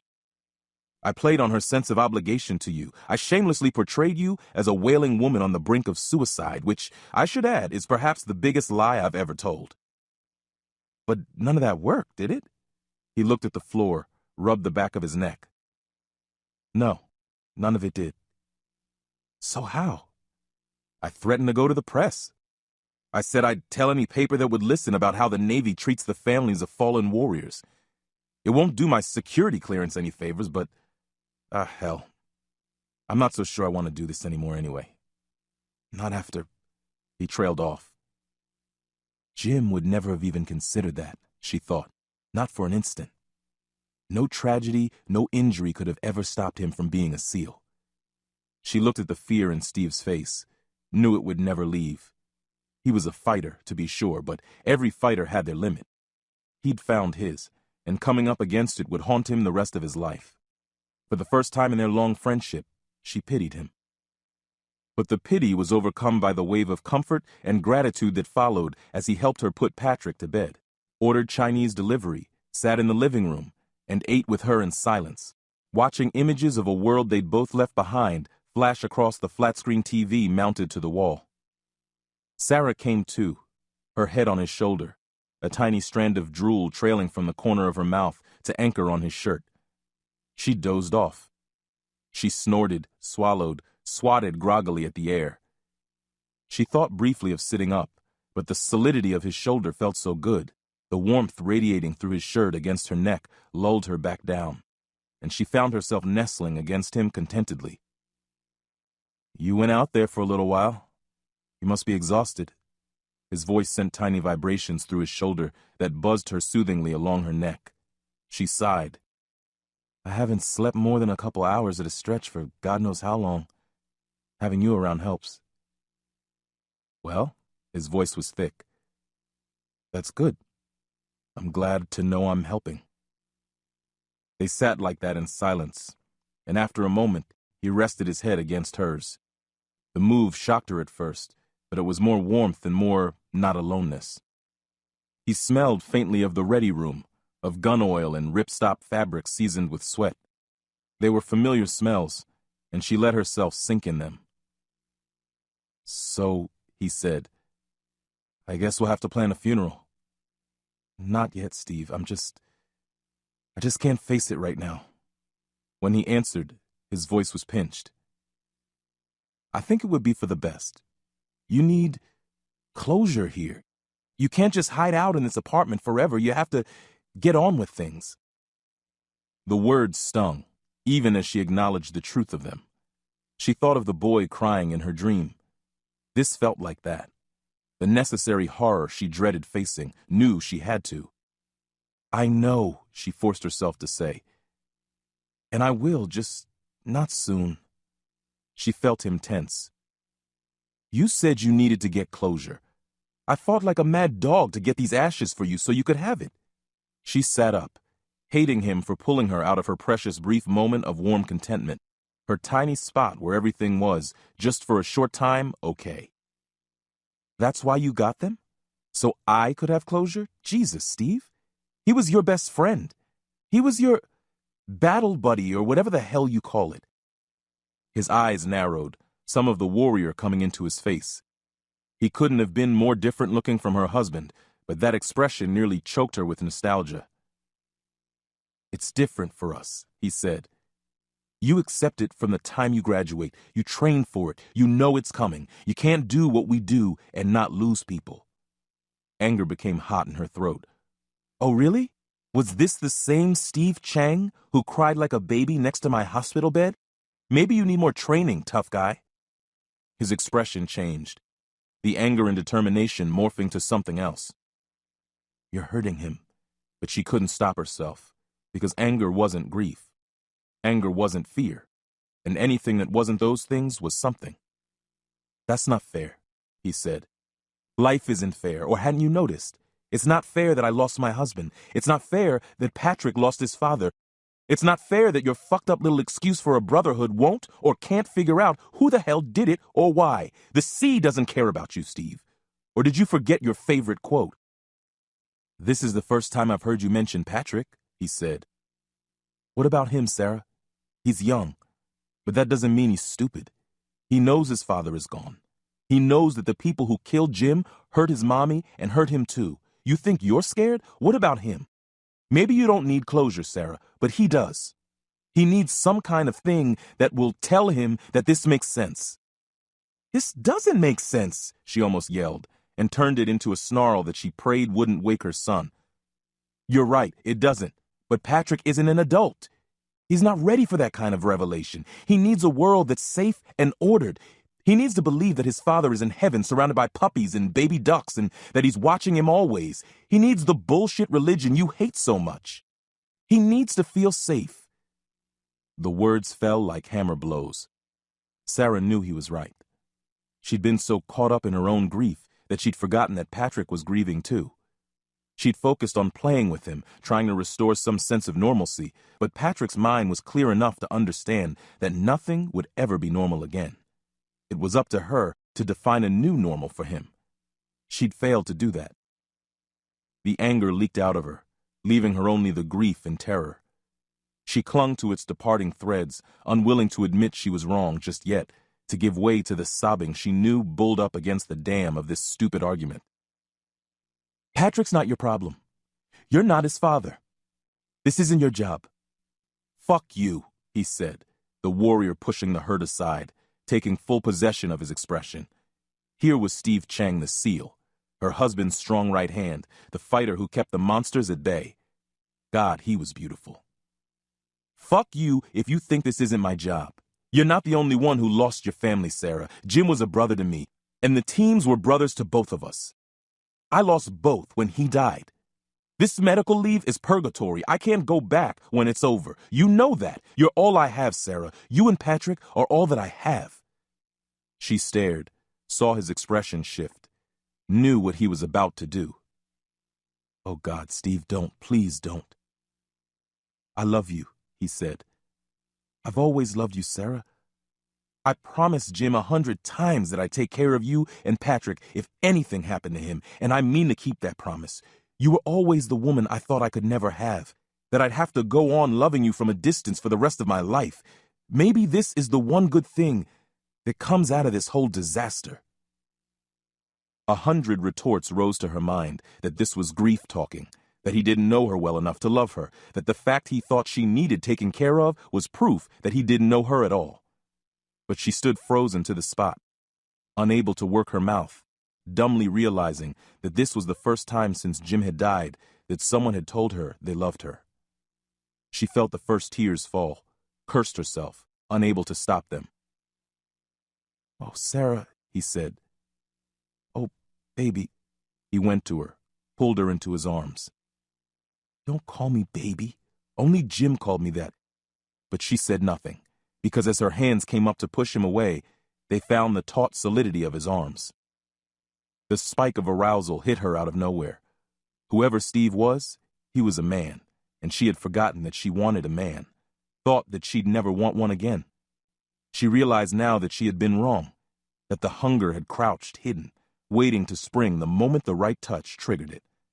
And was it wrong? Jim was dead. There was no manual that spelled out how long a widow had to wait before finding someone else. There was no rule that said it couldn't be his friend. There might be some who'd turn up their nose at the prospect, but fuck them. Sarah Schweitzer had always lived life on her own terms. She slid her hands across his broad back, the thin fabric of his shirt gliding over sturdy muscles, heat bleeding into her hands. No, it still felt wrong. She wasn't sure she was ready. She pushed against the lust, fought it down, but it was tangled now, wrapped up in the grief and rage and despair. And love, yes, love. She loved Steve, she knew that. It was a different love than what she and Jim had shared, and she realized that she'd been trying to figure out what that love was, what it meant. She hadn't had time, she hadn't had energy. This was a different love. It wasn't the kind of love that should make her feel a hot pulse between her legs, that should make her open her mouth, let the tip of her tongue graze his neck, drinking in his smell. But it was love, and in the hell of the last month, it was what she needed more than anything. And so she surrendered to it, giving herself over to the simple pulsing word in her mind. Good, good, good. Grasping at the sensations of pleasure that she'd thought lost to her forever, letting him push her down on the couch, taking his tongue into her mouth. Her body fell into familiar rhythms, stripping off his shirt, running her hands over the hardness of him, softer now with his time convalescing, but still a seal's body in its roots. She let her body work. It knew how to make love. She retreated into the tangled knot of emotion boiling within her, crawled into the heart of the love and lay inside it, luxuriating as the wanting drove her limbs, stripping off her pants, so hurried that it barely could be bothered to pull her panties aside before guiding him into her. And then her body claimed what was left of her senses, and all there was were stars and warmth and someone moaning from a long, long way away.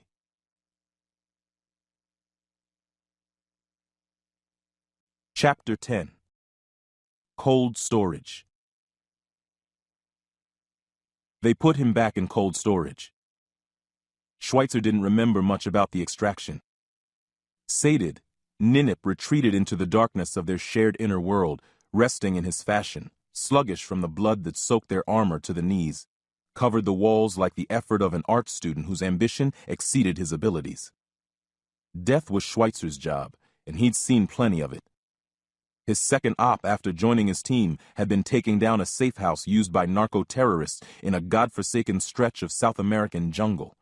It had been hot like a bad dream of hell, and as the fresh meat on the team, Schweitzer had the lucky job of breaching the door. His finger trembled along his carbine's receiver, ready to show his brothers that breaching and tac pro wasn't the only thing he was good at.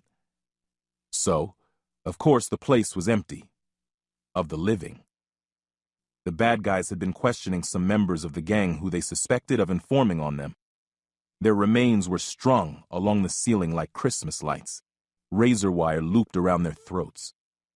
They'd been splayed open with machetes, slit down the middle, and stuffed with what looked like rotting fruit. Insects were nesting inside them, the heat swelling what was left of the gray flesh to balloon-sized, malignant cauliflower. It was Schweitzer's first test, and he'd passed, but just barely. "6-pack of Coronas says the FNG blows chunks," Martin had laughed. He'd bet the fucking new guy would lose it, and Schweitzer had been proud when Martin had been forced to pay up later. But the image of those corpses stayed with him, as much a reminder that he was a SEAL as the pin on his uniform. Because if he could look at that and find a way to go on, then he was hard enough for anything. But Schweitzer had looked at the red slurry Ninip had made of the people in that warehouse and realized he was wrong. The fear he had always been able to look in the eye was staring him down. It had become huge beyond imagining, a freezing blackness filled with the tangle of endless limbs, a chaos of screaming voices, bullying anything but raw terror into submission. Sarah and Patrick were somewhere in there, condemned to that horror. He never believed he would hesitate to go after them, be cowed by the thought of that spinning endlessness, of not only losing them, but the last shreds of himself. But he was frightened, truly and deeply. He felt Ninip's presence stretching itself luxuriously, and Schweitzer realized the root of his horror. Standing in that corrugated metal shed, watching the heat of the jungle do its work on those bloated flesh flowers, Schweitzer realized what he was. It was in the killing that the SEAL distinguished himself from the enemy. Schweitzer killed with a professional's precision, a cold calculation made holy by its service to his country's cause. It was what made him an artist instead of a thug.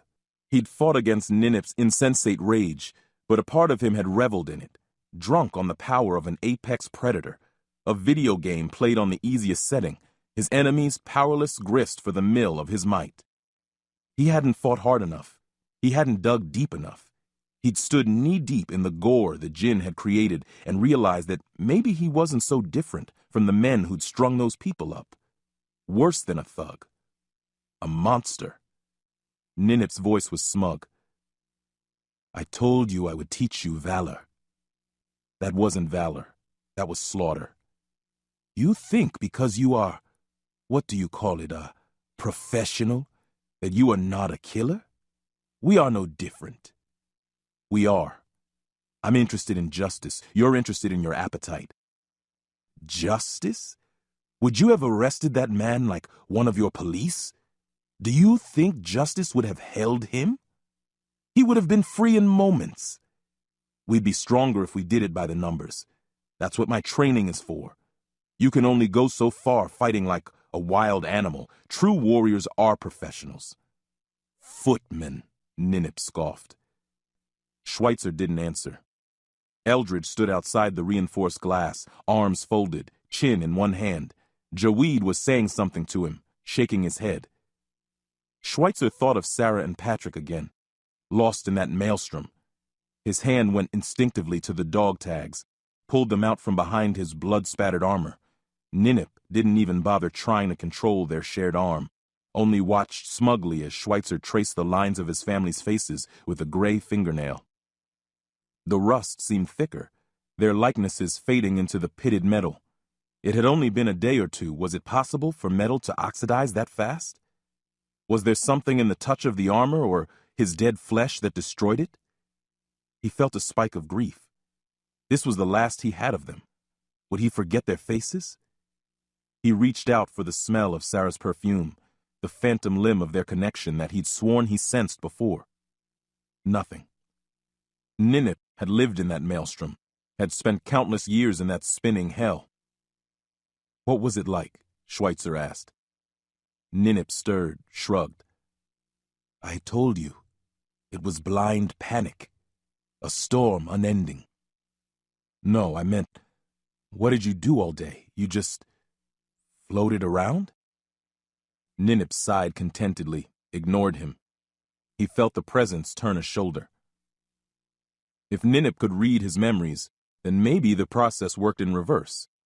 Schweitzer tried to center himself, imagined himself in a lotus position, legs folded, hands on his knees. He visualized sending his mind out to Ninip's.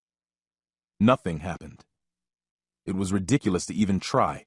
Ninip was a being of magic. What could Schweitzer do? But he felt Ninip stir. What are you doing? Look, I have no idea how long we're going to be stuck here before they run us again. Talk to me. I'll go crazy just sitting. That is what it was like. That is what I did. What? Went crazy. Schweitzer felt the Jinn reach out to him, and his vision went white, a blank canvas that the Jinn began to decorate with images from his life. It was the storm of souls as Ninip had seen it when he was imprisoned there. The screaming was louder, the clamor of voices running together into a hum. The crush of bodies closer, an ocean of faces rushing past, all genders, races, and ages, all wearing the same open-mouthed expression of horror. You catch glimpses of their thoughts, Ninip said. You pass through them. You share them. But only for an instant. Schweitzer could see it now. The moment upon moment of recognition, of shared experience, each as quick as a camera shutter click, before whirling to the next. For years, for millennia. Ninip, churning, spinning, snatching at the brief shreds of contact, on, off, until his own voice joined the chorus, and the screaming was all seeping into his soul and rooting there. The scream becoming the animal howl that Schweitzer heard him utter in the warehouse corridor.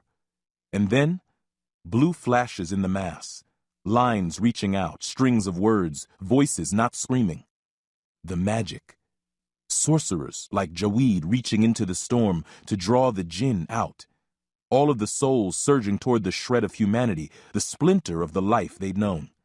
They crawled over one another, clawing aimlessly as the gale churned them over and away. Ninip, snarling, pushing with everything he had, reaching out to clasp the hand that was extended along that blue path to talk back, to let them know he heard them. That was Jaweed, Schweitzer said. That's what it looked like. Not Jaweed. There were others, our others, from time to time. They reached out to us.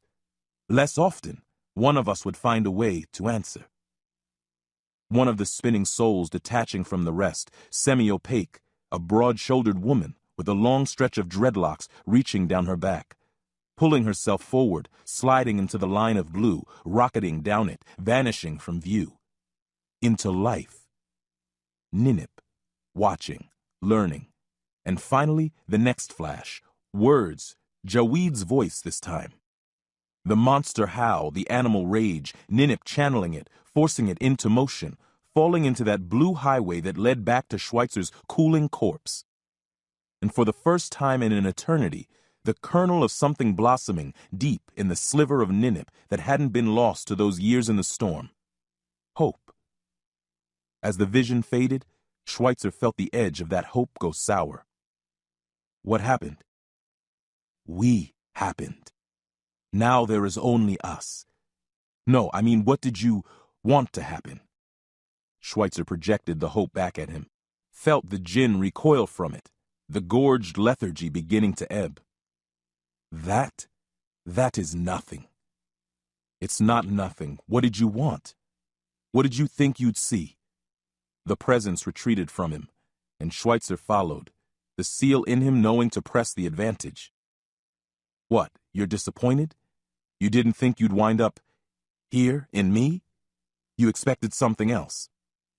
Schweitzer reached out again, and this time he felt the edges of Ninip's experience, his memories. He snatched at them, and the jinn pushed him back, angry now. He felt Ninip gathering his strength, remembered the sensation of being pushed out of their shared body, the screaming chaos ready to take him in. The fear came again, but this time he felt some of the old training take hold. He acknowledged the fear, let it pass through him, turned back to Ninip. Seals fight as a team. None of us can do the job alone. That's how wars are fought now.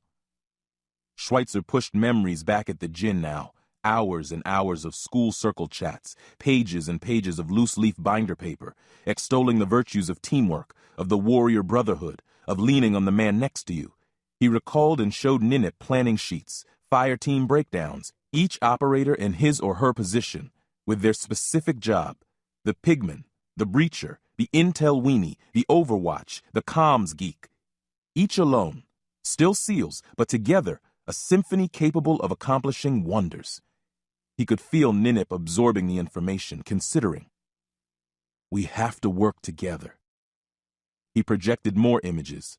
Barbecues on Chang's deck, Chang giving presents to Patrick on Christmas, Ahmed playing singles volleyball against Sarah on the lawn outside their home, Schweitzer on the phone with Pareto, giving him advice, listening as the Coast Guardsman complained about his girlfriend. More than a team, a family. We have to be tight. He shuddered at the thought of being close to the black soul that had been responsible for the massacre back in the warehouse. But even if Ninip was his enemy, ignorance served no one. If we're going to be the god of war you want us to be, we have to be like that. So tell me. He felt the jinn pause, gather itself. He could feel the anger shifting from smolder to burn, readied himself for the assault that would shove him out of their shared body. But Ninip only sighed, and Schweitzer's vision went white once again. He saw through Ninip's eyes, the red filter gone. Ninip lies on a bed of dried reeds, a thin white cloth draped over him. The bed is on a raised dais in the center of a cavernous room built from sand-colored blocks of stone. The walls have been painted in garish colors, stylized figures in rows, carrying jugs of water, palm fronds, spears. Crude scribbling is interspersed with the paintings, tiny, blockish pictograms, little shapes marching in orderly rows on their way to meaning. The room is open at one end, admitting a bright sun through thick columns to pool around him, but Schweitzer can tell that Ninip is cold. A beautiful woman bends over him, a white gown leaving one brown breast exposed, a jeweled black wig hanging down to either side of her heavily cold eyes.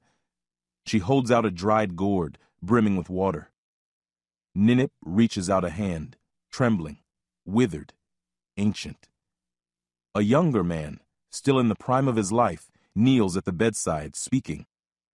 His face is dark with concern, but the look doesn't reach his eyes, and he strokes his braided beard impatiently. He is covered in jewels, a short sword curving like a whip along his side. He cradles Ninip's head gently, holds out a small fig, glistening with oil. He is trying to get Ninip to eat it. He told me I must eat something. Your son? Ninip's silence was answer enough. Ninip, taking the fig and shaking hands, forcing it into his mouth, knowing the oil didn't smell like olives, eating it anyway. The beautiful woman kisses his forehead. His son sits with him, and Ninip stares at him, taking in the contours of his face, loving him with a fierce heat. But the younger man's eyes are set on the sun, rising past the columns now, spreading its glory across the kingdom below. He was impatient. Ninip's voice was flat. I lingered too long. And you wanted revenge? Ninip shook his head. I lingered, weak. I would have done the same. I wanted to see him. The N told me he'd had a vision, that my boy would be a poor ruler. I had him poisoned as recompense. All priests are liars. But I wanted to be certain. All men have their time to die, and this was mine. But how I wanted to see my boy rule. That writing was nothing Schweitzer had ever seen before, certainly not Egyptian hieroglyphics. Probably older. Ninip's civilization was likely lost to history. It was possible there was a way to find the answer, but Schweitzer wouldn't even know where to begin. The priests lied. They told me that the peasants would eat dust and scraps, but there would be offerings from my family, burned at the altar each day. I would still live as a king, as a god, but there was only... You have seen. I'm sorry. Ninip stopped at that. Schweitzer felt the presence bunch, retreat. Schweitzer began to ask him what was wrong, stopped himself. Whatever the customs Ninip had known in his past life, Schweitzer doubted sympathy was high on the list. I had a son too, Schweitzer offered. I know, but it is your wife you remember, her perfume you still smell. Yeah, Sarah and I had years to bond. Patrick was still new. We were still learning one another. He was just becoming a person when the jinn's voice was softer. You will have vengeance. It will be glorious. Thanks. And when we're done, we'll go check out your home. We'll ask Jaweed to look it up. Archaeology's come a long way. Maybe we can find something. As soon as Schweitzer said it, he knew it was a mistake. Ninip reached out, trapped Schweitzer's understanding of archaeology, surveyed the images of digs, sarcophagi behind plexiglass, old men in pith helmets dusting at lengths of desiccated bone. Ninip growled. There is nothing. Ashes. Do you see what comes of clinging to the past? Why moon over old loves, children? There is only the path ahead, and we gain neither gold nor honor by looking elsewhere. The thought made Schweitzer sad in his dead bones. He felt the weight of their shared body suddenly, dead muscles moving, glycerol-inflated veins sliding under gray skin, all of it driven by the magic of the jinn. We'll find who killed them, who killed me. We'll make them pay. We'll find out what happened to your son, to your kingdom. And then? Ninip asked. There'd always been a plan before. Make the next rank, see Patrick into adulthood, grow Sarah's career, keep the country safe. Do his 20, then see what retirement held for him. We see to our pasts, Schweitzer said. We settle scores and close loops. Ninip didn't answer, and in the dark space they shared, Schweitzer could feel the djinn shaking its head. Chapter 11. The New Nuke. After 2 hours, they came to fix his arm. Ninip was sullen, annoyed that he'd shared himself with Schweitzer, and the djinn skulked in the darkness, ignoring him. Schweitzer passed the time alternately trying to reach out for the smell of Sarah's perfume, or to touch Jawid. The connection between Ninip and himself was clearly bidirectional, and he knew there was a way to reach out to the sorcerer, but he couldn't figure out what it was. Then the door to their cell slid open with a hiss and a puff of gas, admitting 4 men. 2 were their old friends, Mr. Flamethrower and Mr. Axe. The other 2 wore medical scrubs and surgical masks and pushed a wheeled steel table set with shining knives, clamps, probes, needles, and a generous coil of thread. Ninip briefly contemplated attacking them, but Schweitzer resisted, and the djinn seemed content to let it go. The men in scrubs approached him carefully and began examining the damaged joint where Jackrabbit's bone cleaver had nearly cut the arm away from their body. Schweitzer tried to look over as they worked, but the men were too close. He could feel the bone and muscles being cinched into place, staples being put in, thread sewing shorn fibers back together. Schweitzer was amazed at how comforting it was just to have people close, to be touched. He waited for Ninip to chastise his weakness, but the djinn only sulked, lost in whatever passed for reflection with his kind. "How look?" Schweitzer managed to say. He tried to contort the stretched face into a smile and found the structure wouldn't allow it. One of the medical technicians looked up at him, eyes widening behind the safety glasses, eyebrows disappearing up behind the hairnet. "It's looking good, sir. We can fix it." "Thut," Schweitzer said, frowned, tried again, slowly this time, deliberately flexing lungs and larynx. "Thanks."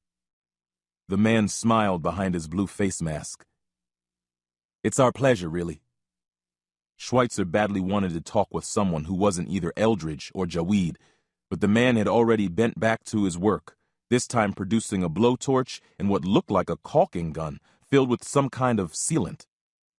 A plastic joint was set into place, and Schweitzer could feel them working away for another 2 hours, until they finally stepped back and nodded in satisfaction. The man stepped around him now. Schweitzer felt him make an incision in the back of his neck. "What?" "Just a little something so we'll know where you are. We had it in your armor before, but Dr. Eldridge decided it would be safer here. Just sit tight. This'll be over in just a sec." "Take time, no hurt," Schweitzer said. The man chuckled. "That's right. I'm not used to patients who don't feel pain." But he still did his work quickly, and a moment later, the back of Schweitzer's neck was stitched shut, and the 4 men left. At the door, the med tech turned back to him, shot a thumbs up. Schweitzer waved. Ninip tested the arm. It swung stiffly, but it swung. The fingers moved. The hand opened and closed. The wrist and elbow bent and turned. Shortly after they left, Schweitzer felt something open within him, and Jawid's voice sounded. "What happened?" "We did as you asked," Ninip answered. Schweitzer felt Jawid stretch down the link between them, reaching for their memories of the op. Ninip pushed against him, but Schweitzer recalled as much as he could, passing it back up the link while Ninip snarled and cursed. Schweitzer felt Jawid's horror as the sorcerer reviewed the images, his emotions slowly rising to a crescendo that Schweitzer knew meant he had seen the massacre at the end. "Dr. Eldridge will want a word," Jawid said, and closed the link. A moment later, Eldridge appeared outside the thick, transparent pane, now fogging slightly from the temperature differential of the warmer hallway outside. He looked at Schweitzer for a long time before a squawk box conveyed his words into the refrigerated cell, giving the gentle voice a tinny, antiseptic quality punctuated by static. "How are you doing, James?" "That is not our name," Ninip said. Schweitzer ignored him, doing his air-pushing dance again. "Good. I'm looking over the after-action, talking with Jawid.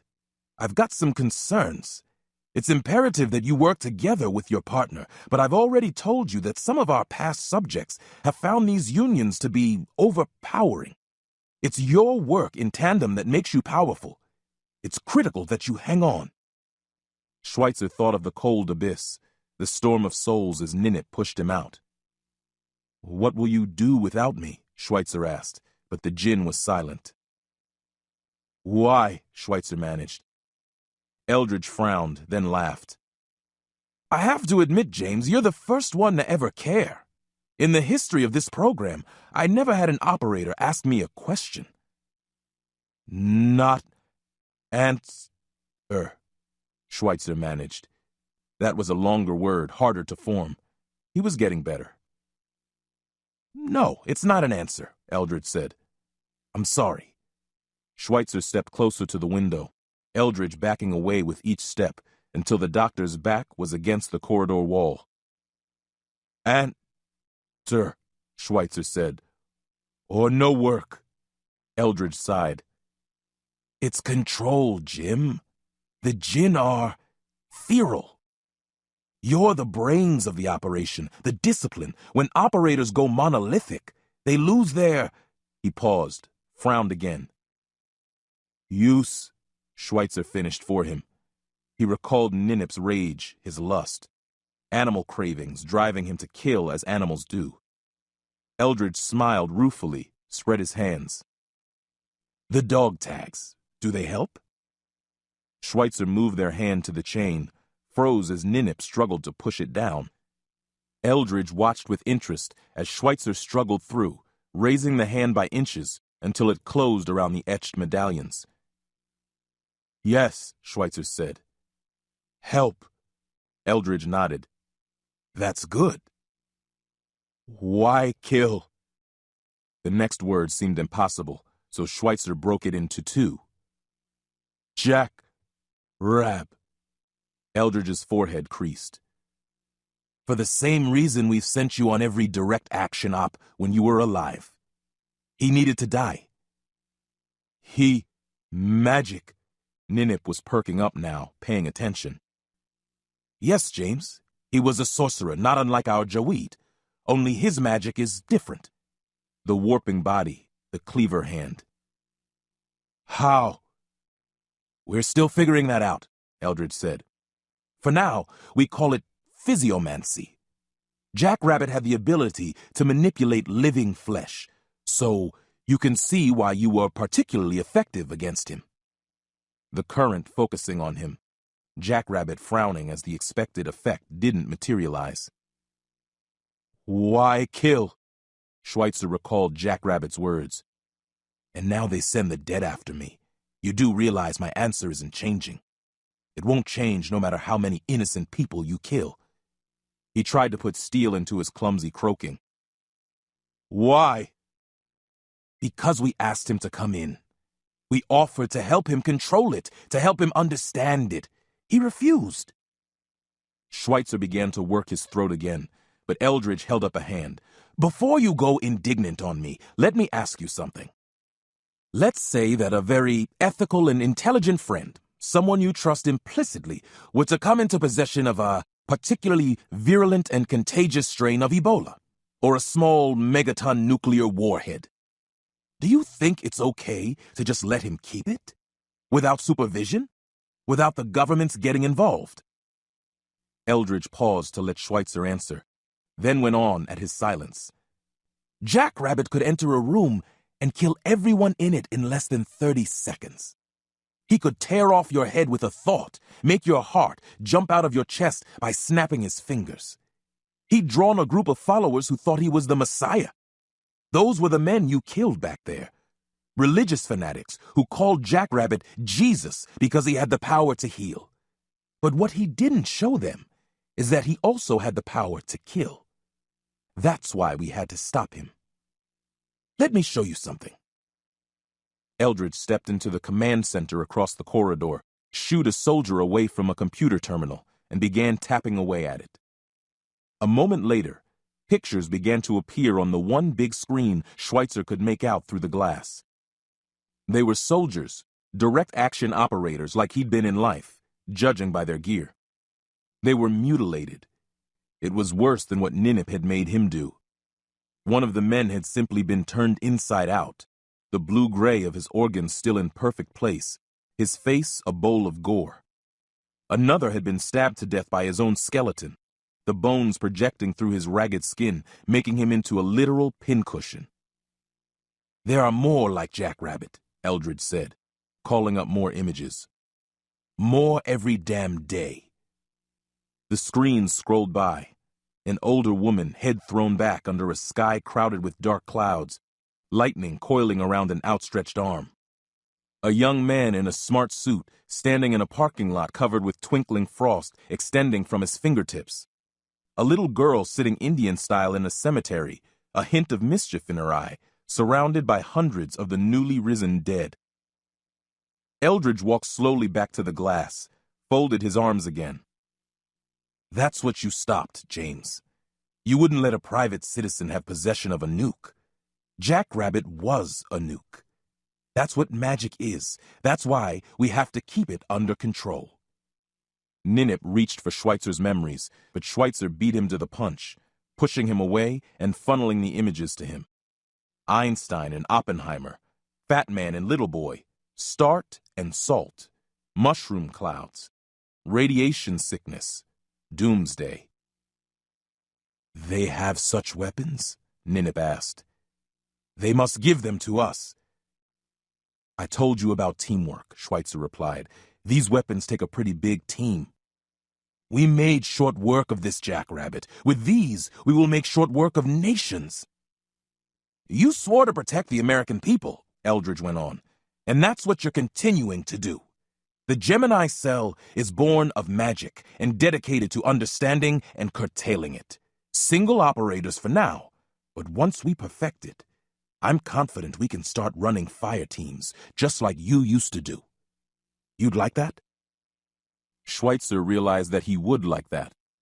The thought of snapping back into the puzzle that only his expertise could complete appealed to him. Ninip scoffed. "We need no team.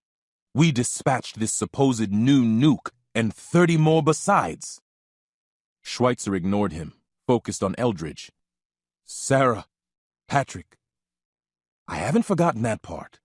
Look, James, you know that developing intel takes time. You don't just snap your fingers and come up with reliable sources. It takes time to put them in place, to cultivate them, to get them to produce. I promise you that we are making this a top priority." "Show," Schweitzer said. Eldridge looked confused. "Show you what?" "Intel. Jim, you're an operator. You get a targeting package. You don't get the intel behind it."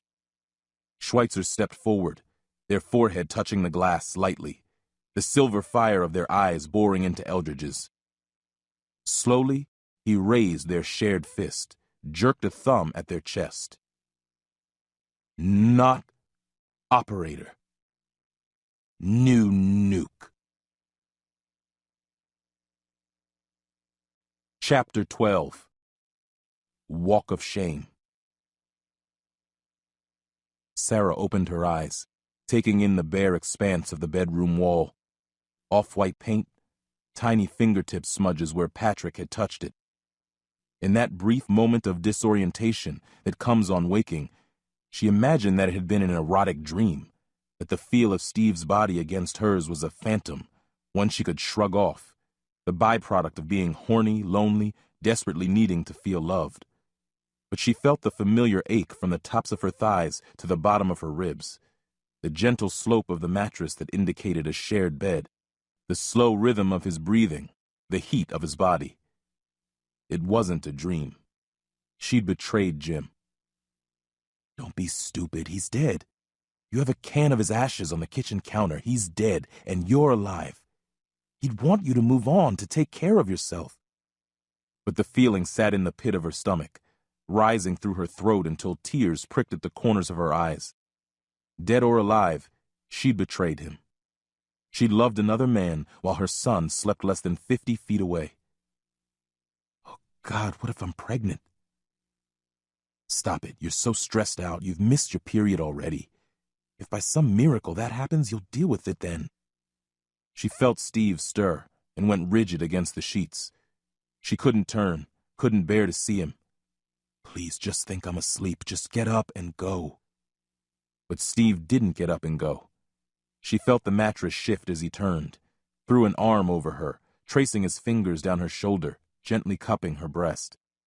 She felt his breath dust her shoulders, his lips brushing the nape of her neck, placing gentle, fleeting kisses there. Even without seeing him, she knew he was smiling.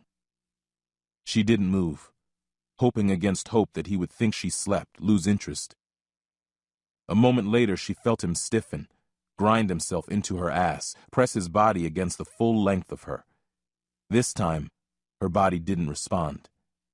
She lay frozen, her mind desperately searching for a way to stop this, to reset the broken boundary.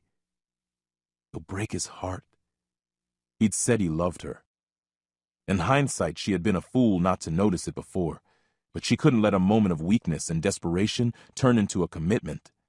She had to pull the Band-Aid off now. She was still searching for a strategy when he noticed her stiffness, her failure to respond. He pushed back from her, propped himself up on an elbow. Sweetheart, what's wrong? Don't call me that, she'd said before she could stop herself. Now it was his turn to freeze, but only for a moment. She heard him throw the sheets back and get out of bed, felt his heavy tread on the floor as he came around to face her. He was magnificently naked, the early dawn light striped by the blinds across the scar on his chest, running into dozens more crisscrossing his body, a tale of battles going back years. He was slowly losing his arousal, his manhood dangling as he crouched down to eye level. He looked determined. He looked terrified. What? She sat up, wrapping the sheets around herself, covering her nakedness. He looked grim at that. You know what? I won't say you took advantage, Steve. It takes two to tango, but I was lonely and I was hurting, and I shouldn't have done that. It wasn't right. He reached for her, eyes going maudlin. It was the rightest thing we've ever done. It was a long time coming. No, Steve, we're both fucked up by this. We're leaning on each other, and things get confused when you do that. Angry now. You're not pulling that teenager shit with me. Oh, I'm so confused. That went out in high school. We're grown-ups. I'm not saying I'm confused. I'm saying you are. You don't love me, Steve. The anger condensed. Don't tell me how I feel. I love you, and I love Patrick, and I always have. I'd die for you. Please, don't make this any harder than it is. Just go. I'll call you when I've had a chance to sort all this out. And what the hell am I supposed to do while you're sorting things out? You just said we were grown-ups, Steve. Figure it the fuck out. His face fell, and she instantly regretted the words. I'm sorry, Steve, she said. I know you feel differently, but like I said, it takes two to tango, and I don't want to dance just now. Please understand that? What about Patrick, huh? What are you going to say to him when I'm not here? When I stop coming around? He needs me, Sarah? Sudden anger spiked in her belly, rising up her spine until her scalp burned. Patrick is 4. We're the adults. It's our job to make responsible decisions. I make the decisions about what to say and what not to say. I decide what he knows and doesn't know. It's my job to take care of him. I'm his mother, his blood. You're not. Steve stood, his body tensed, a storm cloud gathering behind his eyes. For a fleeting moment, Sarah wondered if he'd strike her. But he only stared, the rage yielding to sadness that showed in the cast of his eyes, the cut of his shoulders. He opened his mouth, said nothing, then stormed out to the living room where she heard him gathering his clothing, discarded around the couch in their eagerness to get them off. As he did the belt on his jeans, she heard Patrick open the door to his room, heard the patter of his feet on the floor as he ran to embrace Steve's leg. She rose, sheets still wound around her, went to the doorway in time to see Steve kneeling, hugging Patrick to him, tears running down his face. Hey, little guy. It's fine, it's okay. Patrick said nothing, face buried in Steve's shirt. He knows he's leaving. He's already lost one man. Don't do this to him. But she couldn't let him stay. Someone had to be the grown-up. It's what Jim would have done. He had the strength to make the hard calls, to do what was right, even when it hurt. Sweetheart, she said, come to Mama. Patrick looked up, eyes wide, didn't move. Steve swallowed hard, disentangled Patrick's arms, stood. Go on, man. Go to your mother. Patrick gave him a long look, sniffed. It's okay. I'll be back soon. This last he directed to Sarah. She took a step forward, and Patrick went to her, already crying. Steve gave her a long last look and left, the door slamming shut with a bang that sounded strangely final. She held Patrick for a long time, only aware that time had passed by the rhythm of his body changing, as crying softened to whimpering, and finally to sleep, his head resting against her shoulder, one small fist bunched, knuckle in his mouth. She came back to herself then, her stomach feeling hollow, an ache of panic and sadness in the small of her back. Did I do the right thing?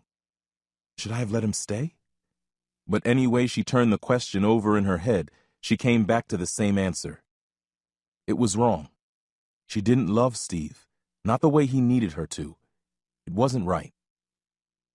She carried Patrick gently back to his room and laid him in his bed.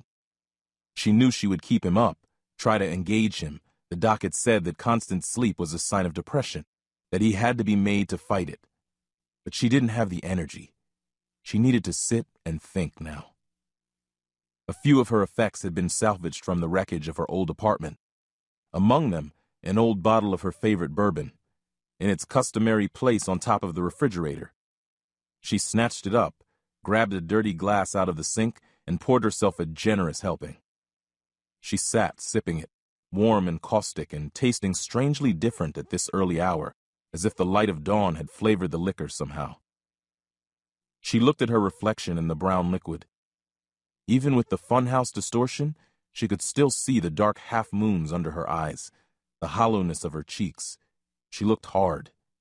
She looked mean. She thought of Patrick, nestled against Steve's chest, sobbing. The anger flared again. God damn you, Jim. Everything was going so well. Why did you have to die? She knew that wasn't true. Remember the tongue lashing she'd given him on their last night together. But it didn't matter. Time, distance, and drama had erased the bad memory, leaving only Jim the saint, handsome protector, father, and lover. Oh God, how she missed him. For a moment, her strength failed, the misery doubling her over until her head rested in her hands, palms pressing into her eyes until her vision became a kaleidoscope of shimmering brown-black arcs, merging and overlapping. She pressed harder, sinking into the dull pain in the back of her eyes, her head clearing, some of the misery and panic abating. The lines in her vision continued to aggregate until they became a uniform blackness, silent and blessedly devoid of anything. She floated there, as she had in her dream, grateful for the chance to simply exist, to occupy a space where crisis didn't dog her, where no one depended on her. In her college days, she'd studied abroad in Tokyo, 3 months sweltering in that beehive of a city during the hottest summer on record. The oppressive heat had stifled all efforts to paint, and her professor had taken pity on her, taken her to a mountain temple, high up where the air was cooler. There, he taught her zazen, a seated meditation that he said would help her reach inward, find the art inside. She didn't know if it helped the art, but the cool air was nice, and she did a fair bit of good work up there. Later, she discovered the lotus position and sat in it daily, thinking of that tall mountain, the pine tops waving in the breeze below. She wasn't sure if it did anything, but it was a pleasant break from sitting at her easel. In her mind, she assumed the position now, floating in that blackness, like in my dream. And as in her dream, she felt the wind pick up, only it didn't howl now. It brushed her cheek gently, as it had on that mountaintop all those years ago. She looked down, and the pine tops waved below her, only now instead of needles, they were covered with rose petals, wafting the gentle smell of her perfume upward. The tallest trees snaked a line above the rest, leading inexorably outward and upward. To Jim. She knew it. In her dream, the wind had insisted, but now it seemed content to let her contemplate the path, make her own decisions. She let her eyes wander along it, watching the rose pines wave. She could feel Jim's outline, somewhere at the other end of a walk she didn't have the energy to make, even in her mind. Oh, Jim, you bastard. I'll get past this. I'll get over you eventually. But I don't want to. And with that, she took her hands away from her eyes, and the blackness began to recede into swirling colors as the world poured back in. And for a moment, as she sat blinking in the light, she heard a faint echo, a tremor, an unshakable certainty that, as she'd reached out along that path, he'd reached back. Jim was alive. She was absolutely sure of it. She shook her head, flopped back on the couch. Ridiculous. Worse than ridiculous, desperate. Just because she wanted a thing didn't make it so. She couldn't wish her late husband back to life. Jim was dead, and that was that. She had to accept that, no matter what wishful visions she had. But you never saw the body. There is no body. Jim's ashes are in that can on your counter. She stood, turned. The can sat where Steve had left it, the curved surface reflecting the growing light as dawn came on in earnest. She walked over to it, hesitated, clasped it. What were you expecting? For it to pop open and Jim to come out? She lifted it. It felt so light, almost empty. How could Jim's huge, solid body be reduced to this? She shook it, heard the ash and a few larger fragments rattling around inside. That couldn't be all of him, no way. Maybe they lost most of him. Maybe they just gave you a ceremonial amount. But the certainty stayed with her. This wasn't Jim. This couldn't be Jim. Jim was alive. Maybe she was going crazy, but she didn't care. It wouldn't hurt to check. The tragedy couldn't be compounded. She had nothing to lose. She snatched up a scissor from the kitchen, headed to the hall closet. The Navy had used the Mutual Assistance Fund to rent this extended stay suite. When they'd first moved her here, she'd been in a daze, unable to do anything for herself. Steve had seen to the salvage of her effects, making sure to retrieve her paintings and art supplies, all of which were bundled into the bedroom closet. After that, he'd rifled through what else he thought she'd need, some cookware, the china they'd gotten for their wedding. The laundry bag, packed full. She threw open the closet door, found the thin black bag and yanked it open, digging frantically. At last, she found what she sought, pulling out the bedsheet. You didn't get to live a SEAL's life without picking up some nervous habits. Jim was a clean freak. He never went anywhere without a small pack of wet wipes. When they'd taken Patrick to D.C., he'd used a paper towel to grasp the poles in the metro. He'd have done the same to touch doorknobs if Sarah hadn't challenged him to face his pathos. But he hated it. So she indulged him a bit. And every time they made love, when she rose to use the bathroom, he stripped and changed the sheets, damp with her sweat, her juices, his seed. She stared at the black sheet, the white smudge plain as day. She knelt, cut out a generous perimeter around it, stuffed it in her pocket. Crazy, fine. Jim was crazy with his paper towels. It didn't hurt anyone, didn't stop him from being a god of war. She could be crazy too, could allow herself this one small thing. She thought of Steve's body pressed against her, his sighs in her ear. I will make this right, Jim. I will find out what happened to you. Patrick was still groggy as she dressed him, fell promptly back asleep on her shoulder as she went to the counter, snatched up the can of ashes, cradling it in her armpit like an expensive porcelain vase, and headed for the door. Chapter 13. One Good Thing. Whatever powers Ninip granted Schweitzer, keeping track of time wasn't one. They stood naked in the center of the refrigerated cell. The armorer had come and collected his cast-off armor earlier, left shaking his head at the damage to something he apparently prized. Schweitzer realized with an internal smirk that he should have asked for a watch. He didn't need to sleep, didn't need to eat. There was nothing to do. So, he asked Ninip, what did you like to do on weekends? The djinn didn't see the humor, but Schweitzer felt his shifting emotions, sullen anger, sadness, predatory hypervigilance. Asking about Ninip's son had apparently hit the djinn where it hurt. Schweitzer hadn't meant to. He had his own dead to remember. Sarah, Patrick, Peter. He realized with a start that he hadn't thought of his brother since he died. He'd forgotten him. Schweitzer felt his spiritual stomach clench in amazement. He'd carried Peter's memory with him on every op he'd run since he'd first gotten the word. He'd pictured Peter alongside him, a ghosted outline of how he'd looked in the last photo the networks had shown of him, tall and broad-shouldered, chin dimpled like a cartoon superhero. Pete had worn his hair long, his beard a bird's nest the military allowed only to special operators. Schweitzer had been afforded the same luxury once he pinned on, but he'd kept to uniform regulations, in part to sketch some boundary between himself and his brother. After Pete died, Schweitzer had stopped shaving. Images began to flash in his mind. Master Chief Green shouting at him as he low-crawled in the Coronado sands, telling him he wasn't as good as his brother, that he shamed that legacy.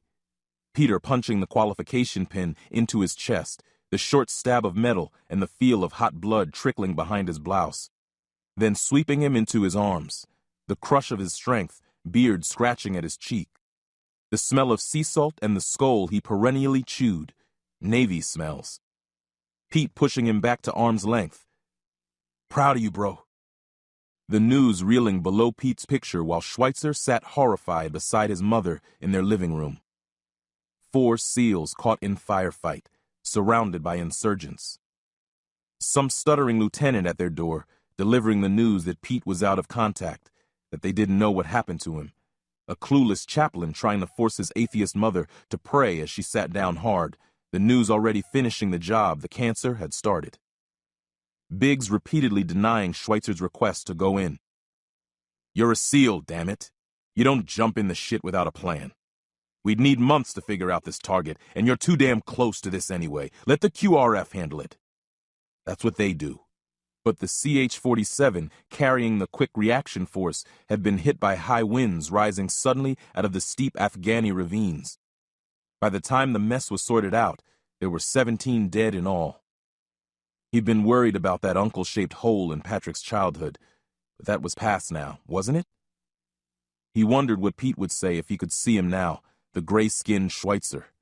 The Schweitzer whose face stretched across the steel plate, eyes burning silver, zippered scars running up him like the stitching on a baseball. He tried to imagine Pete's ghost as he had 100 times before, tried to sketch the thatch of his sandy beard, the ridge of his nose, jagging sideways since it had been broken in high school. Nothing.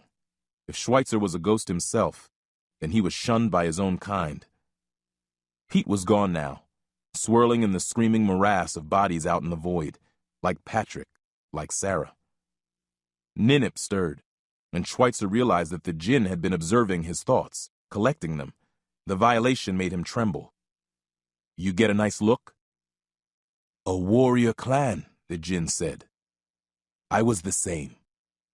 Schweitzer marshaled an angry response, then stopped as he realized the presence wasn't mocking him.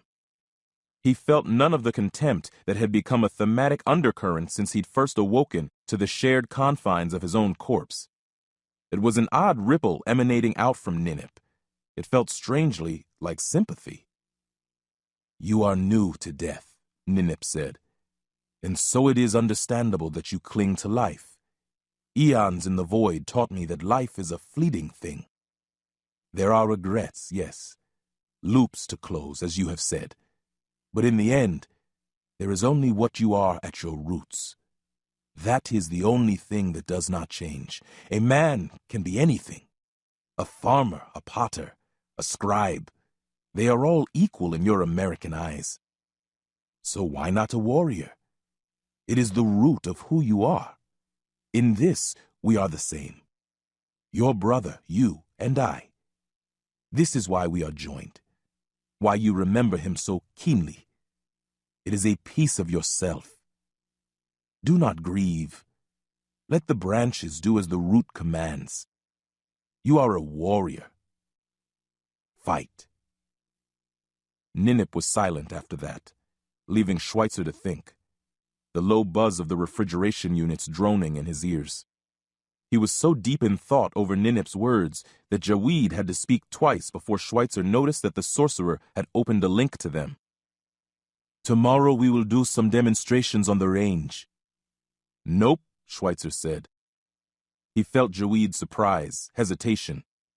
He latched onto the emotions, tried to reach back up the link that connected him, felt the brush of something before Jaweed jerked away. What do you mean? The sorcerer asked. I'm out of my fucking mind here, Schweitzer answered. I want some books. Jaweed's shock was palpable, reverberating down to him. Ninip sniffed at it, but it wasn't fear, so the djinn sat back and listened. He knew better than to turn away knowledge now. Books? Jaweed asked. Why do you want books? To read, Schweitzer answered. Or maybe I'll build a fucking fort out of them. He remembered Jaweed's origins. The man wasn't literate. Schweitzer softened his tone. There's nothing to do in here. None of the others complained. Well, I'm not like the others. I don't know where to get books for you. Bullshit. This has to be a military facility. There's an MWR, a library. Figure it out. I don't... Look, there has to be some quid pro quo here. You want me to do a dog and pony show for you? Fine. I want books. I'm not doing jack without 'em. What sort of books? Shock had melted into confusion. Anything, magazines, comic books, romance novels, just something to read. I have a Quran. It's a King Fahd. Can you read Arabic? I thought you couldn't either. I can't, but I know the words by heart. Even if he could, a goat herd that reads is still a goat herd, Ninip said. The truth was, Schweitzer could read a little Arabic, had learned the ligature's rudimentary meanings in Pashto, Urdu, and Farsi as well. But it was only what he needed to read signs, sift through recovered documents, leaving the detail work to the pointy heads in intel. He'd read the Quran in English a few times, but there was no way he was getting through it in Saudi Arabic. Well, I can't read it either, Schweitzer said to Jaweed. More confusion, then the connection closed. I would like to know more of your nuclear weapons, Ninip said. Ask for a book on that. Schweitzer smiled. Yeah, I bet you would. Sometime later, Eldridge appeared again outside the glass with an armload of books. You really are a special case, he said, his Mark Twain mustache twitching up in a smile. I never thought I'd see the day. Schweitzer didn't bother to try to return the gesture. They hadn't rebuilt the ruin of his face for smiling. This is all I could come up with on short notice, Eldridge said. But I'll bring more tomorrow. Any special requests? Schweitzer thought about this. What he wanted most was to feel connected to the world. Newsper, he said. Easy day, Eldridge answered. Anything else? Anything would be better than the interminable darkness, Ninip pacing like a caged animal beside him. Bio. History. Comic. Batman. Eldridge smiled again. Would Ninip like anything in particular? Ninip tried to push Schweitzer aside, take control of their mouth, but Schweitzer pushed him away. The djinn let him. Words weren't his strength. He would have asked for a manual on nuclear technology. Schweitzer thought of the djinn's spouting about valor, his constant exhortation of the warrior ethos, his contempt for his daughters. He smiled, the expression not reaching his physical face, as he did the air dance again to form the words, "Little Women." In the end, Eldridge didn't bring the Alcott book, but he did manage to scrounge up a biography of Andrew Jackson and a couple volumes of Foote's History of the Civil War. These all rested on top of a large coffee table volume, the red binding cracking with age. "The Art of Warfare in Biblical Lands" was written across the front in flaking gold. "You said Ninip was old," Eldridge said. "I thought he might be interested in this." The books were pushed in one by one through a slot that sealed shut almost seamlessly as soon as it was no longer needed. The room was featureless, so Schweitzer sat them cross-legged on the floor and opened the books across their lap while Eldridge watched from the window. Schweitzer felt Ninip crowding forward to examine the books. He showed initial interest in the Foot until Schweitzer shot him images of the old rifle mechanisms, the lumbering, breech-loading cannons. Ninip compared them to the carbine they used on ops and laughed. Schweitzer then turned to the coffee table book, leafing through hand-drawn sketches of wall carvings and statues showing warriors at their trade. He skimmed through the chapters: Hyksos, Sea Peoples, Old Kingdom Egypt, Acadia, Babylon, Assyria. Men with horned helmets and reed boats, round shields and curving swords. Crude glyphs portraying naked men with braided beards and beaked noses, depicted in profile, spears across their shoulders. He became lost in the familiar rhythm of reading, the words sliding past his vision, the messages forming in his mind. It made him feel human, alive. He was so engrossed in the act that it was a while before he noticed the djinn was silent and still, looking out through their shared eyes, feeling their shared finger tracing across the surface of the pages. "That one," the djinn said, reaching out and taking control of their hand, thumbing back through the pages to a broad color photograph, age washing it in sepia tones, blotched with rust-colored foxing. It showed an archaeological dig site stretched out over a broad, sandy plain, wide pits dug to show the broken remnants of walls, so badly weathered that it was hard to distinguish between what was turned earth and what was archaeological find. But there were some prizes. Another photo showed two men posing beneath a stone relief depicting warriors in file, holding body-sized shields and wearing crested helmets. Another showed a statue of a winged lion with the head of a crowned man, his beard braided and set with rings. Ninip looked out over the ruin of the buildings, long gone to seed, mostly mixed with the earth they were being dug out of. "All gone," the djinn said. "Is that your home?" Schweitzer asked. "I cannot tell," Ninip answered, his voice mournful. "I'm sorry," Schweitzer said. "You were in the storm a long time. I thought you understood that it is one thing to know it," Ninip said. "It is another thing to see it." Schweitzer pictured looking at their old apartment, torn to pieces by the attack. He imagined having to take in that sight, look out over Sarah's and Patrick's graves. Sarah's and Patrick's graves. He looked up to find that Eldridge had returned, observing him from behind the glass. The man stared back at him, eyes bright. "What does Ninip think?" Schweitzer shrugged, tapped the book. "Sad." Eldridge's expression changed. "Yes, I imagine he would be." Schweitzer thought briefly of asking Eldridge to show him Sarah's and Patrick's graves, but wondered if he'd pushed it enough for one day. Letting the Gemini cell's secret weapon out in public would be a stretch, and he didn't even know what had been done with his family's bodies. He made a mental note to ask. When Schweitzer glanced up, Eldridge had gone, and opaque shutters had louvered down to cover the transparent pane. Schweitzer sat on the floor and let Ninip read intently through the book, stumbling over the English, accessing Schweitzer's command of the language to forge on. He could feel flashes of recognition from the djinn at random images, a series of glyphs depicting women carrying jugs of water, a reconstruction of ancient chariot.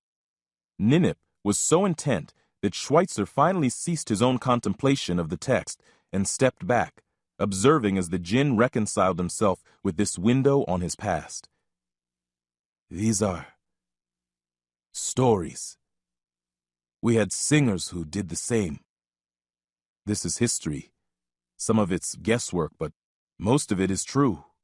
People aren't making up tales here. The goal is to give the truth based on evidence.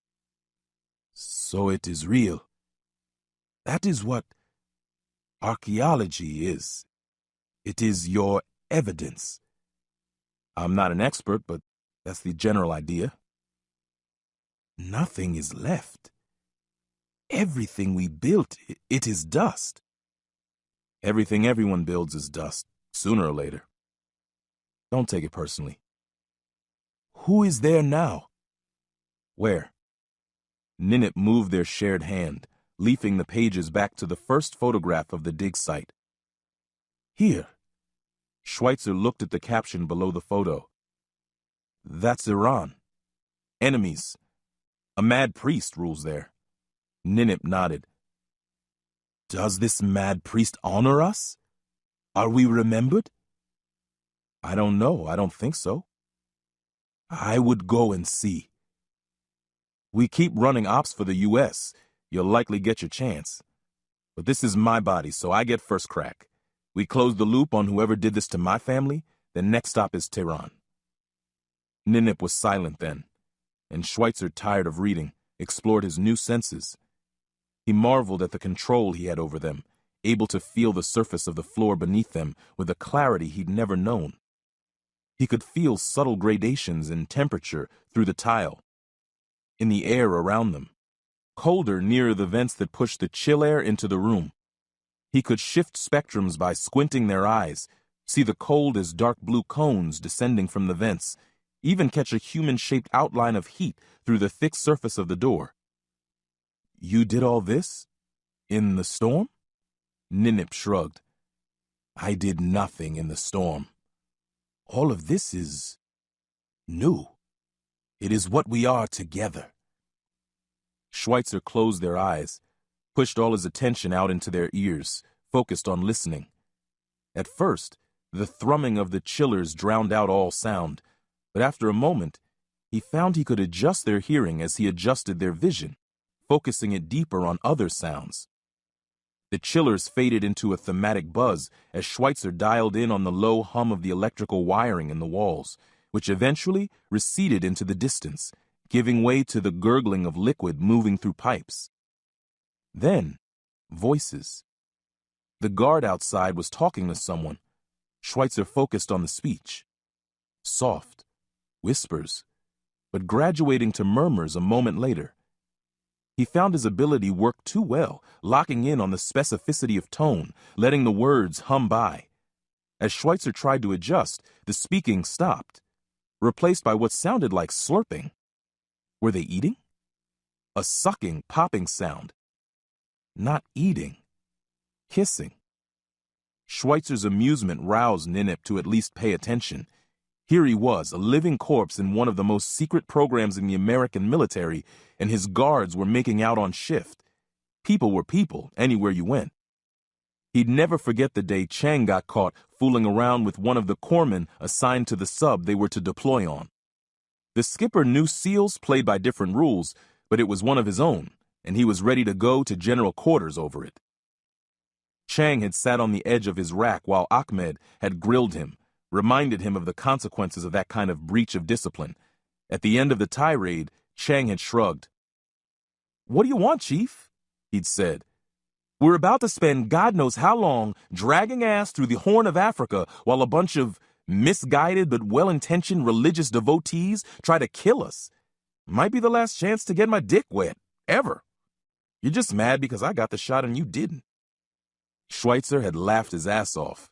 Chang had even managed to crack a smile out of Ahmed's normally iron visage. She'd gone to talk to the skipper, and that was the last they heard of the matter. The corpsman stayed on the pier. As far as Schweitzer knew, Chang never talked to her again. Put monkeys with needs in charge of a secret and highly dangerous government program, and they still acted like monkeys with needs. Ninip was paying attention now, his own reaction shifting between amusement and rising arousal. Whatever else might bore him about humanity, base lust was a thing he understood. Schweitzer felt the jinn's filter begin to slide over their vision, pushed it back. He knew how Ninip saw the world when he was hungry for blood. He didn't want to think about how it looked when he was turned on. But even if he had more control, Schweitzer still had a monkey's soul. He justified the eavesdropping by practicing fine-tuning of their hearing, sliding along the spectrum of high and low sounds, through the popping of lips coming together and parting to the low rustle of hands sliding over clothing, of breathing going ragged, of the sharp clacking as weapons slapped against the wall. Man, they were really going at it. He'd lost track of time, but this had to mean it was in the wee hours, and there was no one else around. Schweitzer had seen it before, guards turned on by the prospect of making out at work. It would be an intense burst, followed by pushing away, shaking of heads, then walking along like everything was normal. Hell, he'd practically done it with Sarah in a Victoria's Secret dressing room once with the sales attendant just outside the door. Ninip was pressed into their shared body now, asserting himself in the tension of their limbs. Schweitzer could feel the claws beginning to extend slightly, their tongue swelling again. There was a line between lust for blood and lust for sex, but it was a thin one, even for the living, and it seemed to have all but vanished for the jinn. Before Schweitzer knew it, they were standing, the books sliding off their lap and landing with a muffled thud on the floor. He could feel the jinn's agitated presence all around him, as nasty and inappropriately intimate as when his fellow non-rates watched porn together in their liberty hours at the end of boot camp. The ragged breathing broke with the smack of wet skin parting, and Schweitzer heard the flat rustling sounds that heralded the pushing away he'd known would come. Now, soft words of devotion, or maybe promises of what would come later, and one of them would walk off. Schweitzer tuned their hearing lower, guessing at the softness with which they would be uttered, tried to poise himself to catch them. But what came was at a much higher register, a woman's voice raised in anger. Schweitzer ran their hearing up to the higher frequency, then dampened it as the voice grew louder, was answered by a man's. He caught only a single word: smothering. This tryst wasn't a moment of shared passion. It was a moment of weakness, regretted and now going sour. He sniffed the air, caught the sick, bitter scent of fear. The voices came more quickly now, the man's low tones, cursing, a slap ringing out loud as a gunshot to Schweitzer's augmented hearing. Before he knew what he was doing, Schweitzer had moved them to the shutters, begun clawing at the seams between them. Ninip frowned, annoyed at having his voyeuristic thrill interrupted. He pulled their shared hands back. "What are you doing? This is their affair. Let them have at it. There's nobody to break it up. Someone is going to get hurt." Ninip only looked at him, and Schweitzer saw the situation as he knew the jinn saw it, a couple of peasant foot soldiers squabbling over something beneath his notice. The event was only notable in its capacity to amuse. But the shouting and scuffling was growing louder. He'd seen lovers' tiffs spin out of control, ruin careers, lives. There was a dull thump which he knew was a human head rebounding off the wall. This was going ugly fast. Schweitzer tried to wrench their limbs back to their work on the shutters. He wouldn't be able to get there fast enough if he had to fight Ninip the whole way. Fortunately, the jinn was nothing if not predictable. Schweitzer dug in his mind for the worst images he could imagine: a male soldier murdering a female, knocking her head into the hard floor until her brains leaked out her ears, screaming, blood, eyes wide in horror. Ninip surged. The jinn abruptly reversed course, pouring his energy into their shared body. Schweitzer's purpose suddenly going from half to double. He drove them at the shutters, getting the bone spikes of their claws into the seams, yanking down with all the big muscles in their arms, feeling the metal joint in their shoulder engaging, the stitches pulling taut. The doctors had done their work well. The limb held as they strained. The metal was strong, stronger than anything Schweitzer had encountered before. They pulled, felt their muscles engage, lock, straining the tendons and bones beneath. At last, he felt something break in the mechanism as their magical strength overcame the strength of the metal, bending it aside with a shriek. An alarm sounded, a low trumpeting behind a machine woman's voice, calmly issuing instructions. Through the transparent panel revealed by the parted metal, Schweitzer could see lights flashing from metal cages set into the ceiling, spinning their orange warnings across the white paint of the walls. Schweitzer stopped to consider the transparent pane, definitely not glass, palladium most likely. He wondered if they could break through the thickness, but Ninip had no time for such cares. The Jinn threw their shared body into it, magically enhanced bones reverberating at the impact, sending them shuddering back. The Jinn charged forward again, driving with the horns this time, and Schweitzer felt the impact almost snap their neck. "Calm the fuck down, we're not going to..." But as the Jinn pulled their shared body back for another charge, Schweitzer could see the faintest white spiderweb of cracks in the transparent material. He let Ninip have his head. It would be a fight to control the Jinn once they got through, but it was better than letting whatever was going on outside escalate into something worse. Even as he battered them against the palladium pane, felt it begin to give under the repeated blows, a part of Schweitzer echoed Ninip's doubt. These people were his resurrectors, but also his jailers. Any obligations he'd had were absolved when the bullet had gone up through his chin and sheared off the back of his head. But that wasn't right. Ninip had talked about roots and branches. He'd said that combat was the root of the warrior, but Schweitzer's instinct reminded him that it was something more. Any thug could be a warrior. Schweitzer's wars were sanctified. His roots ran deep in soil called paladin, guardian. The roots told Schweitzer's branches to preserve, to defend. So he did. A final blow, and the pain gave, the fragments holding together as they punched through, leaving a shattered cone of an ovipositor that birthed them onto the hard floor of the corridor outside their cell. The chill fog followed them out, dissolving in the warmth of the free air. Schweitzer had been partially right. His guard had been a female. Her uniform was rumpled, her carbine sling twisted around her back, hung up in her magazine punches, the weapon wedged uselessly between her legs. Blood trickled from the corner of her mouth, a bruise already forming over one eye. She looked dazed. The man was a civilian. His khaki pants were unbuttoned, his white shirt rumpled beneath a skewed tie. An ID badge, much like Eldridge's, was clipped over his pocket. His eyes were already going wide with terror, face drained of color. The guard was fumbling with her weapon, desperately trying to haul it into use, succeeding only in getting the stock stuck under the lip of her body armor. Ninip's filter snapped into place, and Schweitzer saw them as they appeared to the Jinn, tiny, weak, ripe for the hunt. He reversed course, dug in with everything he had, hauled back against the Jinn. Ninip howled and fought back, beating Schweitzer senseless against the walls of the darkness they shared.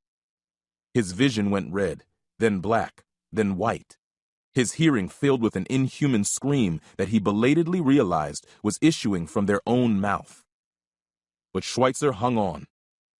Ninip raged, pushed like a tidal wave, but only succeeded in holding their shared body crouching on all fours, tongue reaching, darting in and out of the distended jaw, gnashing dagger teeth.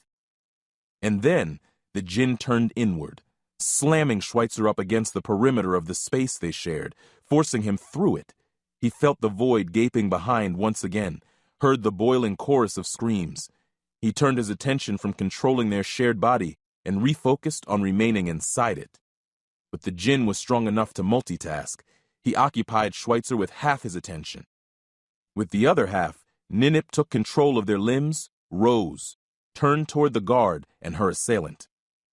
Schweitzer managed a brief foray at their shared mouth, uttering a single word. "Run!" But they weren't listening. Their eyes were cast over Schweitzer and Ninip's shoulder. Ninip followed the direction of their gaze, saw Mr. Axe and Mr. Flamethrower barreling toward them. Axe hung back, while Flamethrower took a knee, leveling the nozzle, blue pilot light blazing malevolently below. Schweitzer watched Mr. Flamethrower's finger drop down to the trigger and begin to tense. Ninip howled again, too lost in the swell of predatory lust to understand what was about to happen. There was no way to reach them in time. Ninip was in the cattle chute of his own senseless rage, but Schweitzer knew the fuel gel moving through that nozzle would heat the air around them to 1200 degrees in an instant.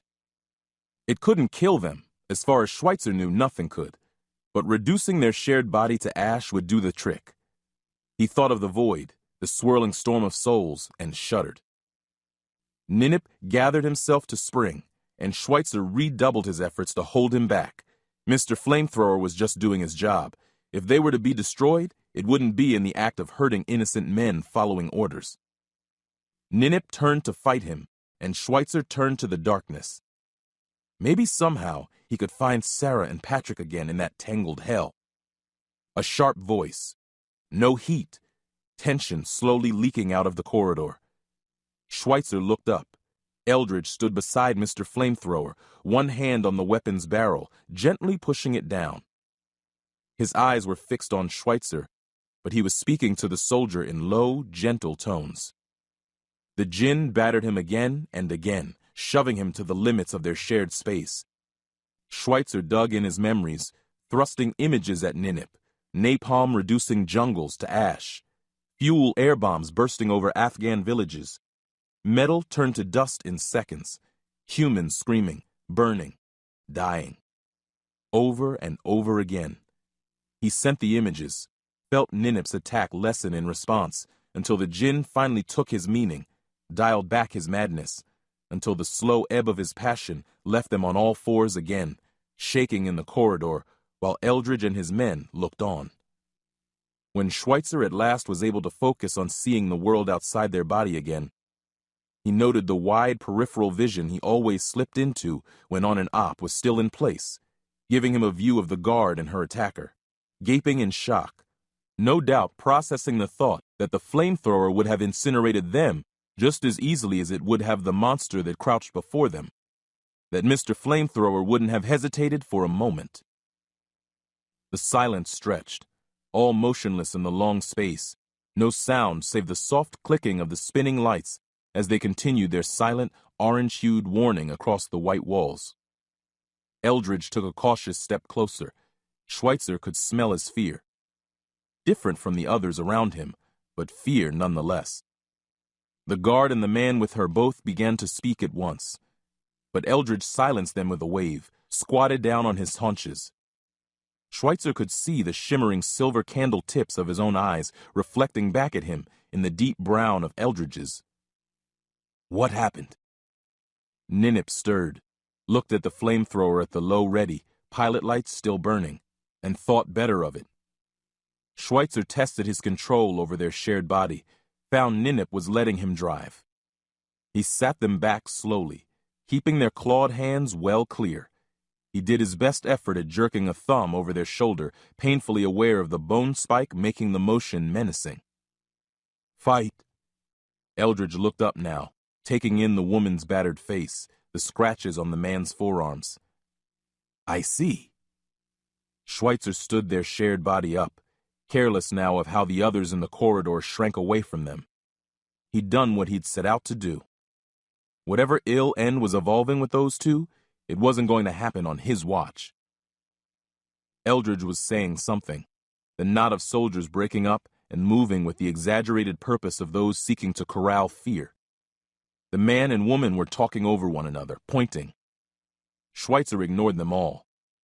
He took control of their shared arm and pushed the broken, transparent cone back the other way, sending fragments tinkling to the floor and widening the hole enough for them to slip back through, landing lightly on their feet and returning to the pile of books. There was nothing else to do. Schweitzer sat them back down on the floor, trying to wrap his head around what had just happened and why the aftermath felt so different. Suddenly, a certainty tore through him, a gust of feeling, the smell of rosewater filling his nostrils, cloying. Sarah floating in a lotus position, eyes closed. I'll get past this, but I don't want to. He shook his head internally, noticed that his physical one had followed suit. Impossible. Sarah was dead. He'd seen the bullet take her.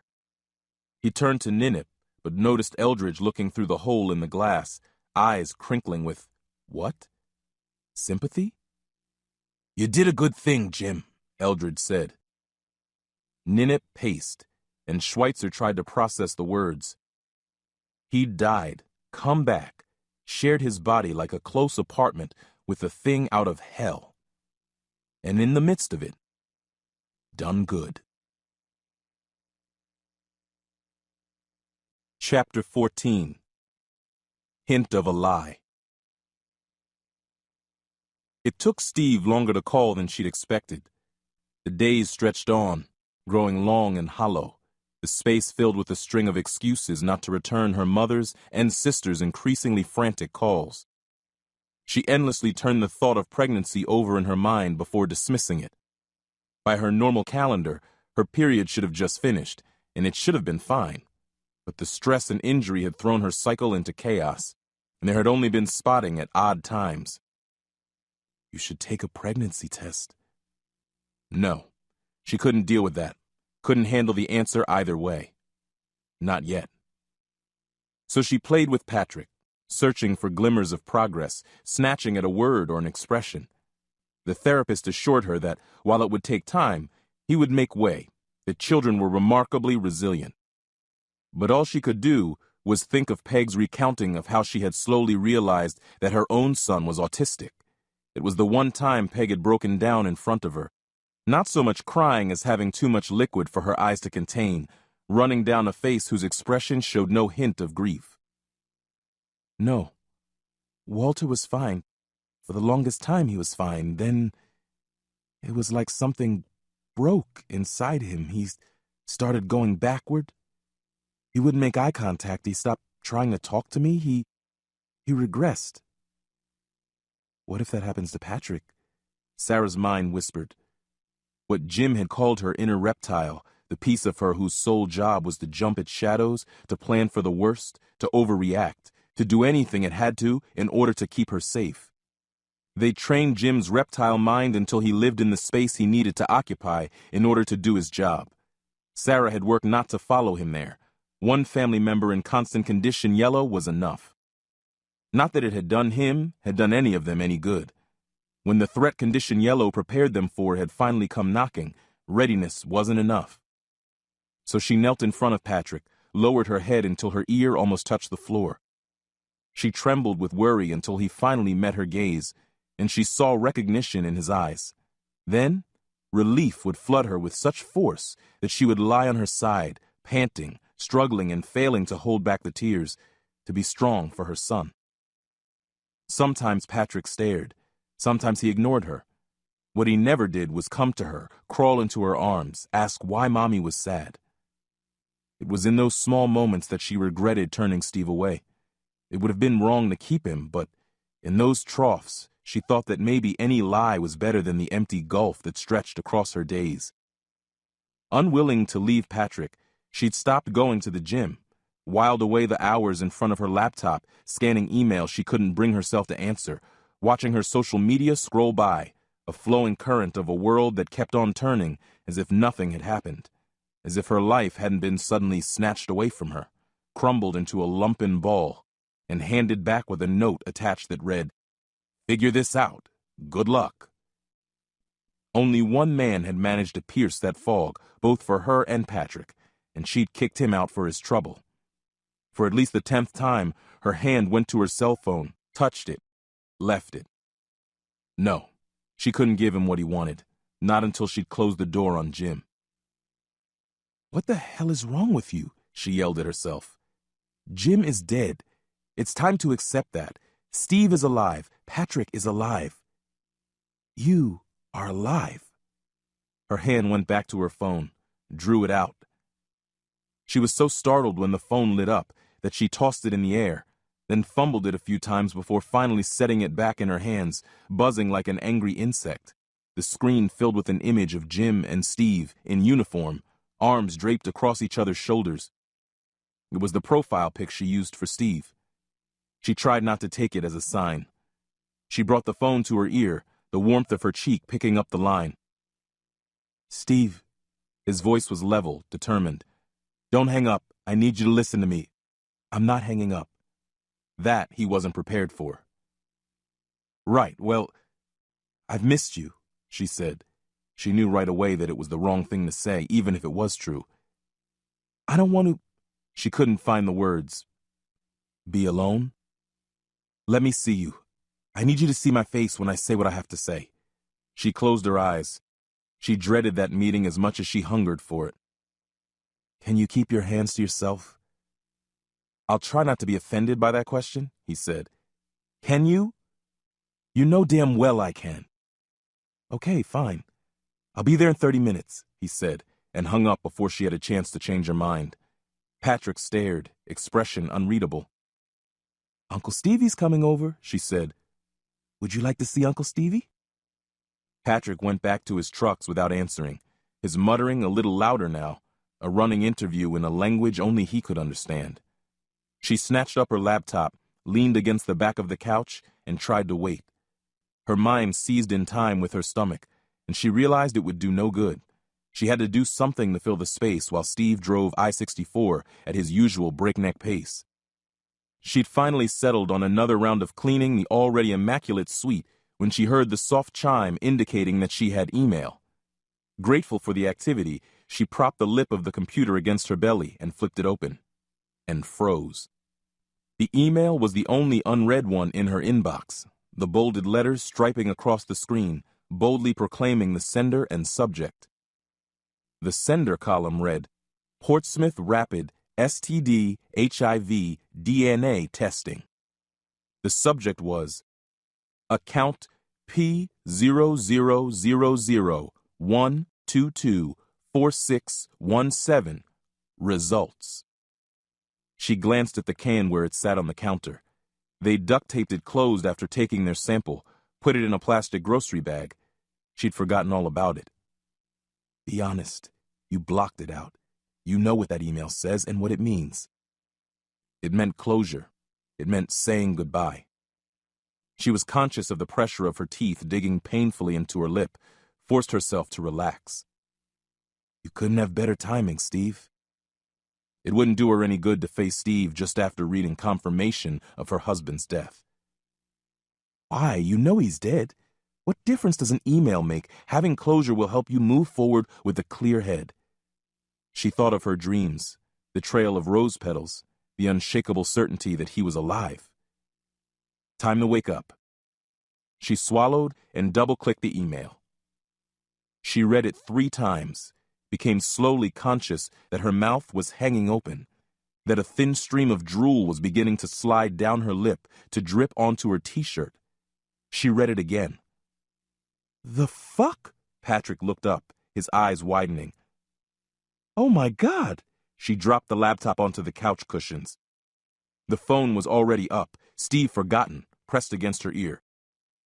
Come on," she said, as the thin stream of tones indicated it ringing. At long last. "Portsmouth testing." "Hi, this is Sarah Schweitzer. You just emailed me test results on a couple of samples I brought in last week." The next few minutes seemed like hours as she waited to speak to the clinician assigned to her case. Then another eternity of ringing, her stomach in knots that it might lead to an answering machine. If it came to that, she'd get in her car and drive there. She'd explain to Steve later. He'd have to understand. When the other end of the phone picked up, she nearly sobbed with relief for the second time that day. Yes, hi, this is Sarah Schweitzer." The voice on the other end had a Virginia accent so thick she could barely understand it. "Yes, ma'am. I just got my results over email and—" "Yes, ma'am." The voice was mildly amused. "I'm guessing you're going to want us to testify in court. Looks like your crematorium has some explaining to do." "Are you sure there wasn't some mistake? I can't believe—" "There's no mistake, ma'am. That's pig ashes you've got there. Not even close to a match for the semen sample you provided." "I can't— The Navy gave me these. How is it possible?" "We get questions like this all the time, ma'am. We don't even try to answer them, for liability reasons, you understand. We can assert our findings, and that's as far as it goes." Now, if you want to use this as evidence in a civil proceeding, we have... How can you be sure? Aren't pig and human DNA similar? The man responded with the vaguely irritated resignation of one who'd answered this question ad nauseum. Yes, ma'am, quite similar, but you have to remember we do this a lot. A lot? You test pigs a lot? All the time. Livestock's about 3/4 of our business, I'd say. We get a lot more animal heritage business than paternity cases. This isn't D.C., ma'am. A lot of farming folk out this way. They live and die on their breeding lines, and I'm sorry to say that sometimes folks aren't as honest as they should be in setting their stud fees. She didn't realize she'd gone silent until he spoke again.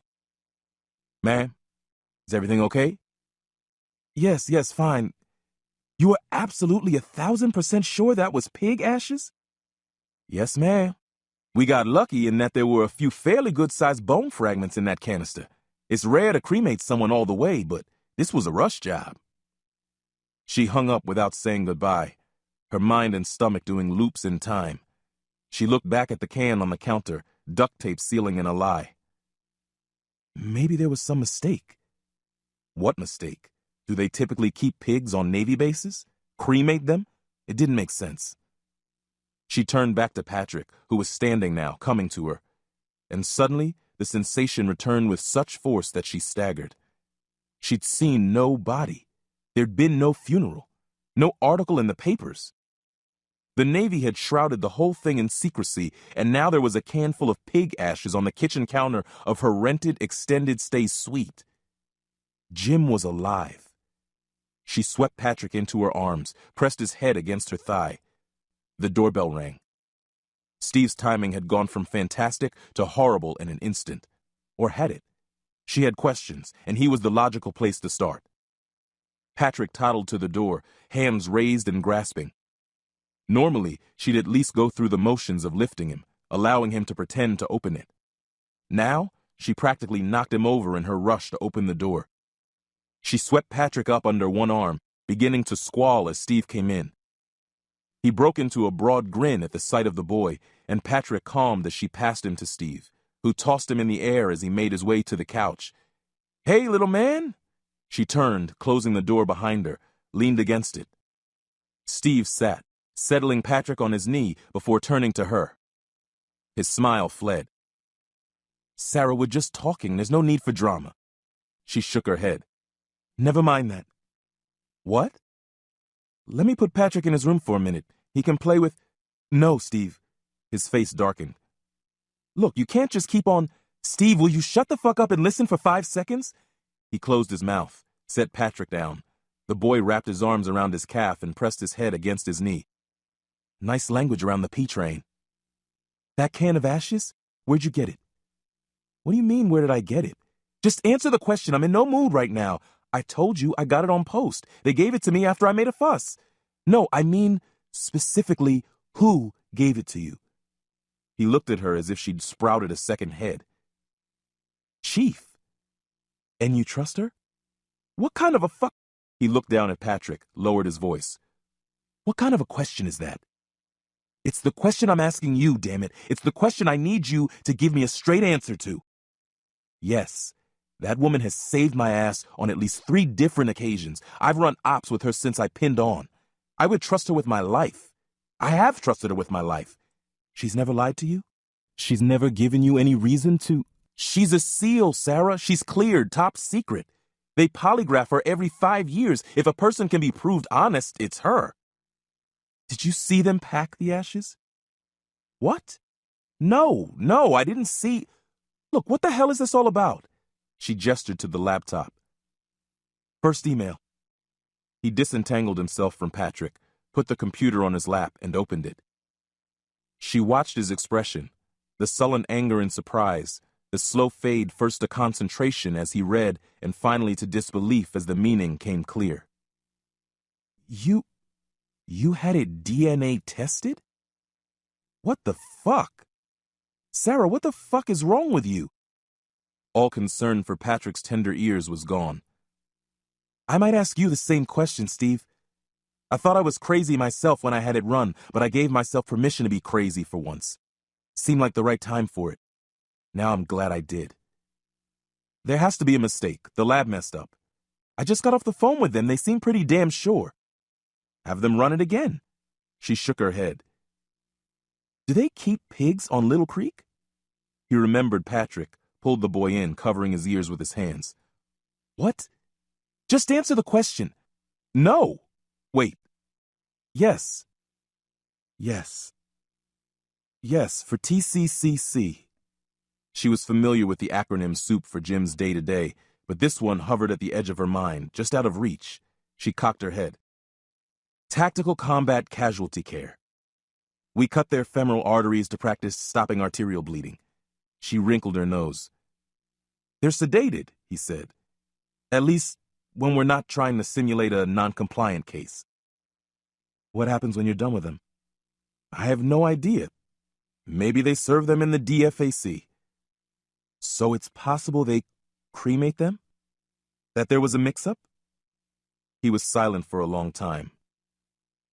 If it's a mix-up, it's one hell of one. I mean, I've seen some dumb shit go down, but this takes the cake. We have to go back there, she said. We have to talk to Chief Ahmed and find out what the hell happened. He was already patting the air with his palms, standing. There is no we here, Sarah. I understand you're grieving, but you're not just walking onto our compound, shaking your fist and demanding answers. Leave it to me. I'll get it figured out. I need to be sure, Steve. I'm going. Sarah, I understand this has you pissed. I'm mad as hell too, but it's just ashes. It's not some conspiracy. She bridled, embarrassed. Enough of her suspicions had leaked into her tone. I didn't say anything about a conspiracy. No, you didn't. You just radiated it. Sarah, you said yourself you've been having dreams that make you feel like he's alive. But he's not alive. A screw-up with his remains doesn't change the fact that he's not coming back. We both need to accept that. I do accept that, she said, fighting to keep the lie from her voice. I need this handled. You can get me into Little Creek. No way. You're going to have to trust me on this. It was hard enough just to get that can in the first place. If I bring you back there in your current... He stopped himself, blushing. In my current what? My fucking current condition? My hysterical, driven mad by grief condition? Patrick started crying at that, and Steve lifted him to his chest, rocking him gently. He met Sarah's eyes over her son's shoulder. I'm not taking you, Sarah, not because I'm ashamed of you or because I doubt you, but because it won't help. You want to find out what happened? Then you need to let me take care of this. She went to him, gathered Patrick into her arms, felt Steve's hesitation in releasing her son. Patrick held on, cried worse when they were finally separated, drummed his tiny hands on her neck. Her heart broke at the sound, but she held him close. She felt the mother lion behind her eyes, staring Steve down. You're not taking my boy. The silence between them stretched. So, he finally said, I'll go find out what's up. Then, after, we can talk. Fine, she said, her voice sounding foreign in her own ears, hard. Thank you, she added. I appreciate this. He nodded, headed silently for the door. How long do you think it'll take? She asked before he could leave. He turned to her, exasperated, his hands already sweeping up into the broad motion that would say, How the hell should I know? Calm down. Please, Steve, she said, her voice husky now. I need this to be over. His eyes softened at that, and he nodded. I'll head there now, and I'll text you as soon as I have something. Just hang on. And then he was gone, leaving Sarah to rock her son into tearful sleep and to hang on as ordered. Chapter 15. Oconus. Schweitzer offered no resistance as they moved him from the damaged cold storage unit to a reinforced cell farther down the hall. This one had no transparent panel, no slot in the door. A narrow cage occupied the center of the room, well away from the walls. The cage's bars were thick, stretching from the ceiling to the floor, where Schweitzer knew they were probably anchored several feet deep. He wasn't sure if he could bend them with his newfound strength, but he doubted it. Burn and freeze nozzles covered the walls, newly painted, layers of deck gray that were unable to fool Schweitzer's enhanced vision.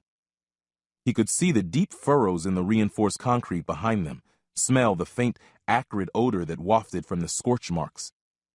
The room's burn function had been used, and recently. "I think they're done fucking around," he said to Ninip. "No cage can hold us," Ninip answered, but the djinn's voice lacked its usual razor edge, seemed muted somehow. Quieter. Schweitzer paused, tried to goad the djinn into speaking again. "I don't know, those bars look pretty thick." Ninip didn't answer. "You think you can bend them?" Schweitzer tried again. "Perhaps," Ninip said. Definitely quieter, and there was something smaller about Ninip's voice, a hair less arrogant. There was the hint of a reverberation, as if the djinn were speaking from the bottom of a very wide well. Schweitzer tentatively reached out into the darkness they shared. The presence still dominated it, but there was a bit more space for him to slide into. The sense of being pressed into the edge of their shared body had abated a fraction. Was the djinn some kind of vampire? Did he need slaughter to sustain himself? Had the revelation of the death of his civilization sapped his will? Schweitzer reached into the presence, fumbling for a grasp on the djinn's thoughts and memories. Ninip came alive at that, snarling and slapping him away, down but not out. Then, "I was a millennium in the storm when your ancestors were a hope of generations distant. Do not presume to match your strength to mine. Your precious professionalism will not help you here." Schweitzer raised phantom hands in a placating gesture. "Okay. Okay." Ninip gave a final growl and settled back. It was a little while before Schweitzer realized with a start that the djinn hadn't tried to push him out again. For all Ninip's bluster, Schweitzer still had his extra share of the darkness. He batted away 1,000 questions. The only one who could likely answer them was the djinn. He could ask Jaweed or Eldridge, but he remembered his old adage from the counterintelligence portion of his indoctrination. "Need to know," his instructor had said. "I don't care if it's the guy standing right next to you. The essence of compartmentalization is only revealing that which must be revealed. That way, if your buddy's compromised, the mission isn't. Treat everyone like mushrooms, keep them in the dark, and feed them shit, until the mission absolutely requires otherwise." No need to tip his hand until he had a better grip on what this meant. The books were gone, and he didn't want to risk tangling with Ninip again, so he spent his time reaching out into the void, stretching for some hint of the tremor he'd felt before, the intense feeling that Sarah was searching for him. Ninip seemed content to let him, and the lack of resistance allowed him to push his consciousness easily outward into the freezing darkness that lay beyond the walls of their shared body. The screaming assaulted him instantly, and he felt the slightest tug toward the maelstrom of souls, a hint of an undertow that he hadn't noticed before. Most firefights were an enabling scenario for attention deficit disorder, a flashing series of peripheral engagements that prevented focus on anything. SEALs trained for that, expanding their peripheral vision, their ability to flit from task to task, their focus everywhere at once. Master Chief Green, in one of his rare metaphysical moments, had quoted from the samurai sourcebook Hagakure. "Taking an enemy on the battlefield is like a hawk taking a bird," Green had said. "Even though it enters into the midst of 1,000 of them, it gives no attention to any bird other than the one it has first marked." There was a time and a place for laser-like focus. A supported prone shot over long distance didn't require multitasking. The ability to drill down to a single space in the universe, to will around to go into it, no matter how small or far away, was just another tool in their toolbox. Schweitzer summoned this focus now, drilling down through the distractions, the cold and the screaming and the gentle tug into chaos, searching for the echo of his wife. It was harder than when he was alive. Schweitzer was used to the smells and sounds of combat, able to slip into the space where the primate faded back and the artist stepped up to do his work. The void was different. The shrieking pastiche nagged at his senses, tempting him to focus, to try to single out individual voices from the throng. It diverted his attention from the undertow, reeling him slowly closer as he focused, until he snapped back to himself, pushing suddenly backward, alarmed at how close he'd come. He knew that, once sucked in, he'd never escape. Slowly, the voices slipped farther and farther to the edge of his hearing, going from scream to murmur and finally to the low buzz that masked everything when he focused: gunfire, explosions, radio chatter. And there, at the bottom, was his sniper's lens. It arced out into the tangle of souls, swept through in search of its single target, the signature of the love of his life, the scent of her homemade perfume. The maelstrom was chaos of an order of magnitude he'd never experienced, but this focus was Schweitzer's own bit of magic, his artistry of the gun. It could put a bullet into a square inch at almost 2,000 yards. It could find anything. He was dimly aware of Ninip rousing, reaching out to observe Schweitzer's focus, but that quickly receded into the low hum of everything around him, until it became so thematic that it was a kind of quiet. And in that silence, he found her. The smell of rosewater, faint but unmistakable, and something more. A tremor, a pulsing, weak and rapid, but most certainly there. No. 2 pulses. One smaller than the other, regular rhythms and counterpoint. Heartbeats. Schweitzer jolted back into himself, whirled to face the djinn. They're alive. My family is alive. The djinn's focus on Schweitzer had been nearly as intent as Schweitzer's focus on the void. Ninip startled back, paused for a moment before shaking his head. No, they are not. They are. I felt them. Their hearts are beating. I picked it out of the storm. Nothing can be picked out of the storm. I was there for thousands of years. I know. You bring it up every chance you get. I'm telling you, I spotted it. They're alive. I heard their heartbeats. Ninip sighed. Millennia mean nothing to you, but you must trust me that it is time enough to observe one's own surroundings. There are no heartbeats in that place. It is for the dead. Bullshit. I know your family is your purpose, but you must believe me. My helmet bearer served me since I became a man. When we fought, the barbarians from the swamps, he took one of their poisoned arrows through his knee. The wound soured. So you killed him. He was a warrior and my friend. Ninip sounded hurt. The priest took his leg from the knee down. They made him a harness to go around the stump, holding a bit of wood there, so he could walk in a broken fashion like a camel gone lame. He was no longer able to fight, to be sure, but I made him my master of granaries, and he served me faithfully until his death. Is there a point here? He swore to his dying day that though he could look plainly and see that the leg was gone, he felt it as it were not. He felt himself stretching his calf, moving his toes. Phantoms, illusions conjured by a desire so deep it can bend our seeing the world for what it is. I felt the same when I first came into the storm, that I could hear the voices or feel the warmth of my people, my concubines, my sons. Phantoms, I tell you. Schweitzer's joy curdled so rapidly that he could feel himself deflate. That can't be it, he said, even as he realized it was. I am sorry, Ninip said. Even if they were alive, even if we could go to them, what would you do? Schweitzer ran the scenario through his mind. His corpse-gray skin, the silver flames of his eyes, the Frankenstein scars. The broken remnants of his face scraped over a steel frame until he could neither smile nor kiss. Sarah would never recognize him. Patrick would be terrified. For the first time since his death, he looked down at their cock, limp and gray, trailing along the inside of one thigh. He remembered desire, caught echoes of it in Ninip's lust, but the root of it was lost to him. Ninip laughed at that. Is that what you want? A woman? Schweitzer's sudden anger burned so hot that even the djinn was taken aback. I am sorry, Ninip said. that is likewise beyond us. We are an engine of war, nothing less than that. There are no more wives nor children.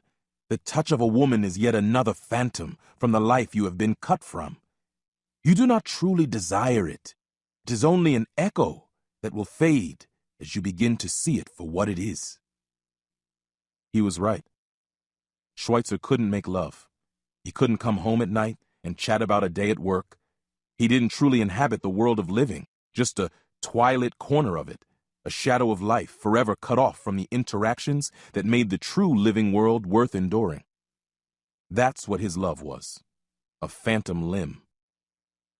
He lifted the dog tags, looking at the image of Sarah and Patrick. The lines seemed clearer now, the rust scraped away in the jostling of his breaking through the transparent panel to his cell. But it meant nothing. They were shadows, memories. They were gone.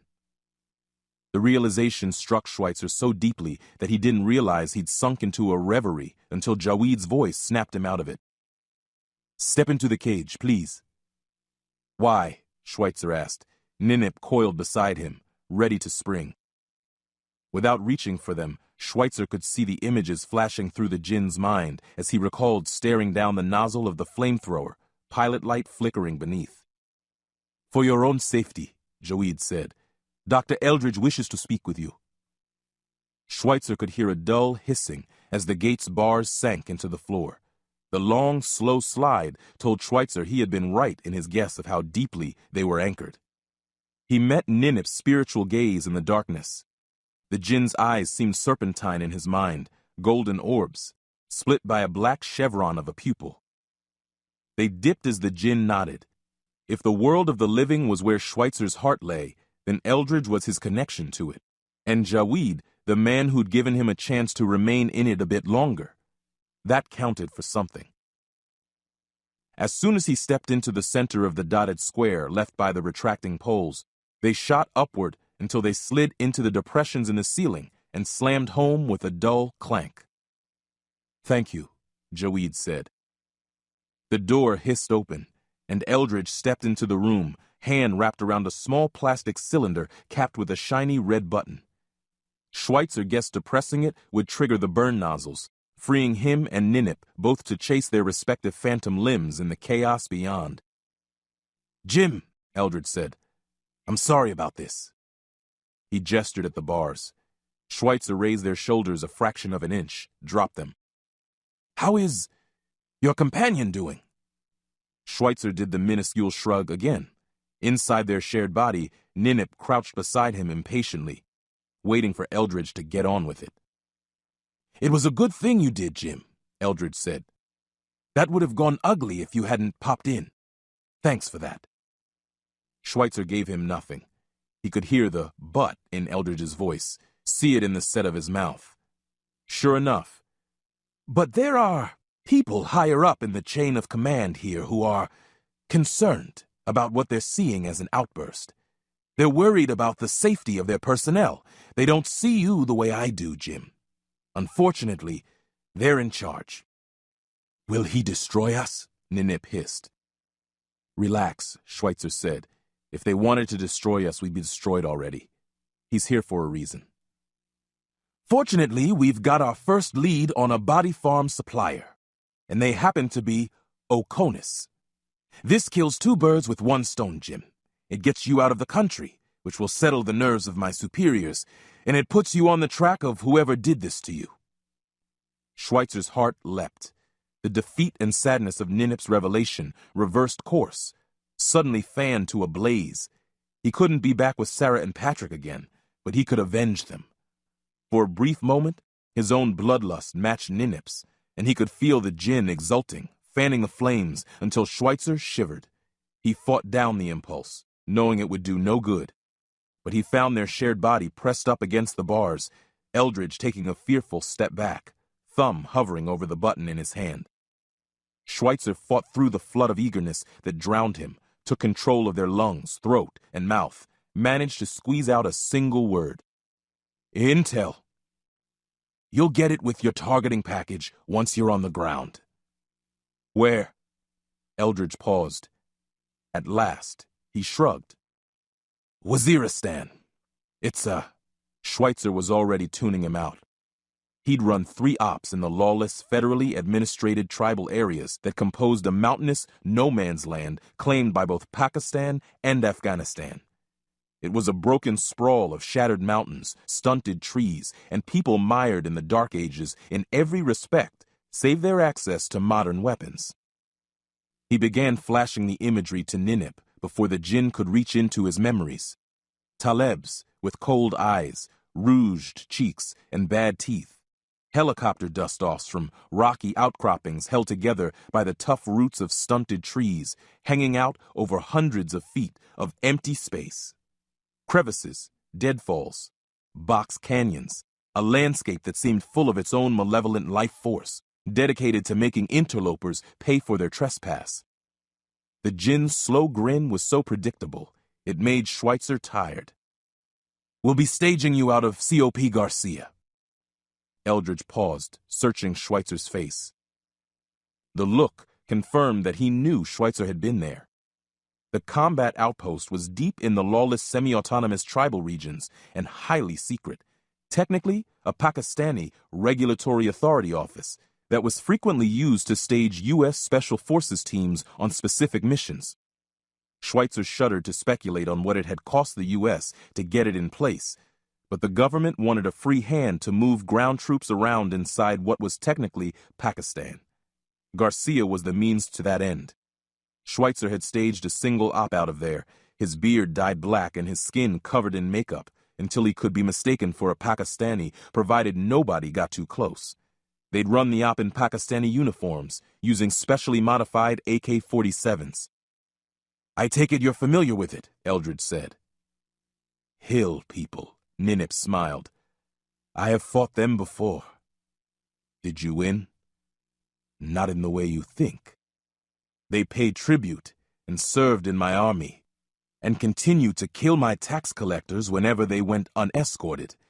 That is as much of a victory as even a living god can have." "But we're not a living being anymore." "No," the jinn's smile grew. "We are not." Chapter 16. Answers. It felt wrong from the moment Cheng's boot touched the asphalt outside the gate. He'd never truly felt like he belonged here, even when he did. And the time convalescing had only intensified that sense. The sign hanging over the guard shack had once made him proud, the eagle and anchor surrounded by the words, "Naval Amphibious Base, Little Creek." The red, white, and blue road beneath had always been the path he imagined himself on. The ideas of where it would lead never factoring in fragments of bone in his lung, letting his best friend die, failing to convince his best friend's widow to love him. "You're not a SEAL," Master Chief Green's voice echoed again. No, he wasn't. Not anymore. For a moment he'd occupied a terrifying space where the man he'd known himself to be had vanished, leaving him suspended over a void of questions with no clue where to go next. In times past, he'd run off that anxiety, pounding the pavement until he'd sweat himself dry, his stomach rebelled, and sheer exhaustion chased the demons away. But with his wound, that hadn't been an option. But then, there'd been the night with Sarah, the culmination of a fantasy he'd never allowed himself to admit to having, and with it, light in the darkness. He had something to live for. He had a woman, and he had a child. He loved Schweitzer, missed him, but this had been his problem all along. Schweitzer's priorities had been screwed up, loving the job more than his own family. You couldn't keep a woman as amazing as Sarah that way. They were doomed from the start, and they'd both known it. His death had just brought the inevitable to a head more quickly and made him a martyr that confused matters more than they needed to be. Schweitzer had never been there.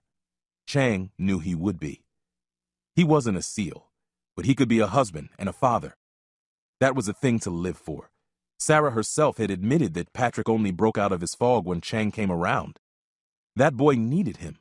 In the quiet hours before he drifted off to sleep, Chang admitted that he needed Patrick just as much, maybe more. And wasn't that what made a family? Sarah would come around. She just needed closure. He couldn't believe they'd managed to fuck up the ashes, but it was good in the end. It had forced him to come back on post, to confront Biggs and Ahmed, to look them in the eye and hear what they had to say. Sarah wasn't the only one who needed closure. He flashed his ID to the guard and walked on without slowing. The man just nodded, used by now to the nonchalance and protocol skirting that the men and women who worked here regularly engaged in. Chang loved the teams, but he didn't envy those regular Navy sailors who had to work with them. The setting sun washed the road in dull orange as the base scrolled by. He acknowledged it tangentially. He hadn't had much use for it during his time here. People in the teams usually lived off post and on the economy, kept their own counsel. The last time he'd visited the PX was to get a good deal on a flat-screen TV that he'd broken a week later with a half-full beer can after the 49ers lost in the playoffs. He still hadn't bothered to replace it, the jagged crack reminding him of the cost of being drunk and stupid. His attention zeroed as he approached the second gate, bearing a similar circular sign as the front gate. But this sign bore the arms that he'd always considered the crowning achievement of his life: the eagle, flintlock, and trident in the center of a ring of words: U.S. Naval Special Warfare Group 4. There was no guard shack this time, no evidence of anyone, but Chang knew where the cameras were mounted, knew they were watching him as he waited, hands in his pockets, outside the gate. A moment later, there was a click, and the gate slid open, scattering a small cloud of midges who'd been resting on the wheel mechanism. An intensely nondescript corrugated steel garage bay stood just beyond the gate. No posters adorned the walls, no flags flew, no music played. There was only a row of Humvees in a perennial state of repair, packed tightly together to obscure whatever work went on behind them. Ahmed was in civvies, what they all wore when they weren't specifically on an op or in the final stages of prepping for one. She leaned against one of the Humvees, arms folded across her chest. Her ex-husband had gotten out a rumor that her rack used to be huge, but that she got a reduction once she found out she'd been selected for buds. She'd wanted it that badly. For her ex, it was proof that she had no business being in a marriage, but to Chang it spoke of a level of dedication needed for true greatness. In retrospect, it was likely a lie told by a man hurting from the loss of the most important relationship in his life, but it was Ahmed in a nutshell. She got the job done, whatever it took. That was the person a SEAL needed to be, the reason why Chang couldn't be one anymore. There he is. Her tone was flat. Her expression told him nothing. He thrust his hands deeper into his pockets, looked at his feet. Silence was a bad thing out in the world, and most folks would say stupid things just to keep it away, but it wasn't that way with the teams. Sometimes that bugged him. He was grateful for it now. "You've got another 2 weeks on your chit," she added. "Surprised to see you back now." "Yeah," he said. "YN1 told me you put in 2 lateral." The hard part was coming sooner than he expected. That was fine. Better to rip the Band-Aid off. "Yup. I've been calling you." "I know, Chief. I got the messages. I just needed time to be alone and think." "Yeah, well, I could have helped with that. That's my job." "Respectfully, Chief, I didn't want help. That would have just muddied the water." "Maybe I just wanted to talk for myself. Maybe I needed someone to lean on. We all lost Jim, not just you." "I know that." The truth was that he hadn't thought much about it, had been so consumed by his own grief that he hadn't made room for anyone else, even for these people who'd risked death with him, for him. "I'm sorry," he thought, but he didn't say it. At this point, it wouldn't have made a difference. "We can talk about it now," Ahmed said. "Chile brought in a case of Coronas 2 days ago. Got them on ice in the BMF. Let me grab 4, and we can go down to the water and chew it over." He'd known that she'd do this. It was her job to do this. But that didn't mean it hit any less hard. He fought against a part of himself that yearned to take her up on that offer, to leave Sarah and Patrick to themselves, to throw himself back into the training and bonded comfort of the Brotherhood, to forge a new path back to the bleeding edge that had made him a god of war so long ago. He met Ahmed's eyes, dark and hard as ever, caught the slightest tremor in the sclera. "Steve," she said, "I'm not asking as a favor to you. I'm not blowing sunshine, and this ain't pity. You're a good SEAL. Nobody wants to lose you. Chang felt himself teetering on an edge. All he had to do was nod, grab a beer, and listen. Easy day. "You're not the first operator to get fucked up," she said. "We can rehab you, requalify you. You can come back." And then what? A few more years running and gunning through shitholes against shitheads until he was too banged up to go on? And after? Back to San Francisco to take care of his mom? To chase after his niece while his sister looked on disapprovingly? The SEALs were his job. Sarah and Patrick were his family. He had to put them first. "I can't." The words sounded lame, childish. Ahmed's expression showed she agreed. "LT is going to want to talk to you then," she said. "And don't expect him to be all nicey-nice about it. He's not a softy like your old chief." Chang smiled at that. "Yeah. He's in the head shed," she said. "I'll be in the armory once he's done with you. Make sure you talk to me before you head out." "I will, Chief," Chang said. "Thanks." He made his way around the side of the repair bay to the long trailer that served as an office for Biggs, and the senior enlisted. It was as painfully neutral as everything else in view of the gate. They'd even gone so far as to leave the sign of the rental company in place. Chang was told that there'd been a permanent office before he'd first reported to Little Creek, but they hadn't bothered to build it back after the third time a hurricane flattened it. Biggs's huge frame was shoehorned into a fancy, swivel-backed chair. He looked comically large at the best of times, and the way the plastic armrests forced him to hunch his shoulders didn't help matters. He was in his khakis, which meant that there was a meeting either recently in his past or in his immediate future. He typed frantically with his index fingers, tongue jutting out of the corner of his mouth. Chang's heart swelled at the sight. "Sit," Biggs said. Chang didn't, crossing his arms and leaning against the doorframe. "Paperwork, huh?" "The root word of officer is office." It wasn't true for Biggs. Chang had watched him take apart a room with 7 dug-in narco-terrorists when they'd cut off his team's egress. He led by example. "How are you holding up?" "I can't complain," Chang shrugged. "Well, you could, but then you'd be a pussy. You want a beer?" "I'm good. Chief said you wanted to talk to me?" "I do. What's this shit about a rating change? You want to go back to A school for—" A pause while he sifted through the mountain of paper on his desk. "Intel? The fuck you know about Intel?" "I've read some reports. They use little words mostly." "You're gonna ride a desk for the rest of your career?" "I've already got the clearance. Good prospects after I get out." "You're not getting out." "I am after this enlistment." Biggs shook his head. "This pity pod only flushes up, bro. Lots of guys roll back in SQT. You earn the pin. You're in the club. You want me to kiss your asshole?" "It's not that. Lots of guys get hurt. It's not that either. Biggs cut him off. Something he almost never did. It meant he was trying to keep Chang from saying anything stupid. "And you can't work this job for long without losing someone. That's what this is. It gets better." "Bullshit." Biggs looked at his desk, sighed. "Yeah, that is bullshit. It doesn't ever get better. But that doesn't mean there isn't another way forward. You don't have to do this." "That mean you're gonna hold my paperwork up, sir?"